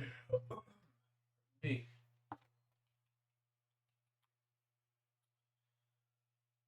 Shaking and crying 777. Howdy, howdy. How's it going? Welcome back. Oh, it's going great. The game is feature complete. What we're doing now is the polishing phase. We've just replaced all of the crappy programmer art with mediocre programmer art. And we're now going through all of the scene transitions or creating scene transitions so that they're, fun to watch, or you can turn them off, which you can do. So that's where we're at. Polishing, cleaning up, making it consistent, making it better. What have you been up to?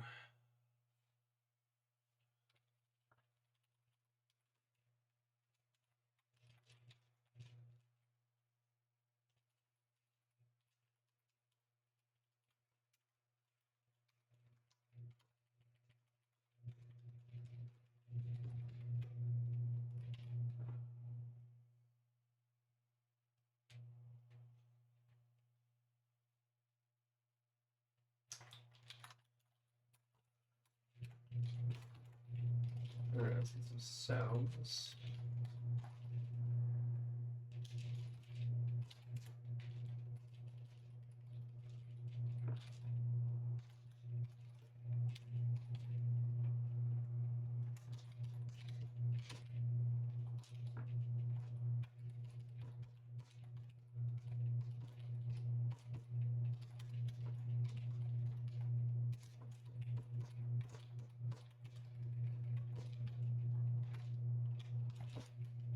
What am I doing? Let me just steal this. Which one? Okay. Engineless game dev. Is that like serverless web apps? It runs on AWS Lambda then? No. No. Like yeah, no serverless web apps. Oh, I love those terms. Or what is it? Codeless? Codeless programming. Those are always fun. No. What we're doing here is we're not using a game engine like Unity or Godot or Unreal or take your pick, Game Maker, Studio. Um, I've used those before. What I wanted to do is kind of build it myself from scratch, from first principles, without looking at a lot of things other people have done, and find the points where I arrive at the same results, and the times when I don't, or the times when I create my own structure that I like better. Minimal dependencies. So this is all the dependencies I've allowed myself. I've locked myself to OpenGL 3.3 so I don't get too weird and fancy and waste tons of time trying to learn OpenGL. Keep it the basics. GLFW, which drags in GLEW. GLM for math, which I want to get rid of in the second game. And FreeType for font rendering, which I would like to get rid of, but that is a heavy ask. And then port audio for sound processing. That's it. Everything else we built from scratch ourselves. My mic is doing weird stuff. Is it plugged in? Let's see.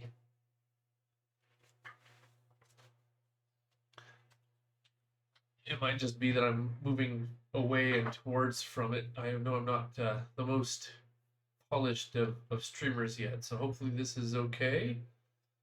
Maybe it's an angle thing. Let me know if the sound is doing better or not. I'll spend more time looking at it. The gain is up. Interference. Maybe if I turn off the fan.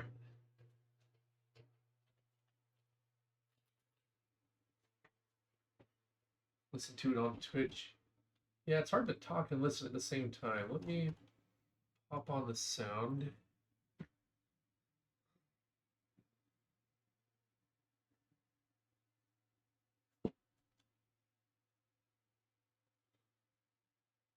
There's also a delay on the stream, so it takes me a few seconds.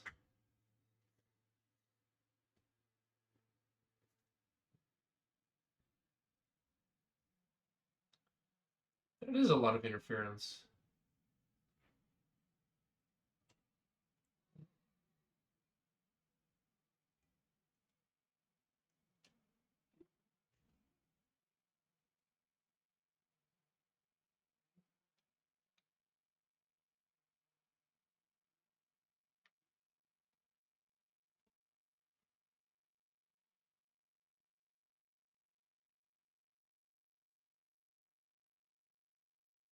Huh.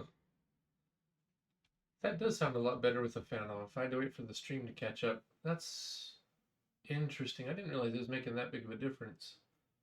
All right, well, thanks. I have that problem with AC, having to choose between being hot or mic sounding awful. Yeah, tough choice. Way better with fan off. Okay, okay. If I'm sweating. Trust me, gentlemen, I don't have the kind of cleavage needed to be that kind of streamer. We're just gonna keep the clothes on.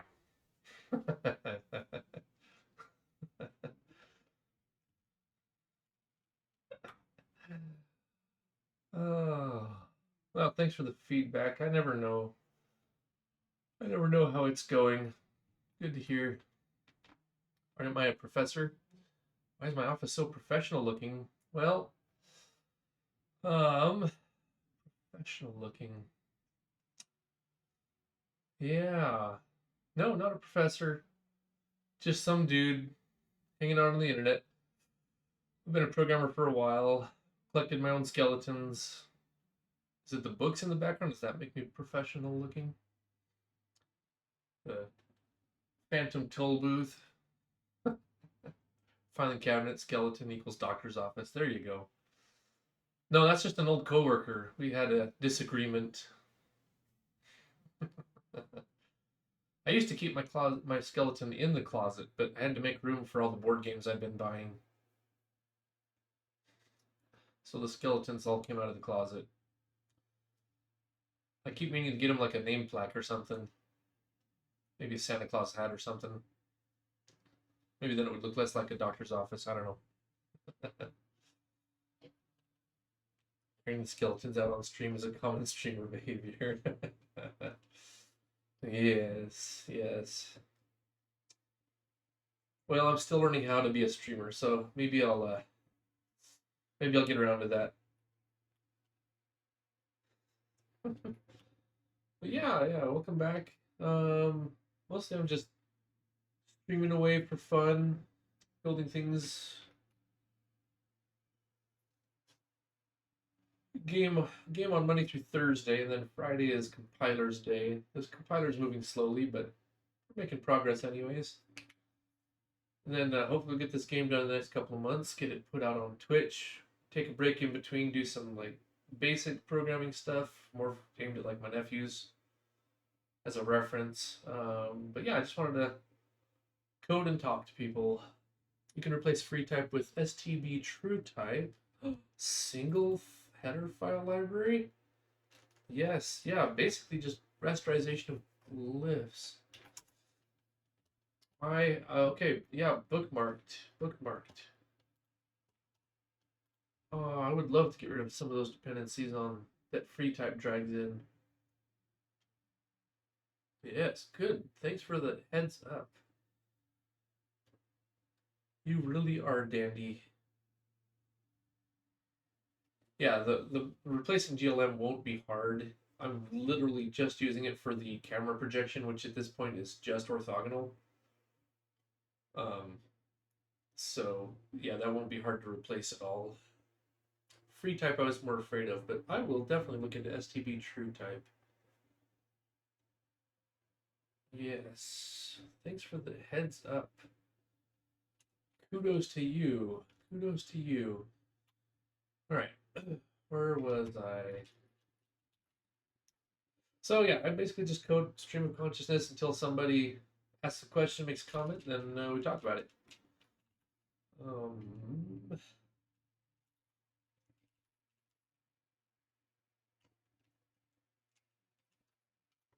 So our setting scene, our plan is when we enter the scene, everything is gonna like be sucked in like a black hole. I think that's the plan. So I guess I need a list of my components. Not the chalkboard. Text our spin boxes, our buttons.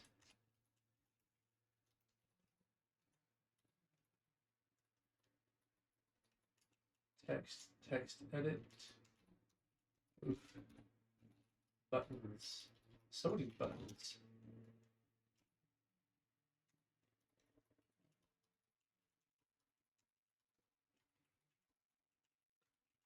You know what we could do?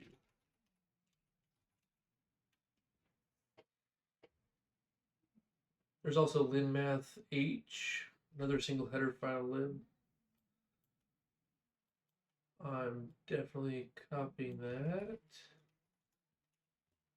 Okay, good to know. Look at perspective ortho projection. Nice, nice. There are some C++ ones if you prefer. No, yeah, I don't mind C. In fact, a lot of my C++ has a fairly C style. It's not a huge library like free type. Yeah, GLM it's not bad, but it's way heavier than what I need it for. If I can replace it with a single header lib, that would be great. Like I said, at this point though, it'd only be the work of an afternoon probably to replace it all. But if you want to get your game done, you can't take every to-do list item and do them all. So like if you look at our to-do list, bunch of stuff in polish, end of project tasks, we're going to shrink it all down. You know, right now we're literally embedding raw image data, uncompressed. The sounds, we can probably compress the sound data, so forth. And then we have all these tasks that are like, this would make my job better. This would make our systems better. And we're not doing them now. These are ones I can live without for this game release. So, yeah, replacing GLM, replacing free type, those are off the scope for this game. I wrote my own math lib. It's pretty trivial, but some stuff is tedious to get right, not the least of which is projection matrices. Yes, but right now we're just using orthogonal anyway, so it's not that big of a deal. The goal was simple games to start, right? Kind of a crawl, walk, run strategy. The first game is going to be this dead simple. The second one will be a little bit more interesting. The third one will be when I actually start kicking around my own ideas. These first one or two are going to be an homage to other games that I played in my youth. What's the game? I'm glad you asked. We can crank it up here. It's an homage to an old game from 1994 called Word Breaker. Links if you want, like there are emulators that'll run them still, so that's interesting. But it's just a word deduction game. So if we go play, let's do a practice word. Let's give ourselves 16 guesses. So no duplicate letters, 5-letter words, and you do not get positional information like Wordle, which is the more recent game anyways. So Gremlins, Toads, Ultra Demon, Placed Rhino, Proud Lines. Okay, so Proud has none, so we can throw all those letters out. Match has one. We need another letter. BD, Logs, Jacks, and Waxed. Get me an awful lot of new letters in here. We don't have our answer yet, but we have plenty of information. So, like, we can take the word rhino, and we can copy this set of deductions into the different notebooks. If we go to our green notebook, we can say, what if we take H and I to be in and eliminate N, and then H, not I, N, and then not H, I, N. And then we just look for contradictions, right? So like, this one means that M and E have to be out, but Demon needs one. So we've just made this invalid. Green is no good. Mad at me again. Here, the N is in. So E and M have to be out, which creates a contradiction here. Prime needs one and it doesn't have one, which means the only valid choice was I and N. So EM go out and this I stays in. What else do we have? L and C go away. A is in, T is out, BY are out. W or X has to be in. So everything that's not SWX, S is in. So like wings, we did it. We saw, oh, that's too big of text. Darn it. Anyways, that one we have not run yet. So yeah, took us 2 minutes to find the word. If you play in marathon mode, it's literally just how many words in a row can you go before you make a mistake. In sprint mode, you get 6 words, but it's all timed. In golf mode, you get 9 words in a row in the fewest number of guesses possible, not timed. So that's the game. Nice animations. Thanks. We've been playing around with those a bit lately. Need a fixed width font for the timer though. Yep. Yeah, the font's going to get a small art rework. I'm thinking of replacing it with like one of those red 8-segment light things. Or floor the exposition after subtracting half width from center. Yeah, yeah. No, I think I'm going to replace it with an actual graphics with like a red 8-segment timer. Or something like that. So yeah, that's kind of where we're at. We're in the polishing phase. It's all working. We're just trying to make it. We went recently from like all straight up rectangular art to the 45-degree orthographic projection art, which so we're at least laid out pixel wise where we need to be, which is why we're now doing a pass over all the animations. You love the letters bouncing when you click on them and how they all have random offsets. Yeah, that was kind of fun to work through. So I've been streaming for 4 months, and when we first started, I hadn't built up that animation system yet, so that was kind of one of the first things. If you want to go back on YouTube, like you can see where we started, and then we've gone through 2 or 3 iterations on the animation system. So yeah, thanks for the feedback. So you seem very knowledgeable about games type programming. You have your lid math and stuff, fairly low level stuff you're pointing me towards. What's your background? Now I'm curious if you've how do you randomize them? Hash function based on letter position? It depends. So let's see here. Let's go dive into the code. Code time. Oops. Ah, come back.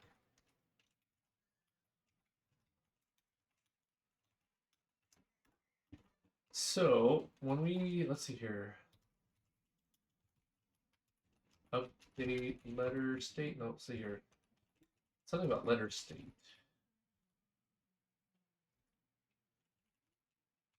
Or letter clicked. There we go. Blah, blah, blah. Oh, that's the wrong letter. Letter state.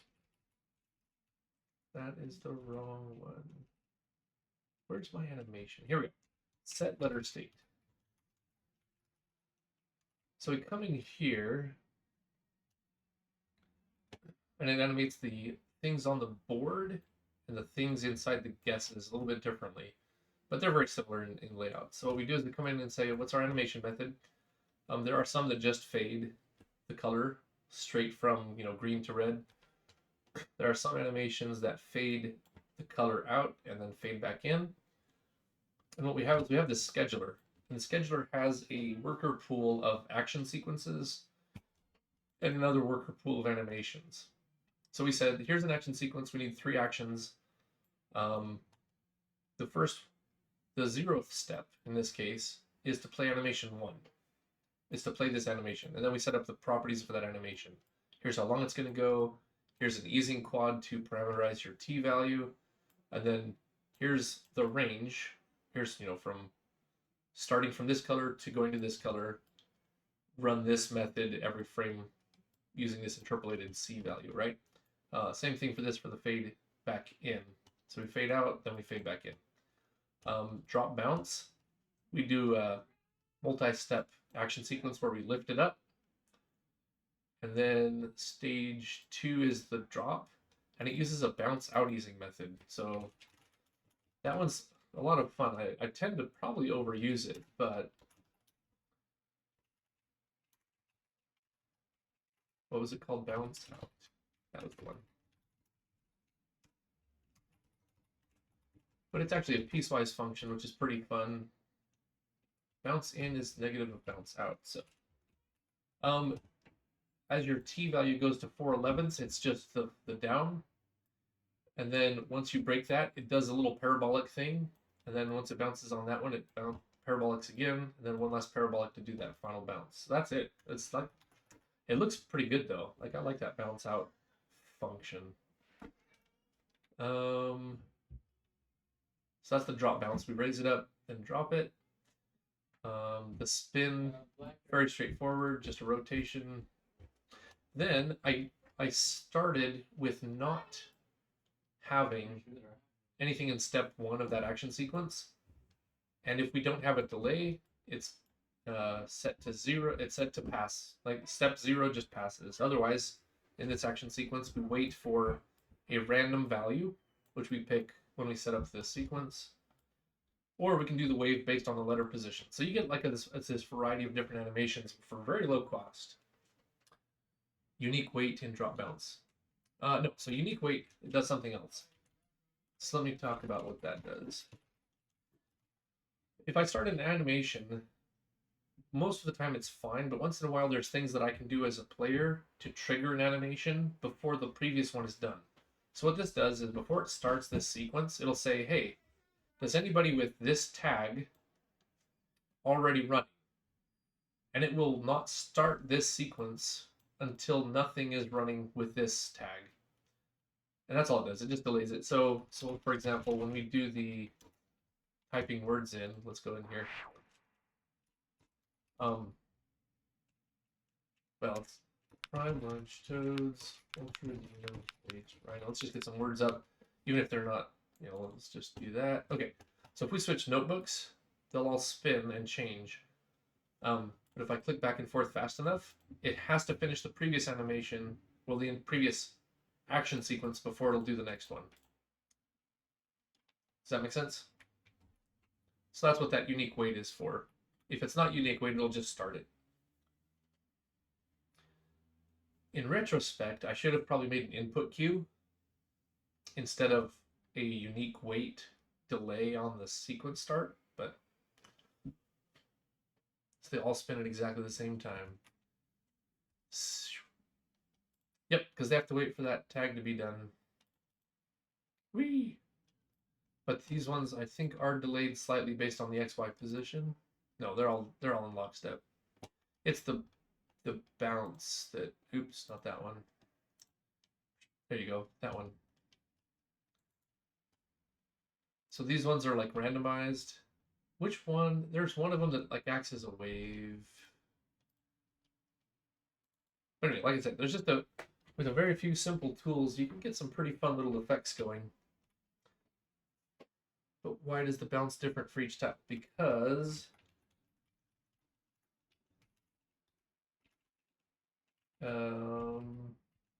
here. So when I do the bounce, there's a delay method that you can pass in, and if it's none, there's no delay. They all happen at the same time. If it's wave, it's based on the X position of the object, but it's randomized. So here I say step 0 in this animation sequence, wait for some random amount of time. Then everything I've set up before with these sequence 1 starts at sequence action 1. So here's the sequence of 3 actions. I start 1 and 2, and I leave 0 untouched until the end when I get a pick whether to delay the start of the actual sequence or not.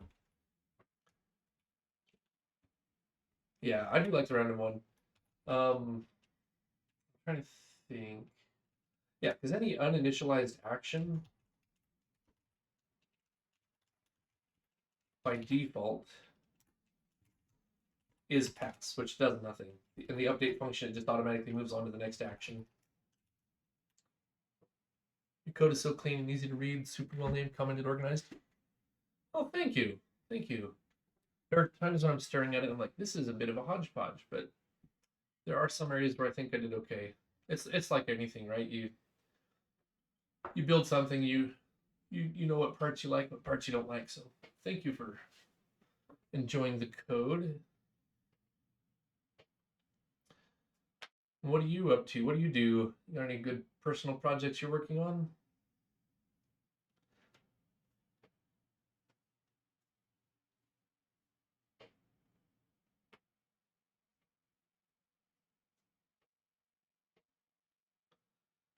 Yeah, there are definitely times when we go through the kludge phase, but as long as you come back and refactor, it kind of doesn't matter.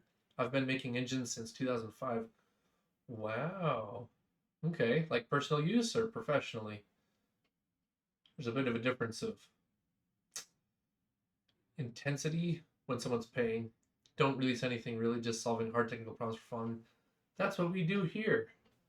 That's what we do here. I like that. Cool. Awesome.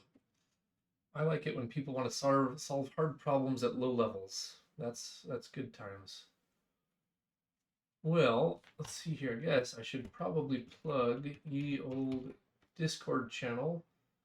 You won't get spammed. There's really not that much activity in here, but you do get stream notifications when we go online. And yeah, maybe someday we'll start a conversation in there that's engaging and interesting. Yeah, so Fridays we do game development Monday through Thursday, and then Friday is compilers from scratch day with no dependencies. So kind of in the same boat. The compiler stuff I doubt will ever be released, but this game I do want to release and build a second one. So we'll see how that goes. Cool. Yeah, I've definitely got links open for the information you've shared. I will be looking into those. did some 2D pathfinding earlier this year. That was fun. Okay, okay. Let's take a quick look.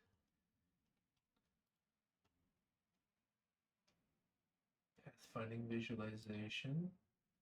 Is this with your own engine or using someone else's engine for this? Okay, so you're doing some. Let's see. I can show this on stream. I was doing 3D physics a year or two ago. Before that, yes, I have avoided physics for this game, but oh, very nice. Okay, lots of bounding bodies. I can see this. Uh-huh, uh-huh.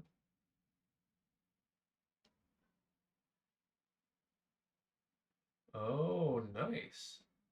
Good rolling. Rolling is actually a little bit tricky to get right.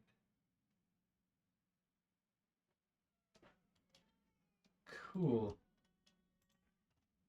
Nice. All your own engines. Good. Well, Dandy McGee, that is some good stuff. I'm gonna have to watch some of your videos. They look good. Boom. Yes. Cool. I like it.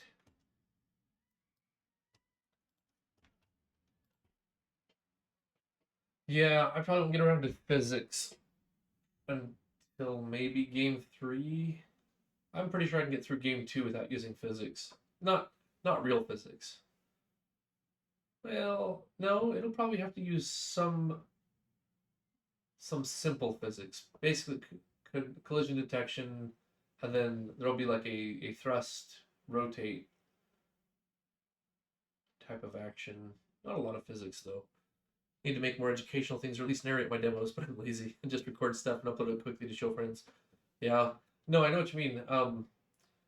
I I cheat the other way. I'm so lazy that I just stream the actual development itself, and then put that on YouTube, which means that you get 6-hour videos, but log with a couple of cool posts, pretty sparse. Okay, all right. Programming junkie. That sounds good. Importance of wearing sunscreen. Cool. Awesome. Well, welcome to the chat. Sounds like we are in alignment on a few things. Great. Yeah, you've been doing this for a lot longer than I have. I'm only 4 months into this particular segment of my journey. I programmed professionally for years and just kind of getting tired of doing the same things, so time to jump out and do something that actually interests me. Nice. So then what do you do professionally if you build game engines and such in your free time?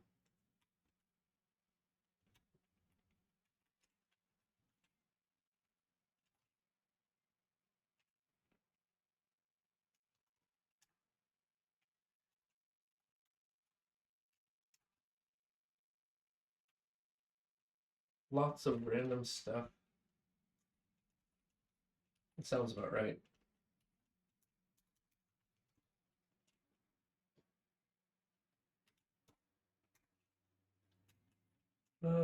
Fine elements equals.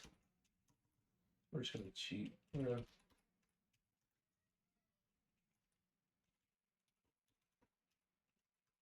All right, F3. Start of line. Search for an underscore. Delete address, comma, boom.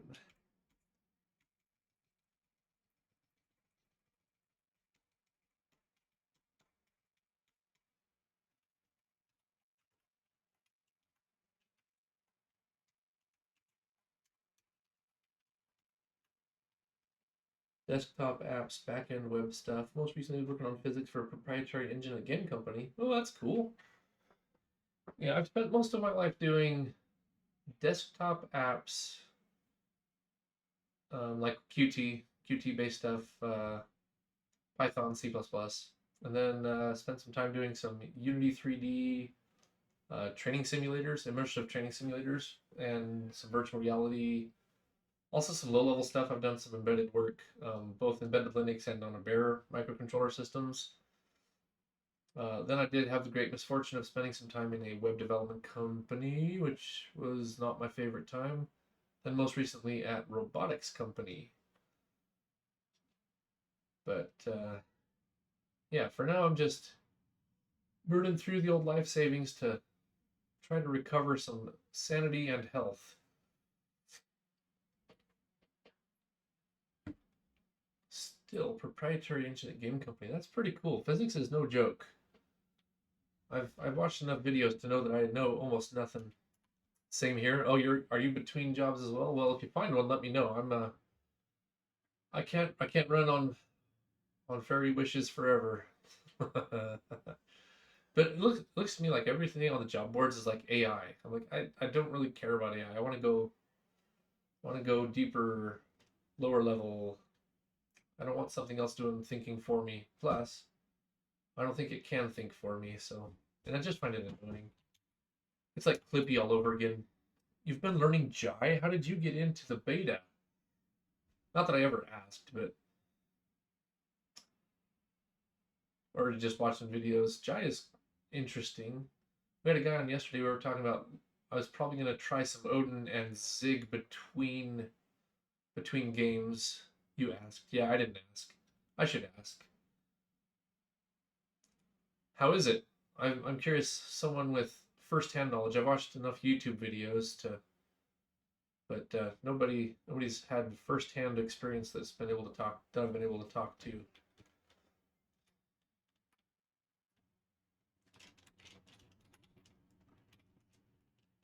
I love it. A million times better than I expected.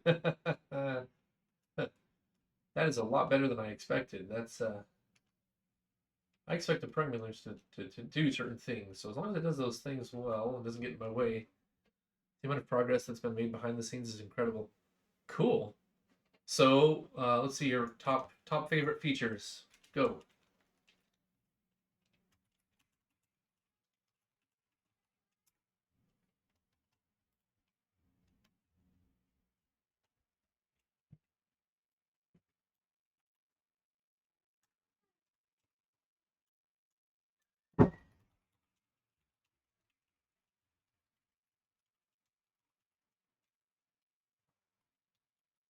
Size of elements and size of elements sub-zero.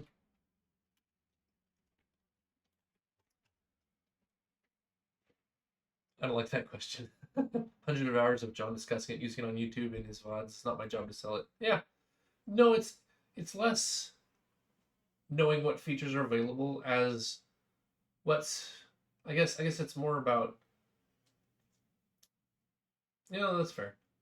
But it's like what do you find most useful?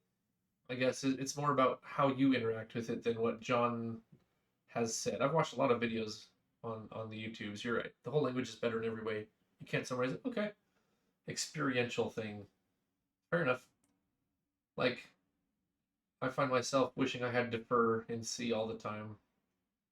Like it's almost enough to make you want to do a go-to for an end of, but it's just not clean enough. Too many contexts to leave. There are some cases where a go-to can work, but okay. Just the whole package is good, huh? Well, awesome. Would not mind getting my hand on it sometime. Like I said, I still want to try Zig. It's like trying to explain why an amazing meal is better than McDonald's to someone who loves McDonald's. Okay. Well, I don't say that I love McDonald's. Like, for me, C is almost a perfect language. There's a few things missing. A few things missing that really make C stand out. C++ unfortunately has a few of those things, but it has so many of its own downsides. Like I much prefer C over C++, except for a few things. So yeah, that's fair. I've been watching his videos. I watched his beta discussions. Part of the problem is that the things the language doesn't exist anywhere else. So it's not even clear what English words can describe it. Okay. Now you're making me want to try it again. Like every time I see a good video or whatever about it, it's like, oh, I should go try that. I should go request. And then I don't get around to it. I kind of want to see it in its polished state, but that's going to be a bit of a wait. He's a bit of a perfectionist, which, I'm all for. Like early days Blizzard used to take forever to release a game. Like, oh nope, gotta play it again. But when they delivered it, it was like it was complete. It was done. Modern developers don't have that. So you can say compile time execution. People are like, oh, so it's like Const Expert. No, no, I've seen the demos of that. Yeah, his sharp run directive, and yeah, it looks cool. I like the meta programming capabilities that I've seen. Like you can tag elements, but then you can write a piece of code that looks at the actual AST. Oh, so many times I wish I had that. After you, yeah. Defer. I like the defer keyword. Same with generic programming. People will be like, oh, it's like templates in C. And I'm like, no, nothing like that. It's what was supposed to be. Yeah, I think he took a lot of inspiration from Lisp macros when it came to his meta programming. Like a lot of his looping structures are actually just macros. Well, not macros, but use that Lisp macro mentality. Not having to use the pointer operator is fantastic. Yes, yeah, yeah. Yep.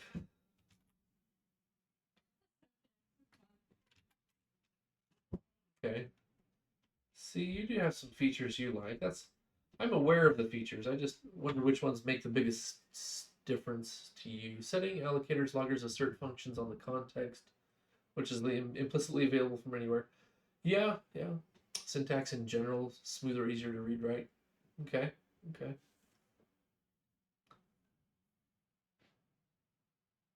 All right.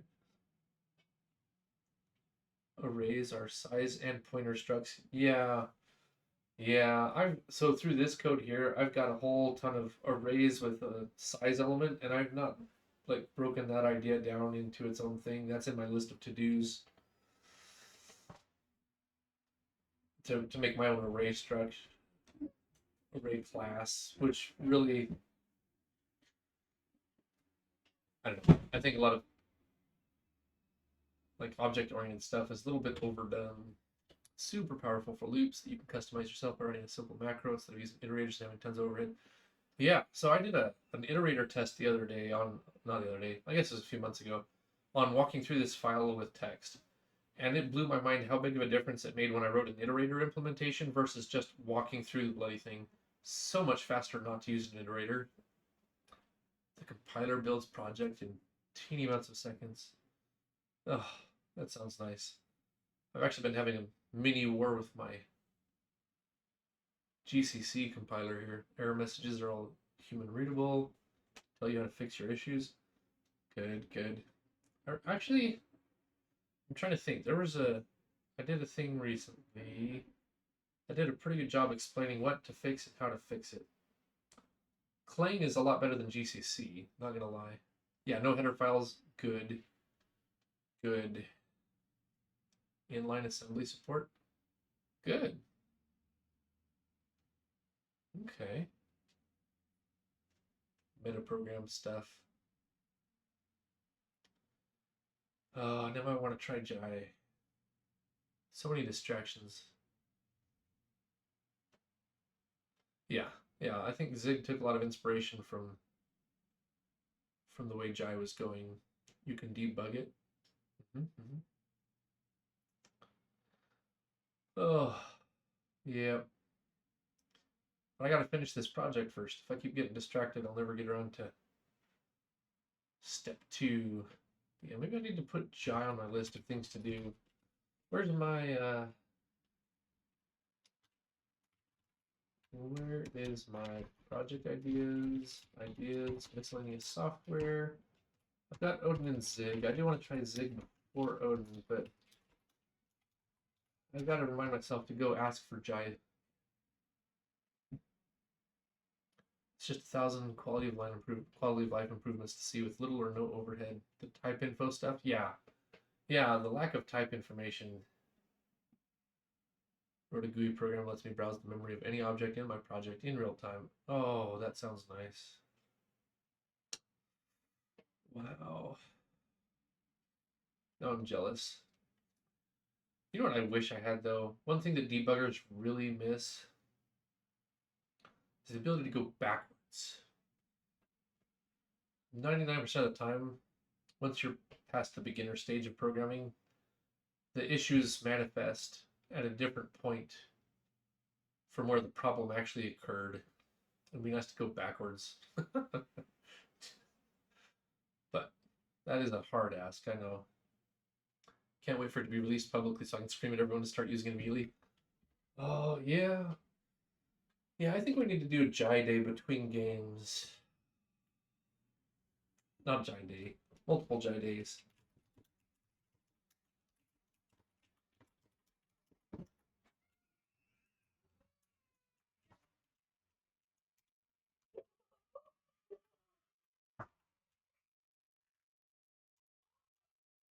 Wow.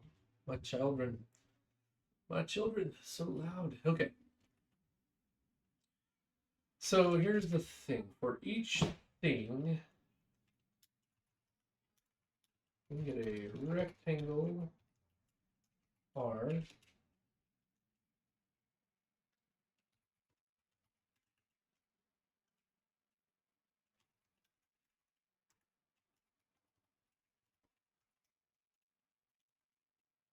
Oh, let's get the actual thing.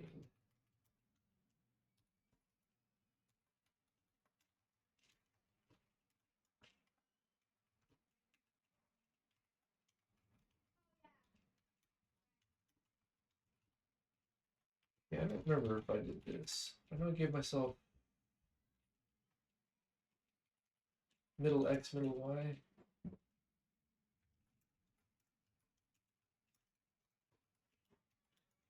Center X. Or middle.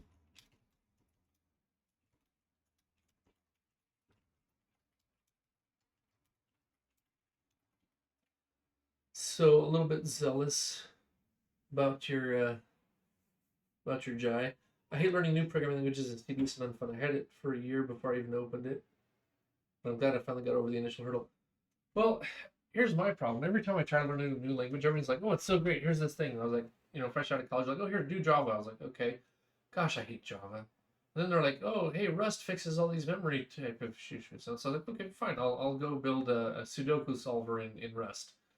Oh my gosh, I hated it. I hated most of the experience of Rust. Absolutely just did not like it. Parts of it were nice. I really like some of the ideas, but like it's the way it's couched in the rest of it is just like, oh, so maddening. I ported a 12,000 line of code networking library from C++ to Jai. Took a month. There's a few things that are difficult to port. Yeah, but most stuff is quite easy, one-to-one. Plus, you can just delete a whole bunch of code since Jai initialized things to 0 by default. Oh, thank goodness.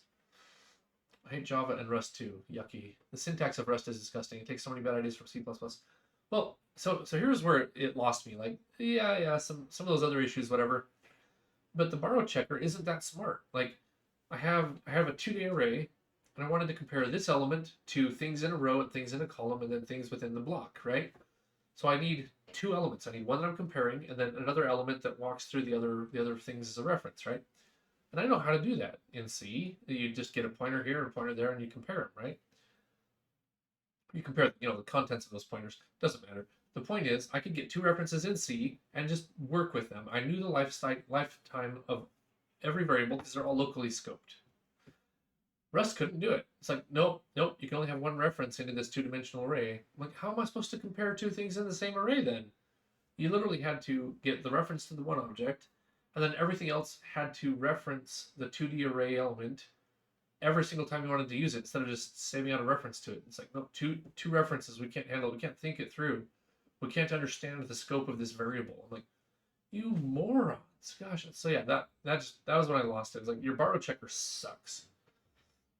And then, oh, I guess you probably saw the video. Maybe if you watch a lot of Jonathan Blow, yeah, he was talking about some RustCon person who's like, how the borrow checker made my code better, and he's like, yeah, but that's how you should have done it in the first place. And the reason you did that whole thing was to avoid triggering the borrow checker. So, blah, blah. Anyway, I suppose it's an innovative idea, but I did not like working with it. So I've not gone back to Rust after that one Sudoku solver. Need the center of the screen. Float screen up here. Screen x equals renderer frame width.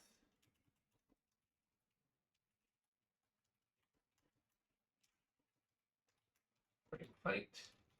Now this is entering. So I want the vector to be from where I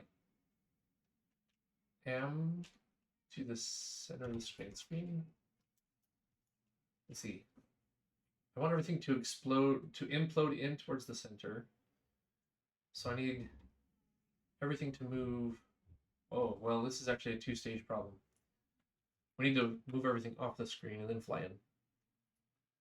Yeah, that's a funny video. Got so much hate. Yeah, can't justify switching to Rust. I like 3D graphics. C++ owns that space. Negative pointer. Yeah. I couldn't get it. Everything Jai adds on top of C is optional. Zero initialization can be disabled at declaration time. Yes, exactly.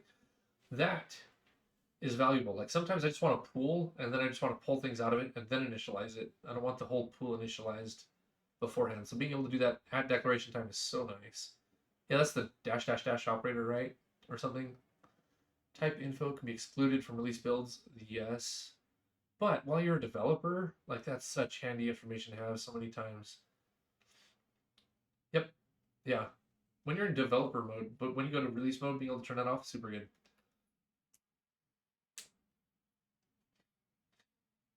Yes. Okay, so we need a vector that points from the center of the screen to the center of the object, which is backwards. There we go. Y. Okay. We can normalize it, but do we want to? We might as well, because everything's going to fly off some amount, which is basically the frame, half the frame width. That would get everything off the screen.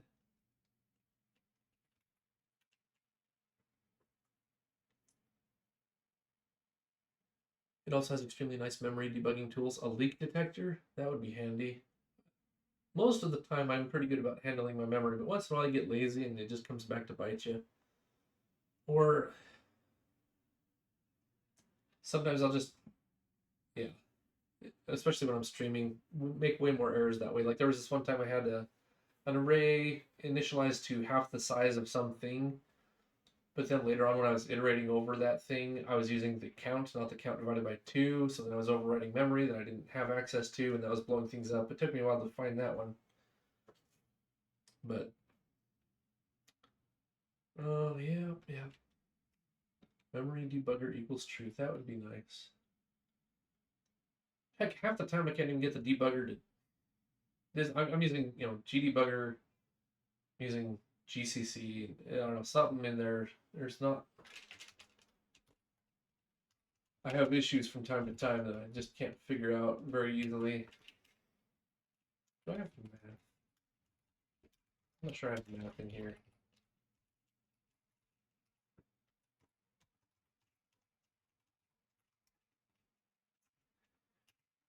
Equals square root of Vx times Vx plus Vy times Vy. And I'm really not worried about this math at all slowing me down.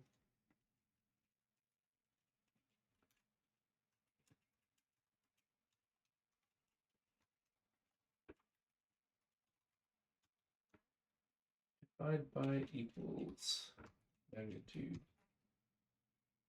Okay, so I have a normalized vector from the center of the screen to the object, and I want to move the thing off the screen along that vector.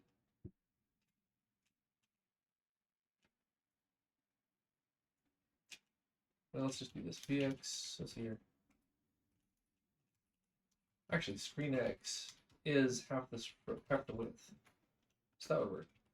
So I can take vector x, which is normalized, times that. And that gets me what I want.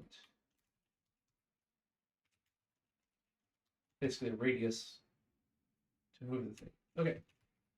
From there, we need to take the object and move it off the screen.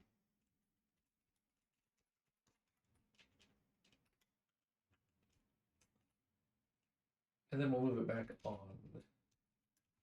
We get an action sequence equals the scheduler. Get me an action sequence from the pool. And this action sequence needs 2 steps.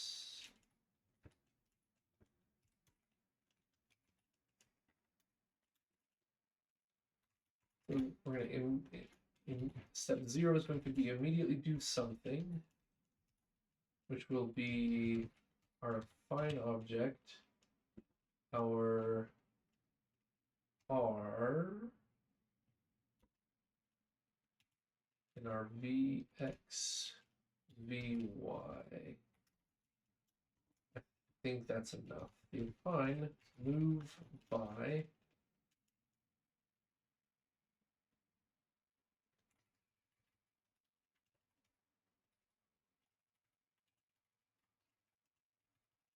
Vx, Vy. We're going to snap it the full distance out off the screen.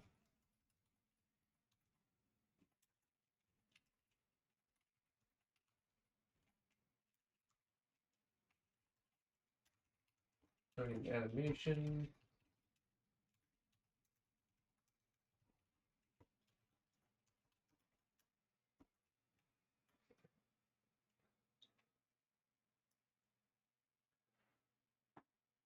Let's see here. There's a program John wrote that uses the meta program to generate a report of your entire code base, show you all the functions in the code, sorted by module, sorted by most to least heap allocations, most to least branches. Oh, nice. I get it. I'm a primary Windows developer. After a brief stint on Linux, I was very happy to get back to Visual Studio. Oh, Visual Studio. Yeah, well, I don't have it installed on this machine, so I understand it's the only real way to debug, but I keep resisting. It's a great tool for what I use it for. Toss on Visual Assist, and I can't see myself needing anything else. Just has a lot of annoying bugs. Don't even get me started. Yeah. Sometimes my text cursor randomly disappears in the middle of me typing. The entire undo stat gets deleted. Oh, jeez. Oh, gosh. Yeah, modern software. Modern software. It used to load faster, it used to work. Now, good luck.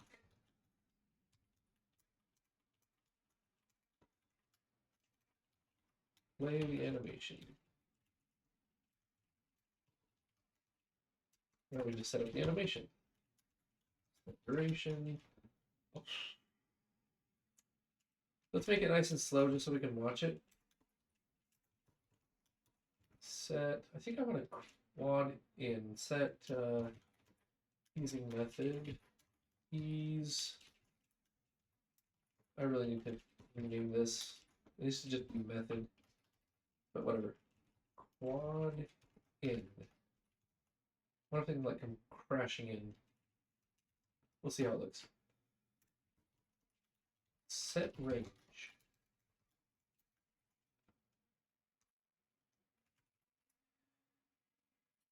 So I need to move.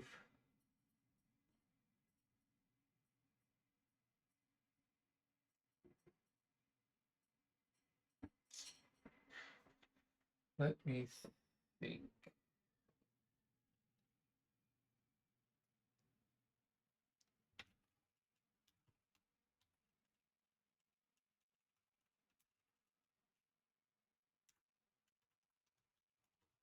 Set range. I have two values, colors, and then I do have X not, Y not, X1, Y1.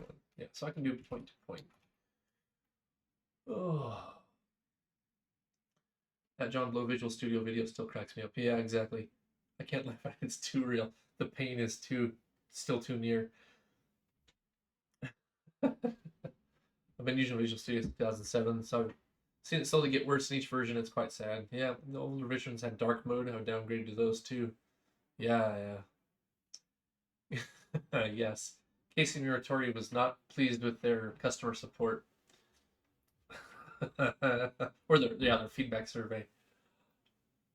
There are a couple of characters I would I would I would not mind working with them. That would probably be brutal because I probably have so many bad habits from years and years in the industry. But I would like to learn from them. Gosh.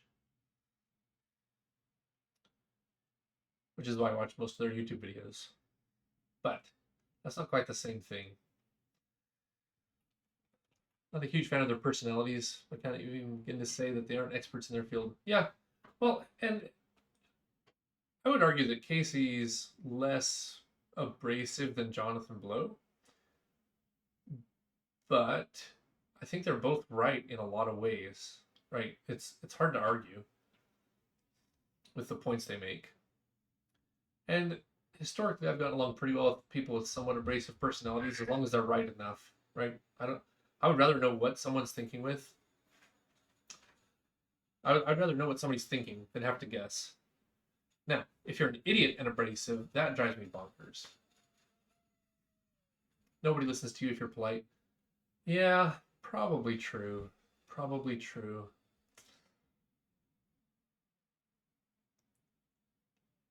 There are a lot of jerks that get heard really well. I just don't have the kind of industry clout to be able to say whatever I want. Nobody's going to listen whether I rant or not. Yet. But you give me 10 years, I'm going to build this gaming empire, hire people with sane brains. It's going to take a while. Jonathan Blow has a head start on me. On the internet. That's a fair qualifier. They're both definitely a lot nicer in person. You've met them both? When you're talking to 500 people at once, you got to be harsh. Yeah.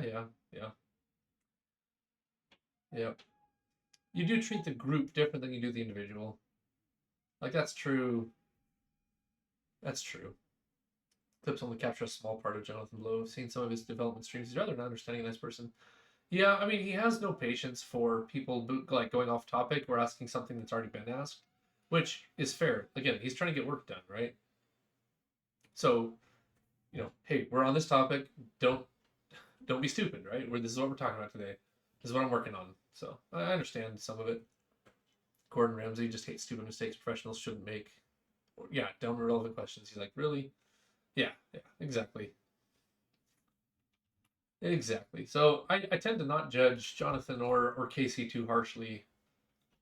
I actually wish I had more guts and would tell people what I think more often, but it's just not me. I'm not like a leader type. I'm like tell me what you want done and I will grind on it forever. I'm a bulldog with a bone in his mouth. I will not let go.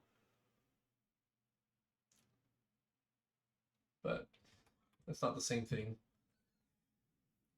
Like if someone goes into Hell's Kitchen and asks, how do I change the oil in my car? We'll end up with an oil change somewhere, that's for sure. So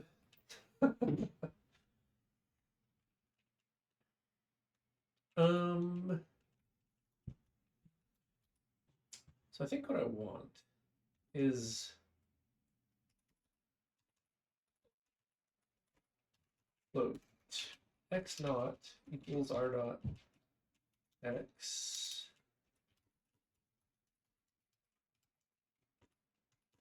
and y naught.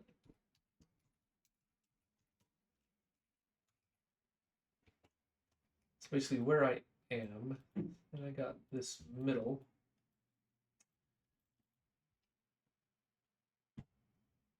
The vectors from the center of the screen to the center of the rectangle. But this is what I'm actually moving. So I'm going to move it by this amount. Then when we do the animation, we're going to go from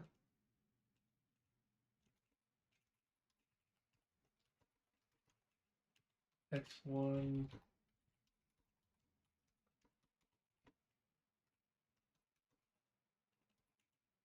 equals x naught. I don't remember. Vector x. It's either plus or minus. We'll figure it out when we look at it. Or I could sit and think about it some more. Either way is a valid strategy. Okay, so what we're going to do is we're going to move it, and we're going to come back from x1, y1 to x naught, y naught. And here's how you apply it. We're going to apply it to this affine object. And it will take, is it double? I don't remember now. I guess we're doing doubles. Sure. Double x, double y. And that gets applied to affine move to x, y. What are the odds that works? Let's go take a look.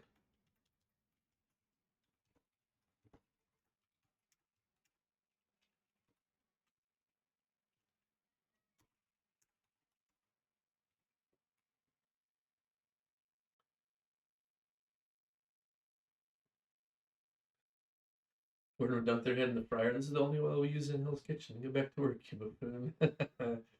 Really wish I could take a look inside Jonathan Blow's head. Working on a custom language, custom engine, and a commercial game that uses the custom language is an insane workload.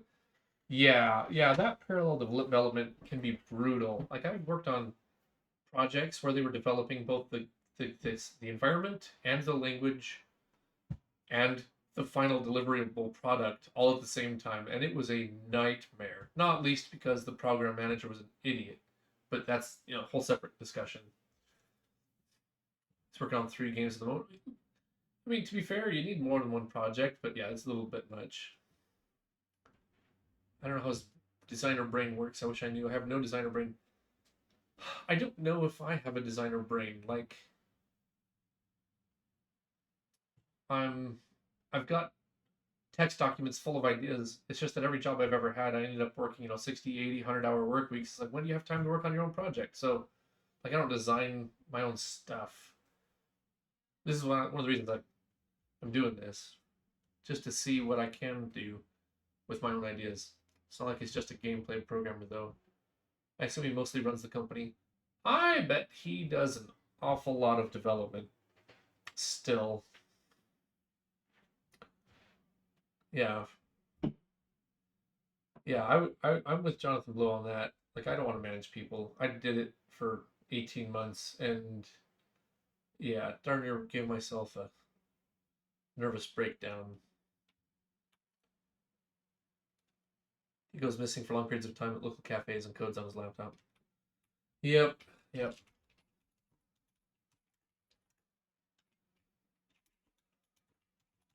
Only we referenced our pointers, right? We were just talking about this, actually. Not having used the pointer reference. Member function expected a primary expression before whatever. Oh, let's see.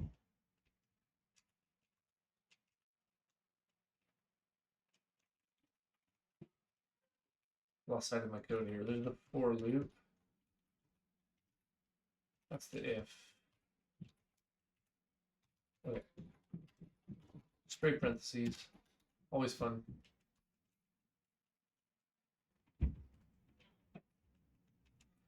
We may have the direction of our vector backwards, or we're applying it backwards. We'll figure it out. Settings. And it blows up. We should probably do it clean.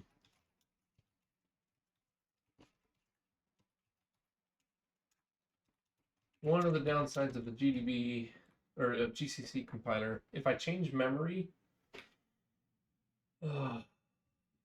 it needs to be a full clean. Like the objects don't resolve their memory sizes well. I can say though that people like him and John Carmack motivated me to learn UE5 and make games with just normal OpenGL. To leave UE5, okay, and make games with just normal OpenGL and DirectX. Much better experience. Yeah, that's one of the things I'm doing. Like I did Unity for a couple of years. And right now I'm like, screw engines. I'm just going to use OpenGL. It may not be the right answer, but I tried UE4 once, and after it installed, I tried to run the default empty scene. It took 30 minutes to compile shaders before it ran. I immediately uninstalled it. Yeah, so I had this old copy of Unity that I owned years and years ago before the new subscription model, and I tried to run it some years later. It's like, oh, let's go bring up some Unity code I had back in the day, and it's like, oh, we're sorry, the network port on which your shader code is sent to be compiled no longer functions. I'm like, well, screw you, I'm done, I'm out. I bought a license from you, and it turns out that half the processing had to be done remotely. Gosh, I hate that. My ability as a programmer skyrocketed once I left UE5's flavor of C++. Yeah. So I tried UE, I think it was 4, and I was like, oh, let me just write my own little logger class like I always do in an environment. You know, I like my own interface to logging, and I couldn't get it to compile. I figured out why later, but like the amount of frustration and lack of help on the forums was unbelievable. It didn't support the copyright symbol in text. That was it, in a comment. A comment contained an unsupported character and blew up. But it wasn't telling me that. It was just like, nope, can't compile it. Useless error messages. Absolutely unbelievable. I asked some UE4 people if I was doing something wrong, and they were like, nope, that always happens. It's only the first time, then it caches them. Jeez. Yeah, that's rough.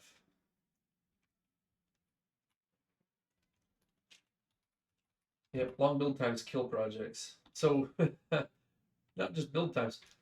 One of my early projects in my career, there was this supposedly immersive simulator, right? In-house graphics engine built on top of a scripting language made out of XML that didn't have a fully supported XML parser. And the actual part that would read your script and then send that to the was a piece of Java code written by a contractor that would read in the XML file and then send UDP commands to the renderer.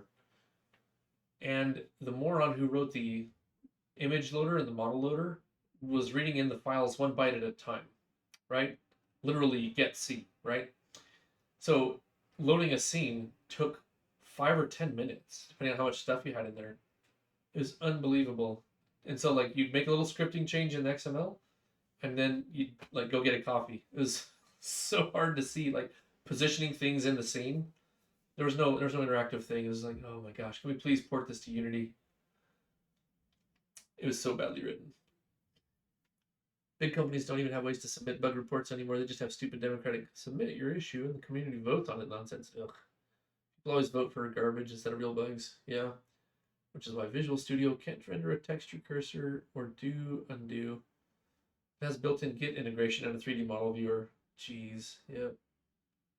Well, just even startup time or project load time. My gosh, it's text. Yeah. Oh, I think the bills are finished.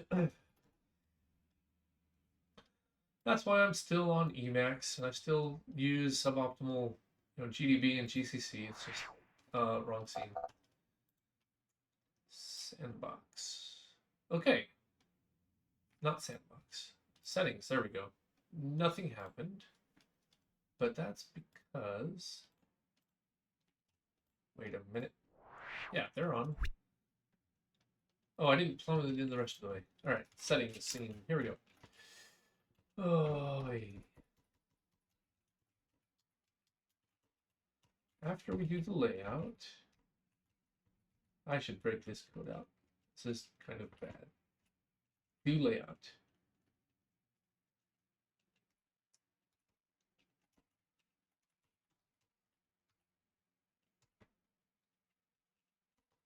It should only do that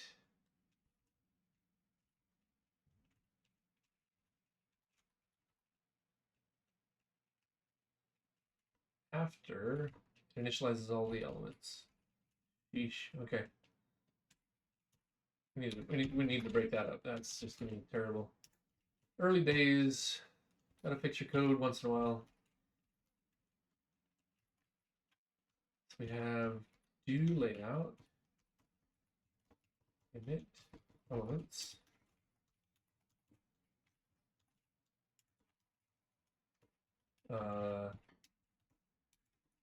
Do layout.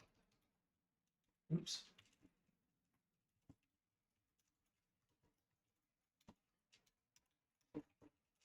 Boom, there we go. So now,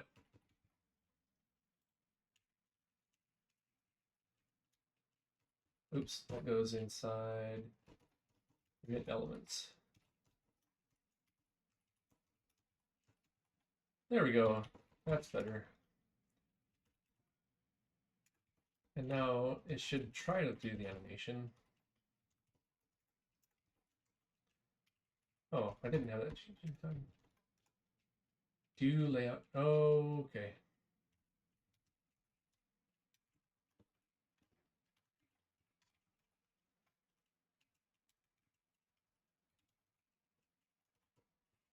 Guess we need it in both places.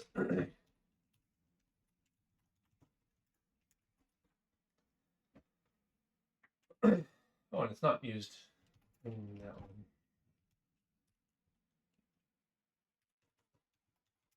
Okay. All right. Take it for a test drive. Oh, yeah. All right, we're gonna have some fun with that. That's not too bad. I am, however, gonna go on a brief restroom break here.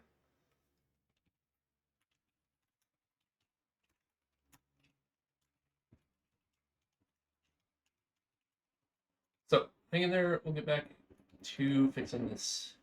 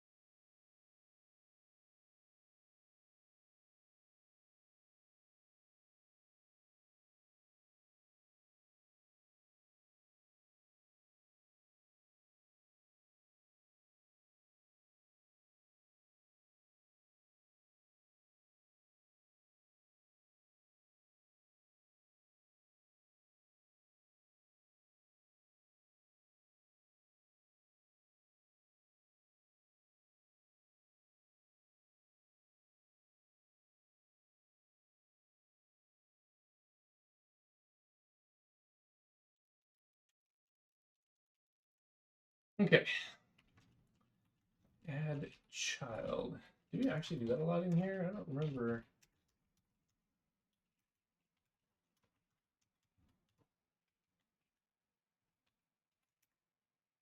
I don't.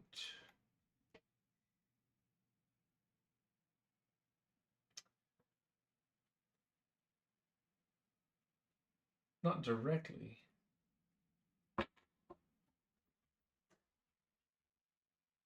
Spin box button. Huh.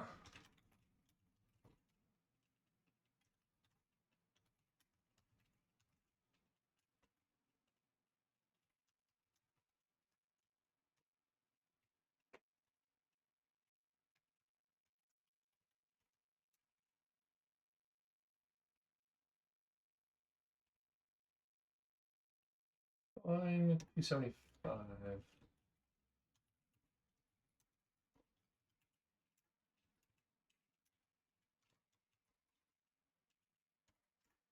Nope.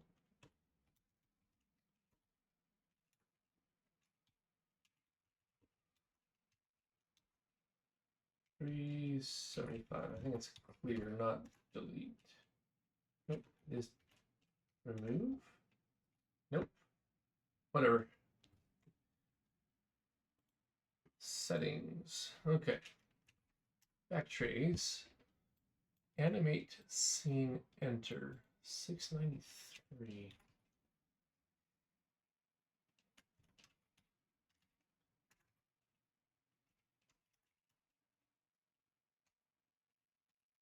That's not even a line.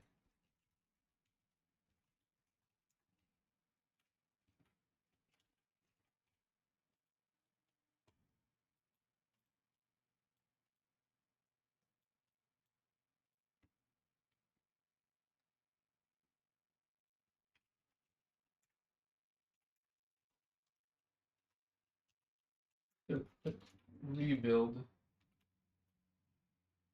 Just in case. I'd say I do love the gray scheme. If I don't like the visual assist color so much, I'd be doing minimal colors as well. Yeah, so this is Zenburn. Let's see here. I've put some of this somewhere. Where did I put that? Blah, blah, blah. Zenburn works pretty well for me. There's that one. Wikipedia. Not enough room currently lists 3 children supported. So much for No Child Left Behind. No, No Child Left Behind was a terrible idea. It should be abandoned. But in this case, I do need the right number of children. So when we first started off, I was just like, hey, everything can have up to 4 children. And then we ended up in a case where we needed a lot more than 4 children. So then I said, well, when you initialize an affine object, you have to tell me how many children you're going to have, which isn't the best necessarily, but it's not bad. Which means somewhere in here, I'm getting something very bizarre.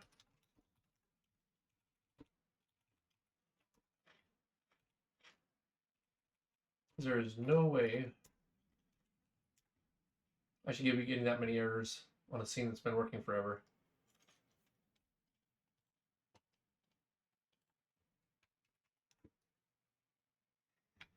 Animate scene enter. 691. It's all of these? Oh. Oh, a fine start. Good. No.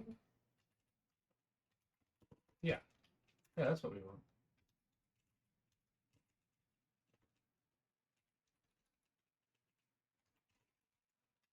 Okay. Yep, I'm an idiot, or my type checker is not doing its job. Probably both. I swear, man. Streamer brain.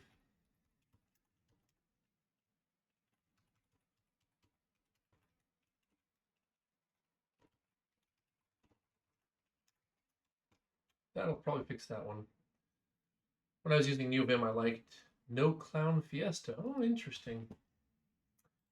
Okay. I'll put that in my queue of things to look up. Colors doc Lua.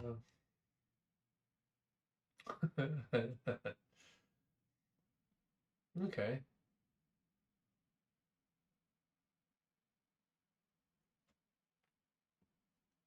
Not bad, not bad. Yeah, I'll take a look at that. Yeah, I use Zenburn, which I think actually originated in Vim, NeoVim world. But Emacs has a port, so it's fine.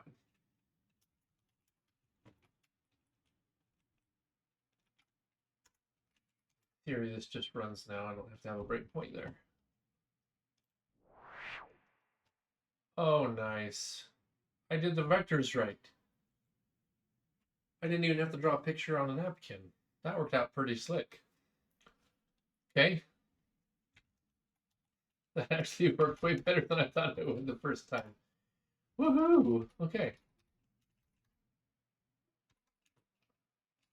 I'm gonna call that a victory right there.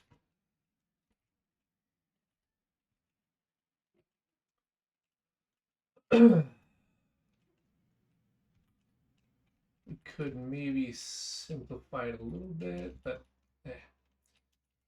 okay.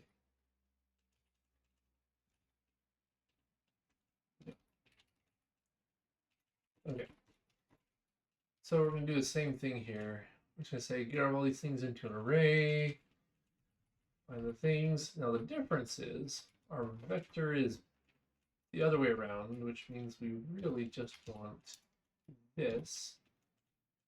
Everything else remains the same. Oh, nope. We can actually just get an action.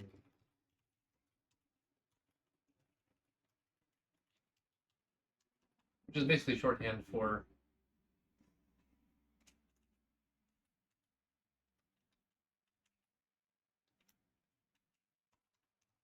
give me an action sequence without one action in it and return to me that action. Is that still a thing? I don't remember. I do. Yes, that's a special case of int action count equals 1. Give me the action. Play the animation.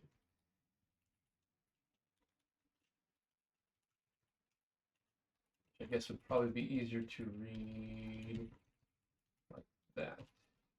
Create the animation, then create the action, then shove the action in. Okay. Quad out, quad in. Okay, anyway.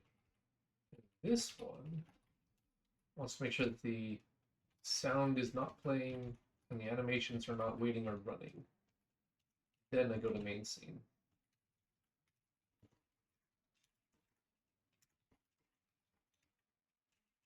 Anim was not declared.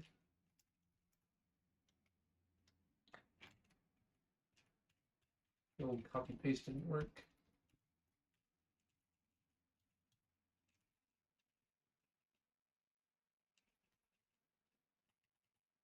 Oh.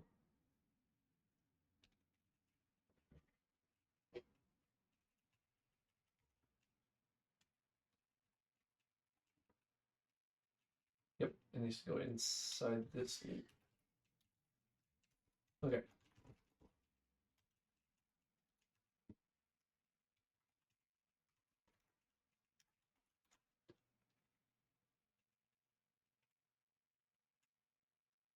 And we'll speed that up and call it good. Oops. Settings very slowly. Oh, what? Oh, I know what's going on. Underscore button back. Set callback.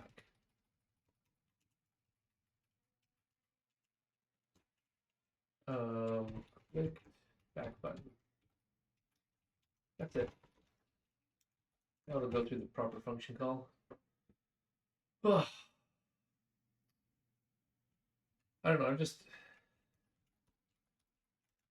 the older I get, the less I want to deal with people's crap. What? Oh, I need this.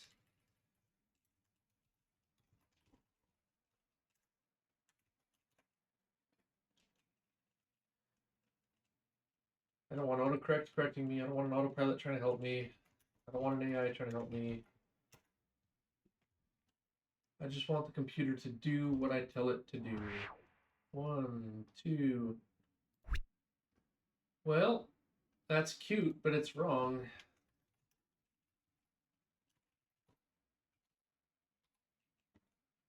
So X is current location out to, okay.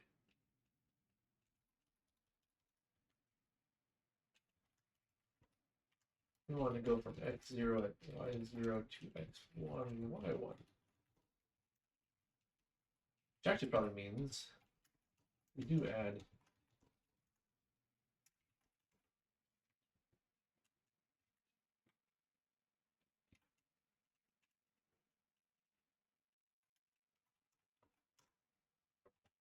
Okay, settings. Flies in, flies out. Boom. Yeah, not bad.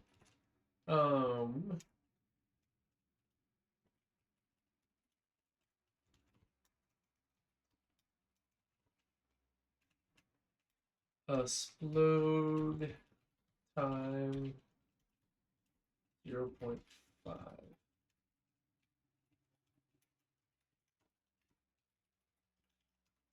Explode time and explode time.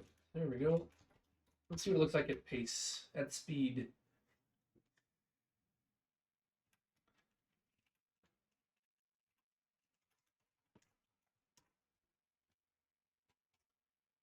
Yeah, the idea of Zenburn was low contrast, so your eyes don't get exhausted, but still readable. Boop, boop. Yeah, that's not bad. We're gonna call that a win. Setting scene.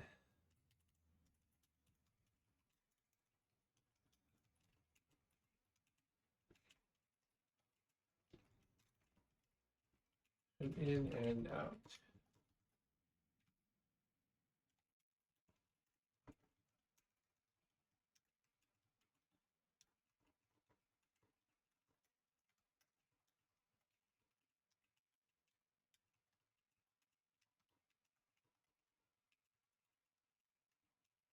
Boom. Oh, for Pete's sake, Bash. Get off. Okay. Phew. Alright, I'm thinking main menu.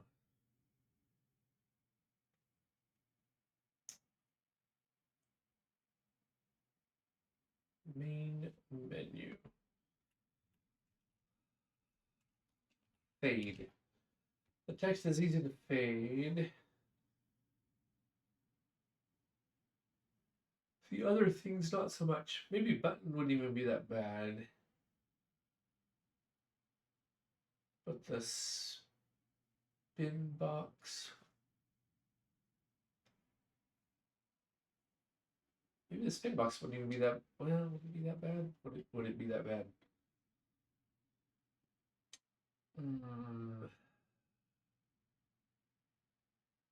We need to do something with main menu.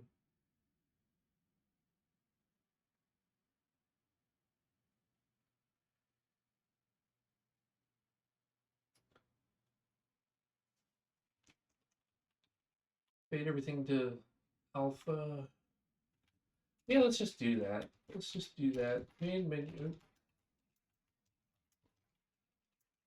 Main menu scene. So we're going to do about scene.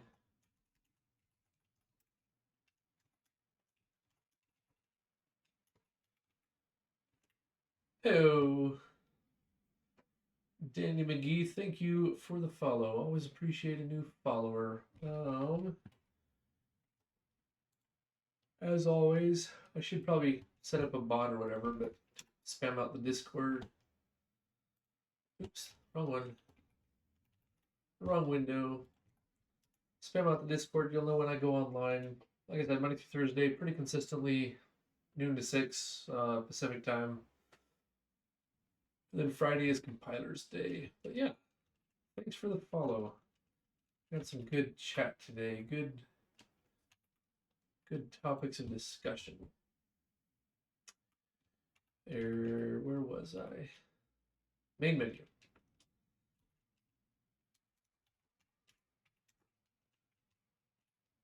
Okay, buttons, buttons, buttons. There's no sounds in here, which we were just trying to steal from about scene.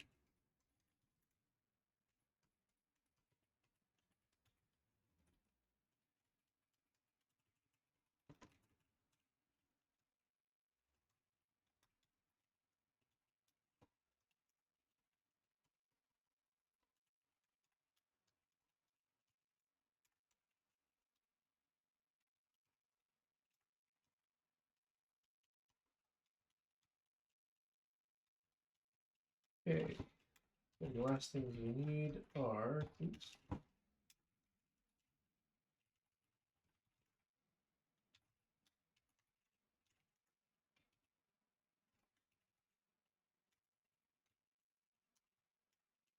Here.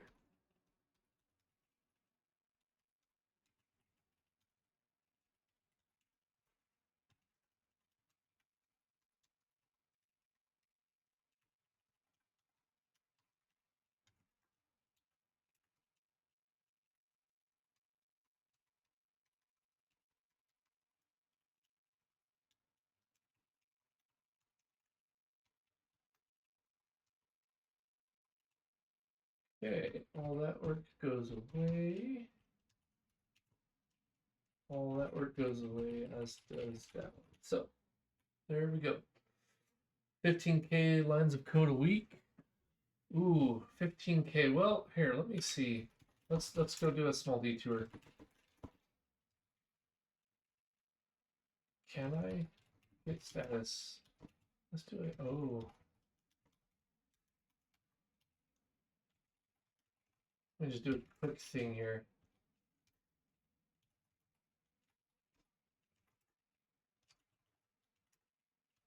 So we're gonna get stash. I'm gonna go up to code metrics and run on our word sleuth program. We're gonna do the weekly summary.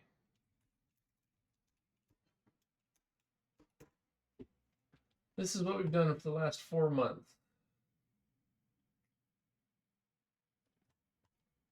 So, amount of time, how much code we ended up with at the end of the week. It grew 1,500 lines of code. That was a couple of slow weeks, reasonably fast week, another slowish week. But churn I'm using as lines added and removed by git count. It's not the best metric, but it's better than lines of code. All the way down to whatever.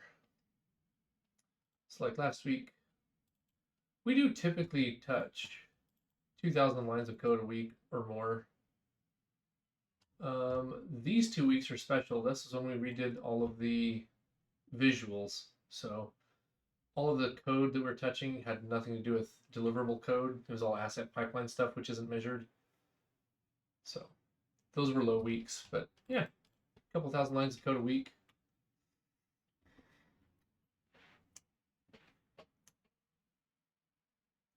That makes more sense. I thought volume was weekly. It was like, yeah, if you insane.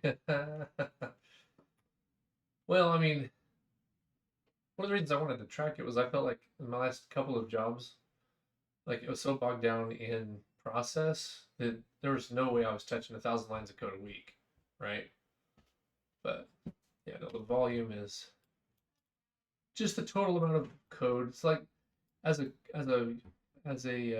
developer metric, it's crap. But for knowing how big is your project and how hard is it going to be to put in new features or go back and maintain those features, lines of code gives you a pretty good idea of how the maintenance is going to go. And growth factor says how much new stuff we're doing versus refactoring old stuff. But churn I think is a lot more useful as a metric.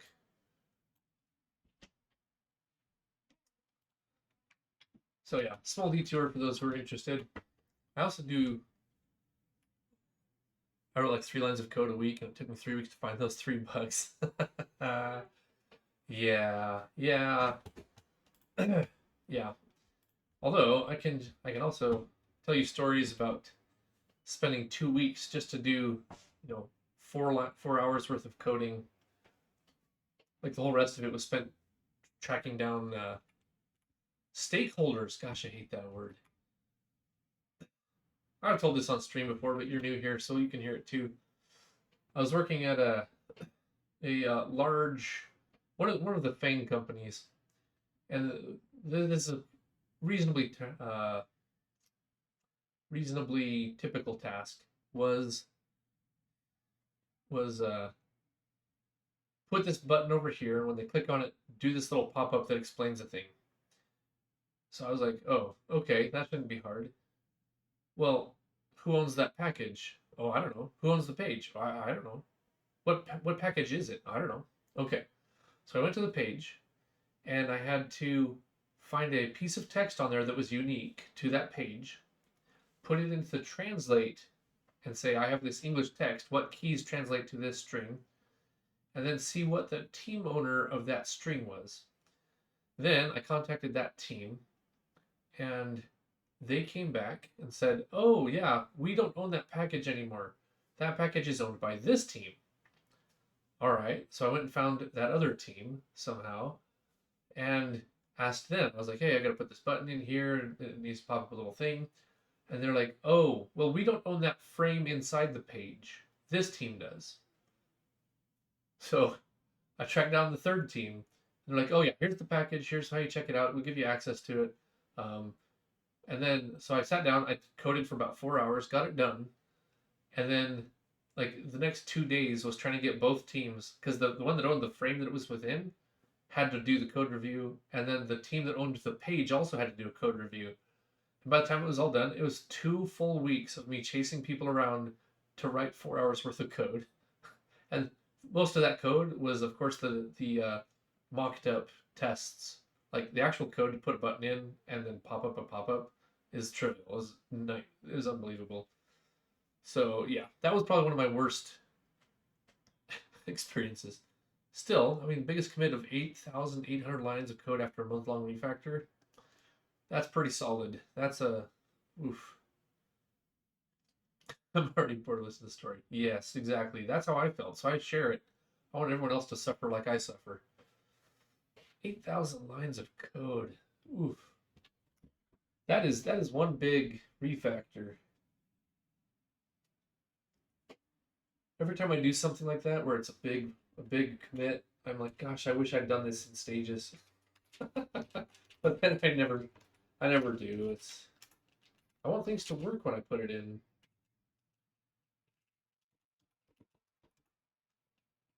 Okay, so where are we at here? We're at main menu scene.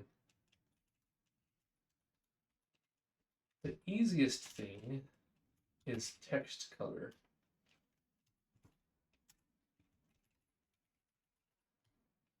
Probably the next easiest is buttons. The spin box would be the biggest pain.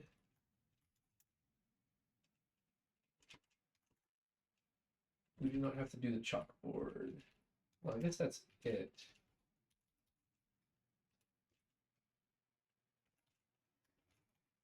I think in this case, what we're doing in setting the scene is not the worst approach.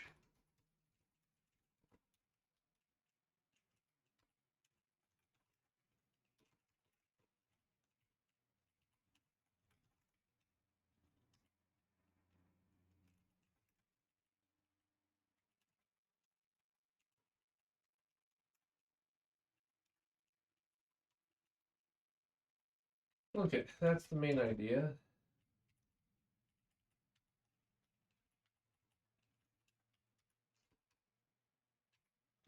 Oh, no. No, we can't do it quite like that. I lied.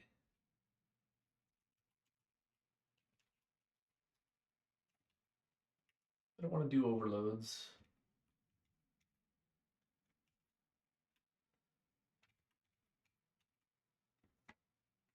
Wasn't really possible to stage it. I rewrote the core processing logic for the whole application. Yep. At least, did you have it in a branch that you merged in? Because doing that much work and trying to maintain it with mainline is so brutal. Bigger than I expected at first. Everyone encouraged me to do it. Yep, yep. Oh, fixing the tests. Yep. Awesome. Blah. Blah. That's all I have to say on the matter. But even then, like a lot of times these things wouldn't be that hard if people just kept on their tasks, right? Like if they just refactored once in a while. But no, they let it like blow up and keep getting worse and worse for 8 years long before anybody has to do anything about it. And then it's like, oh my gosh, nightmare. It's like I tell my kids when they're cleaning their room, right? You just did this once in a while, it wouldn't be that bad. but they never believe me. Let's just start with the text.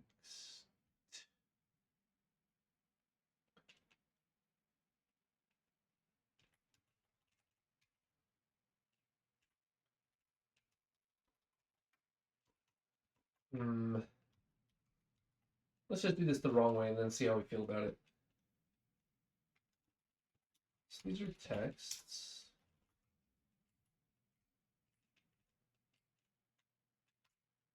Can we get color? I can get the base color. I don't think we're doing anything weird.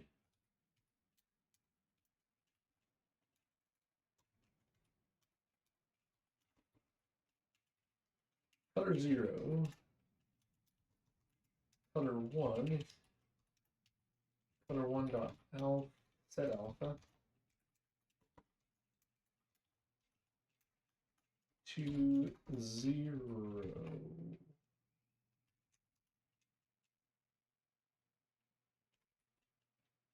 So that's the main idea.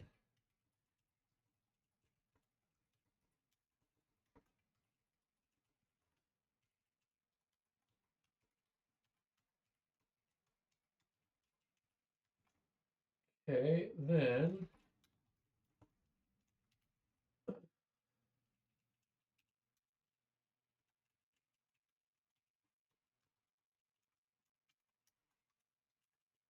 give me an action.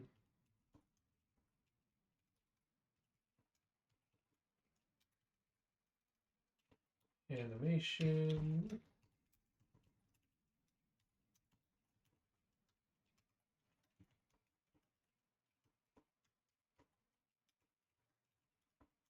You want the animation to last for not very long. We're just going to go with our standard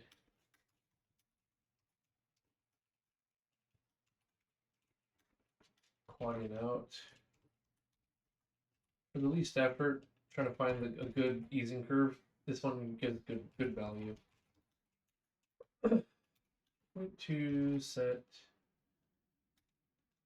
the range from color 1 to color 0.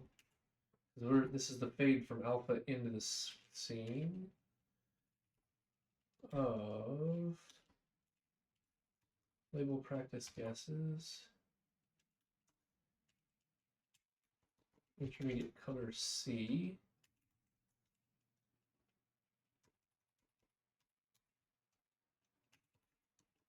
Label practice guesses dot set. What is it called? Set color, set text color? Set color at set text color. Okay, fine.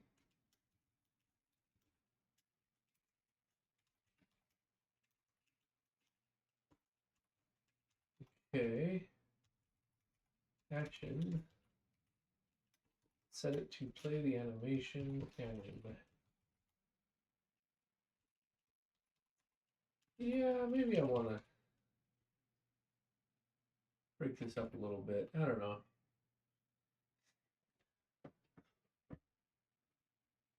The code was trying to solve an impossible dream, so even the new version wasn't perfect. Yeah, it was frustrating for sure. They basically wanted a bunch of time series data that was tracking the progress of hundreds of thousands of distinct elements to have data consistency. Yeah, that's doable, but also be arbitrarily reorderable. You can change the data of any value and pretend it was received earlier or later than it was. Oh gosh. Yeah. Oh, that sounds terrible. That sounds terrible. Not gonna lie. Oof. Yeah, if you allow arbitrary reordering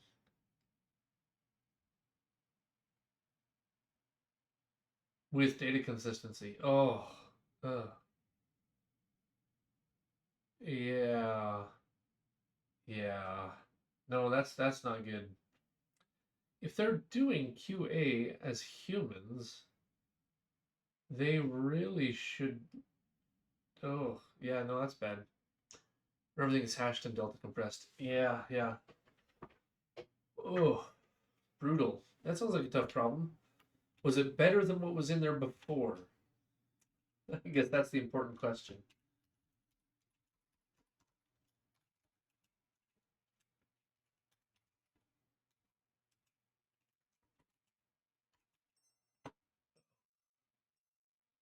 $15 ish to wrap this up. So let's just see how we do. I'm gonna take the address of that one,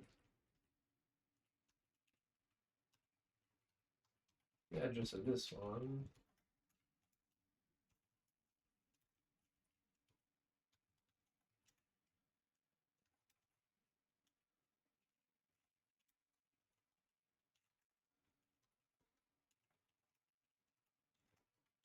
Number of text.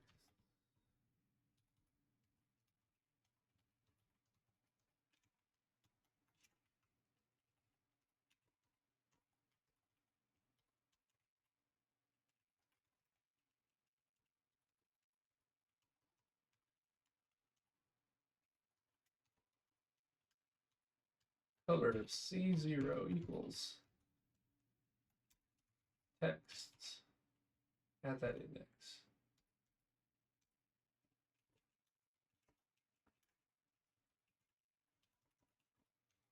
Let's do this.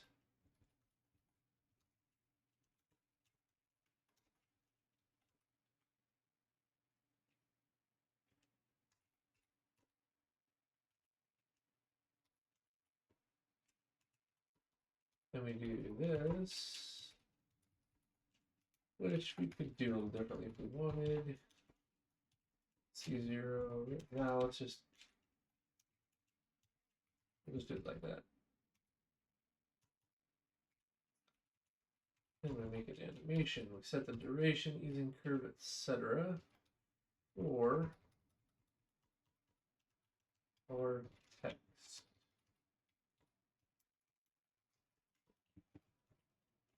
I think that's going to be a bit easier. Let's just see if we get texts to work. Oh, click back button? That's not what I wanted. Shoot.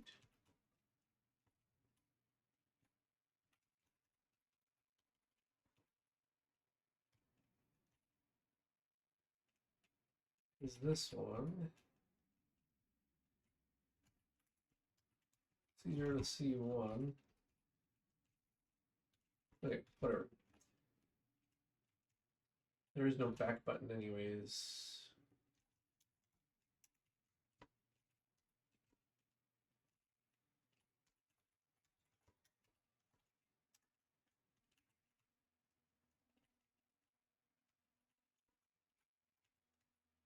Let's just see if it animates in correctly.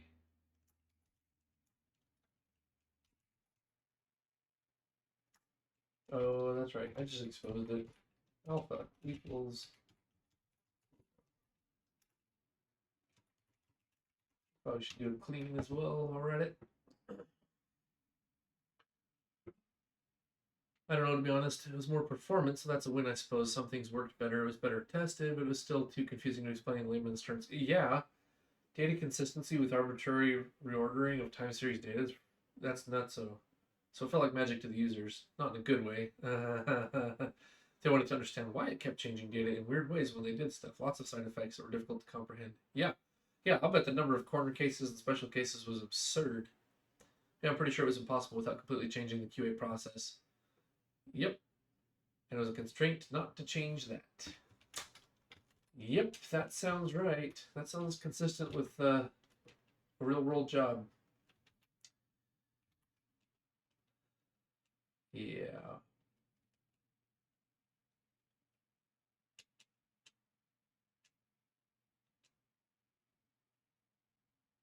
That seems so odd. Most people who work with time series data know this, that you can't just rearrange it arbitrarily. That's,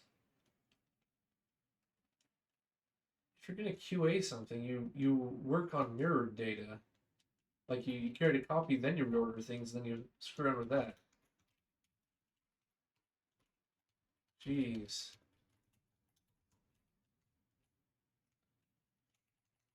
Do layout, animate, enter.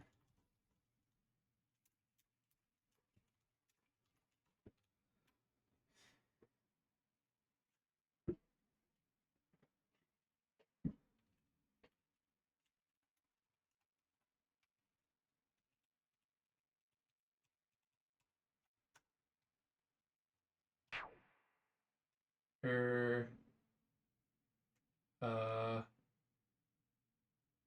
huh.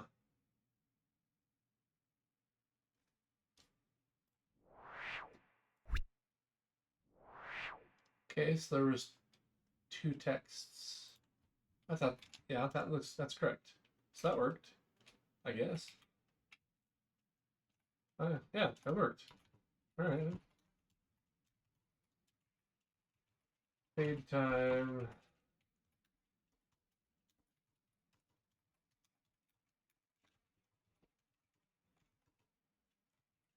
All right. Let's go get those buttons. We can do buttons in a similar fashion, but worse. This buttons doesn't support this. We're gonna have to write some custom button code, but it's okay because this is our button class. We can do what we want with it.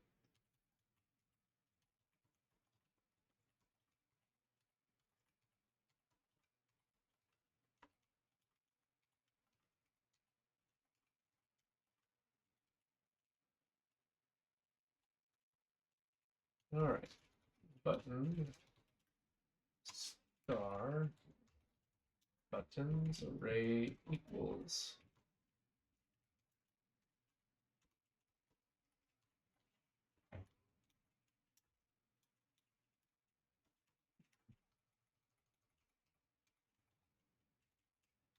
Okay.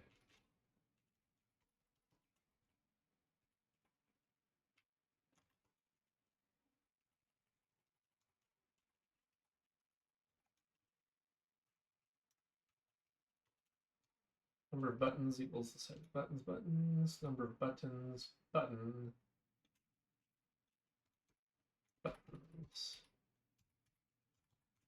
Okay.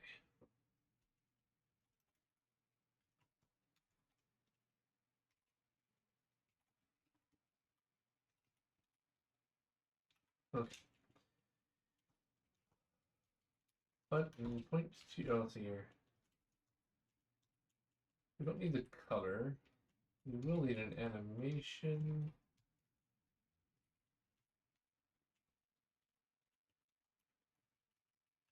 Set duration, quad amount's fine.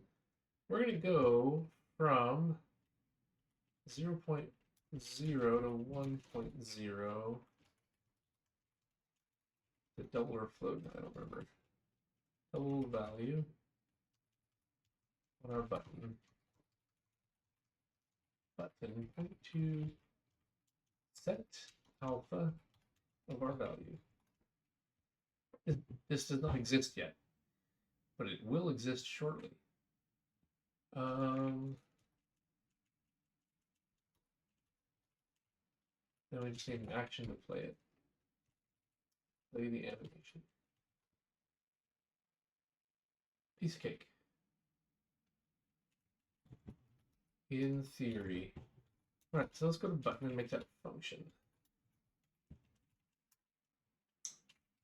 Maybe we should do that for text as well, but whatever. Yeah, the problem was that it was being manually QA'd. Then someone might have uploaded a file with wrong dates. They wanted to fix the date, and the QA cost thousands of dollars. They didn't want to re-QA after the reordering. Yeah. In reality, due to side effects, the only correct thing to do would be to re-QA it after all the reordering. Yeah. Oh, yeah, that sounds nightmarish. Not cool. Set alpha.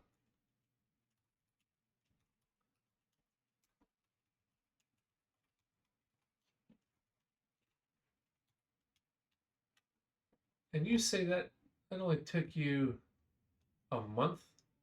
Jeez. That's actually pretty fast considering.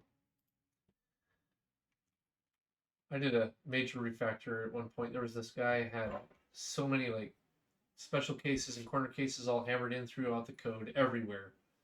I was like, why don't we just write a scripting language of our own, that special purpose, so we can tune it to be fast? And he was like, oh, well, do you think you could do it? This guy was kind of stuck in the Stone Age as far as some things.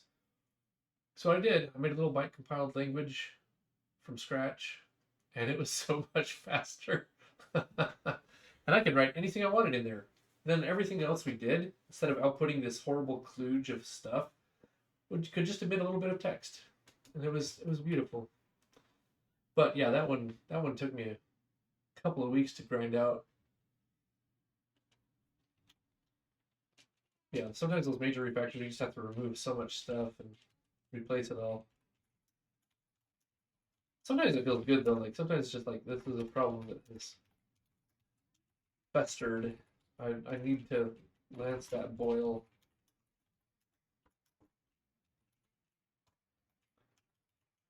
Assert alpha greater than or equal to 0. Alpha less than or equal to 1. Thank you. Underscore text dot set text color.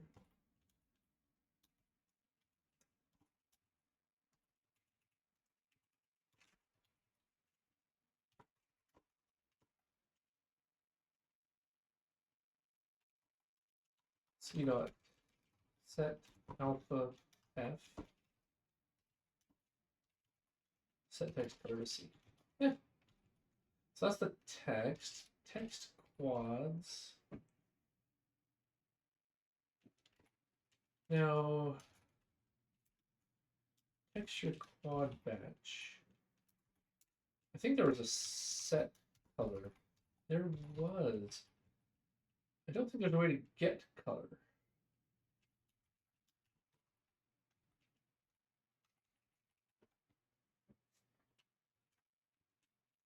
Oh no, that's fine. I saved the code. The company's out of business now. Not that you care, but you can see the gist of the insanity.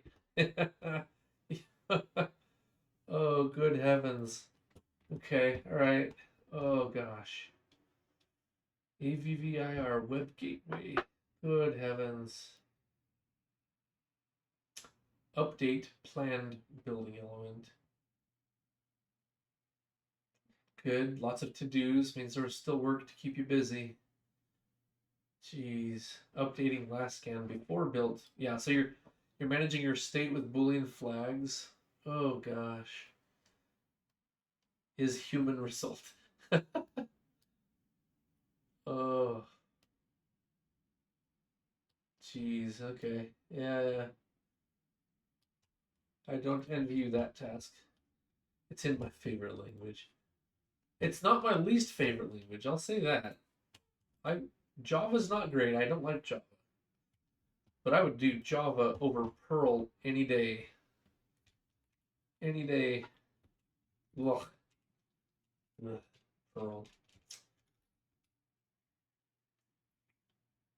Set color. I'm gonna cheat. Extra quads. I know.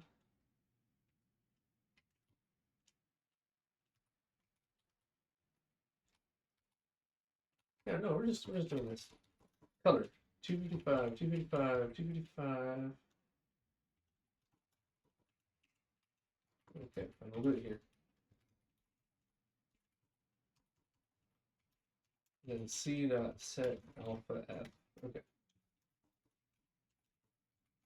2C. That's all we really want. We just want it to fade. So that should work. Or set. Okay. No, that was correct. This is not correct. Okay. Now I'm going to store texture quads dot set color to C. C equals underscore text dot color.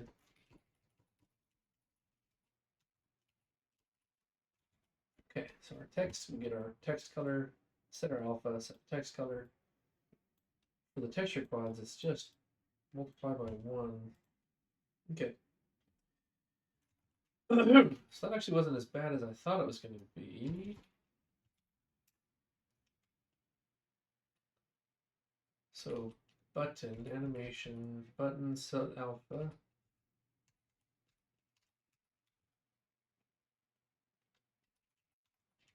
I'd say we try it. Let's see if the buttons fade in.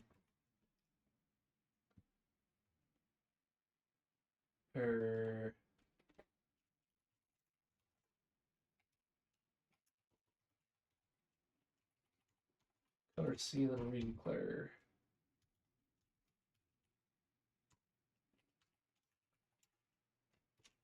Oh, darn it. Alright, oops. Semicolon for a comma, thank you.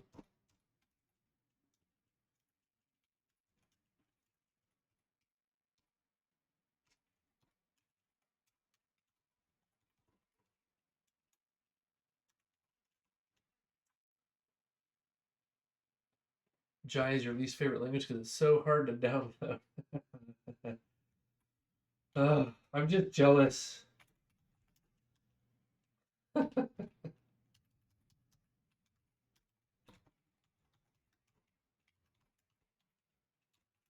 think I could just set all the values at once, right? And I put a set.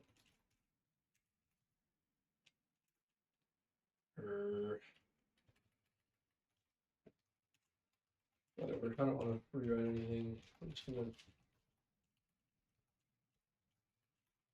red, green, blue.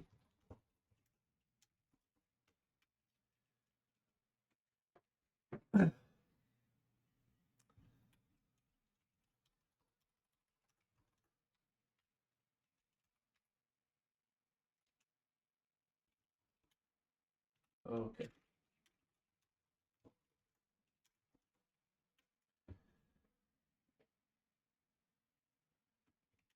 No, I tend to be pretty neutral towards languages I haven't used before, so Jai's in the neutral, but it's in the bucket of I want to try it. There's something there.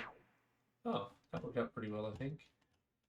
That I want to see. Okay.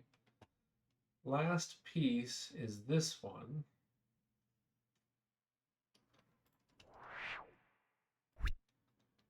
Because it just pops in. Yep, okay. Let's go fade that last piece. In spin box.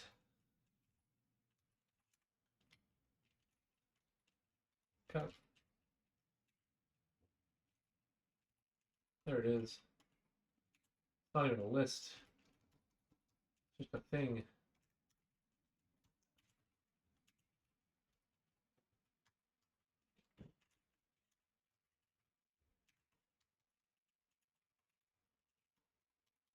Okay.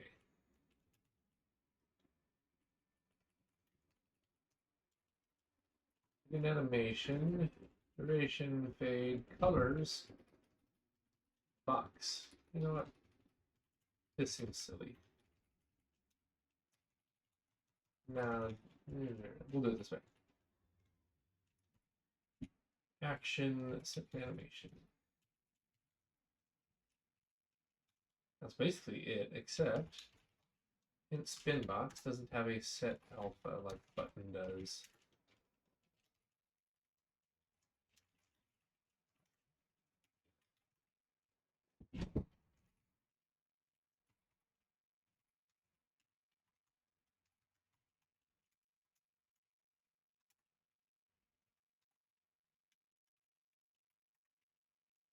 This will be very similar in structure to that spin box.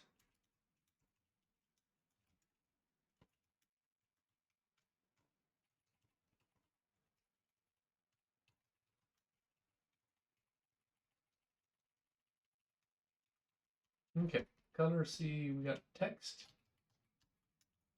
Edit, oh, for Pete's sake.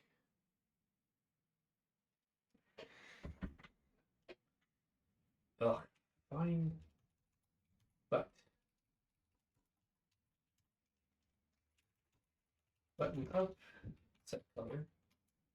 Set alpha.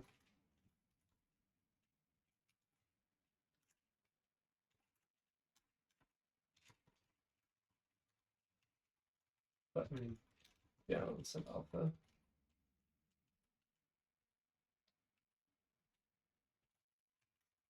Text edit dot set alpha.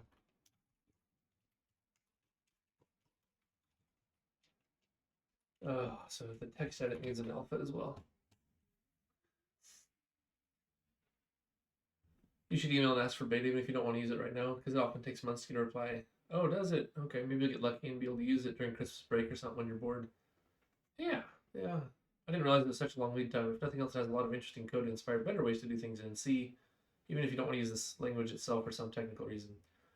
Nope, I do want to use it. I want to build a project or two in it just to see how it feels. Okay, let's see here. Where to request GI access? Submit a request. GI support. There we go.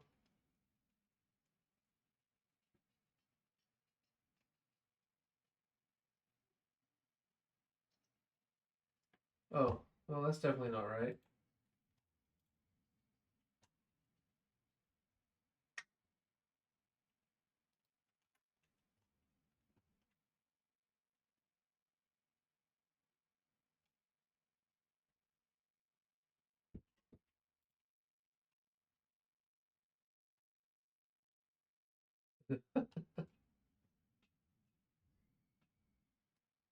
Okay. So the competency test. Yeah. All right. Okay. Well, then I will do competency after I finish this. I really want to just wrap this up. I'm out of time here. So text edit needs a set alpha.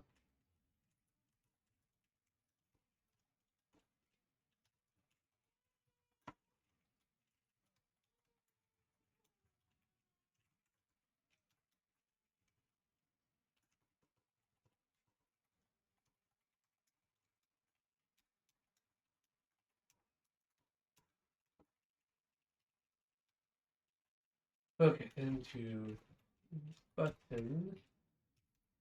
We have text. We also have the alphas here we need to do. And this is a color quad.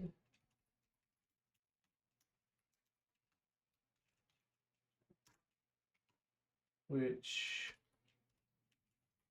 I can get the color.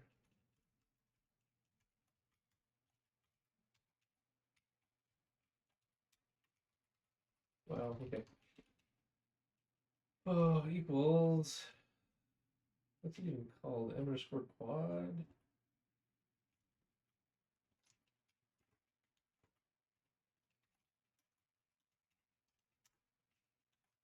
Oh, color quad. Color quad dot get color. There's color 0. Color 0. C dot set alpha. Color quad set color. Then the int spin box. Text edit. All right, let's try it. Debug. Finding the email address. Yeah, are you smart enough to Google it? Unfortunately, Google's first couple of hits are useless. Actually, I'm not using Google. Anyways, I'll find it. Jai secret beta Discord. Getting into closed beta. Yeah, I'll just be able to find that. I DM'd you on Twitch. Oh, cool. That's probably easier. Don't read out loud, please. Yeah, no. Okay. Got it. Awesome. Thank you. Although I probably could find it on the inner Googles. I do have some level of competency with Google. I've been using it since, oh gosh, forever, it seems. Some days.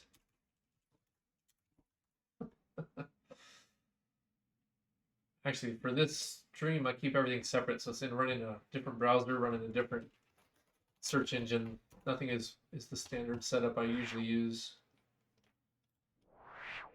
So let's see here. Then back. Yeah, that all faded in. Done. Main menu is fully animated on entry. On entry, not on exit.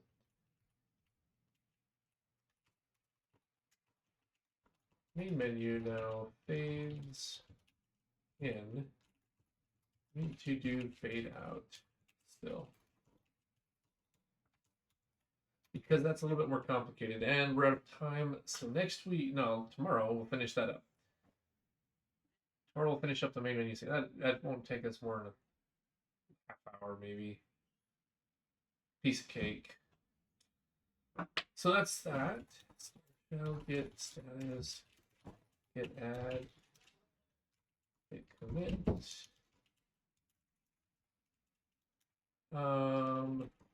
Main menu now fades in. Added set alpha to some components. I like the consistency I did there. Okay.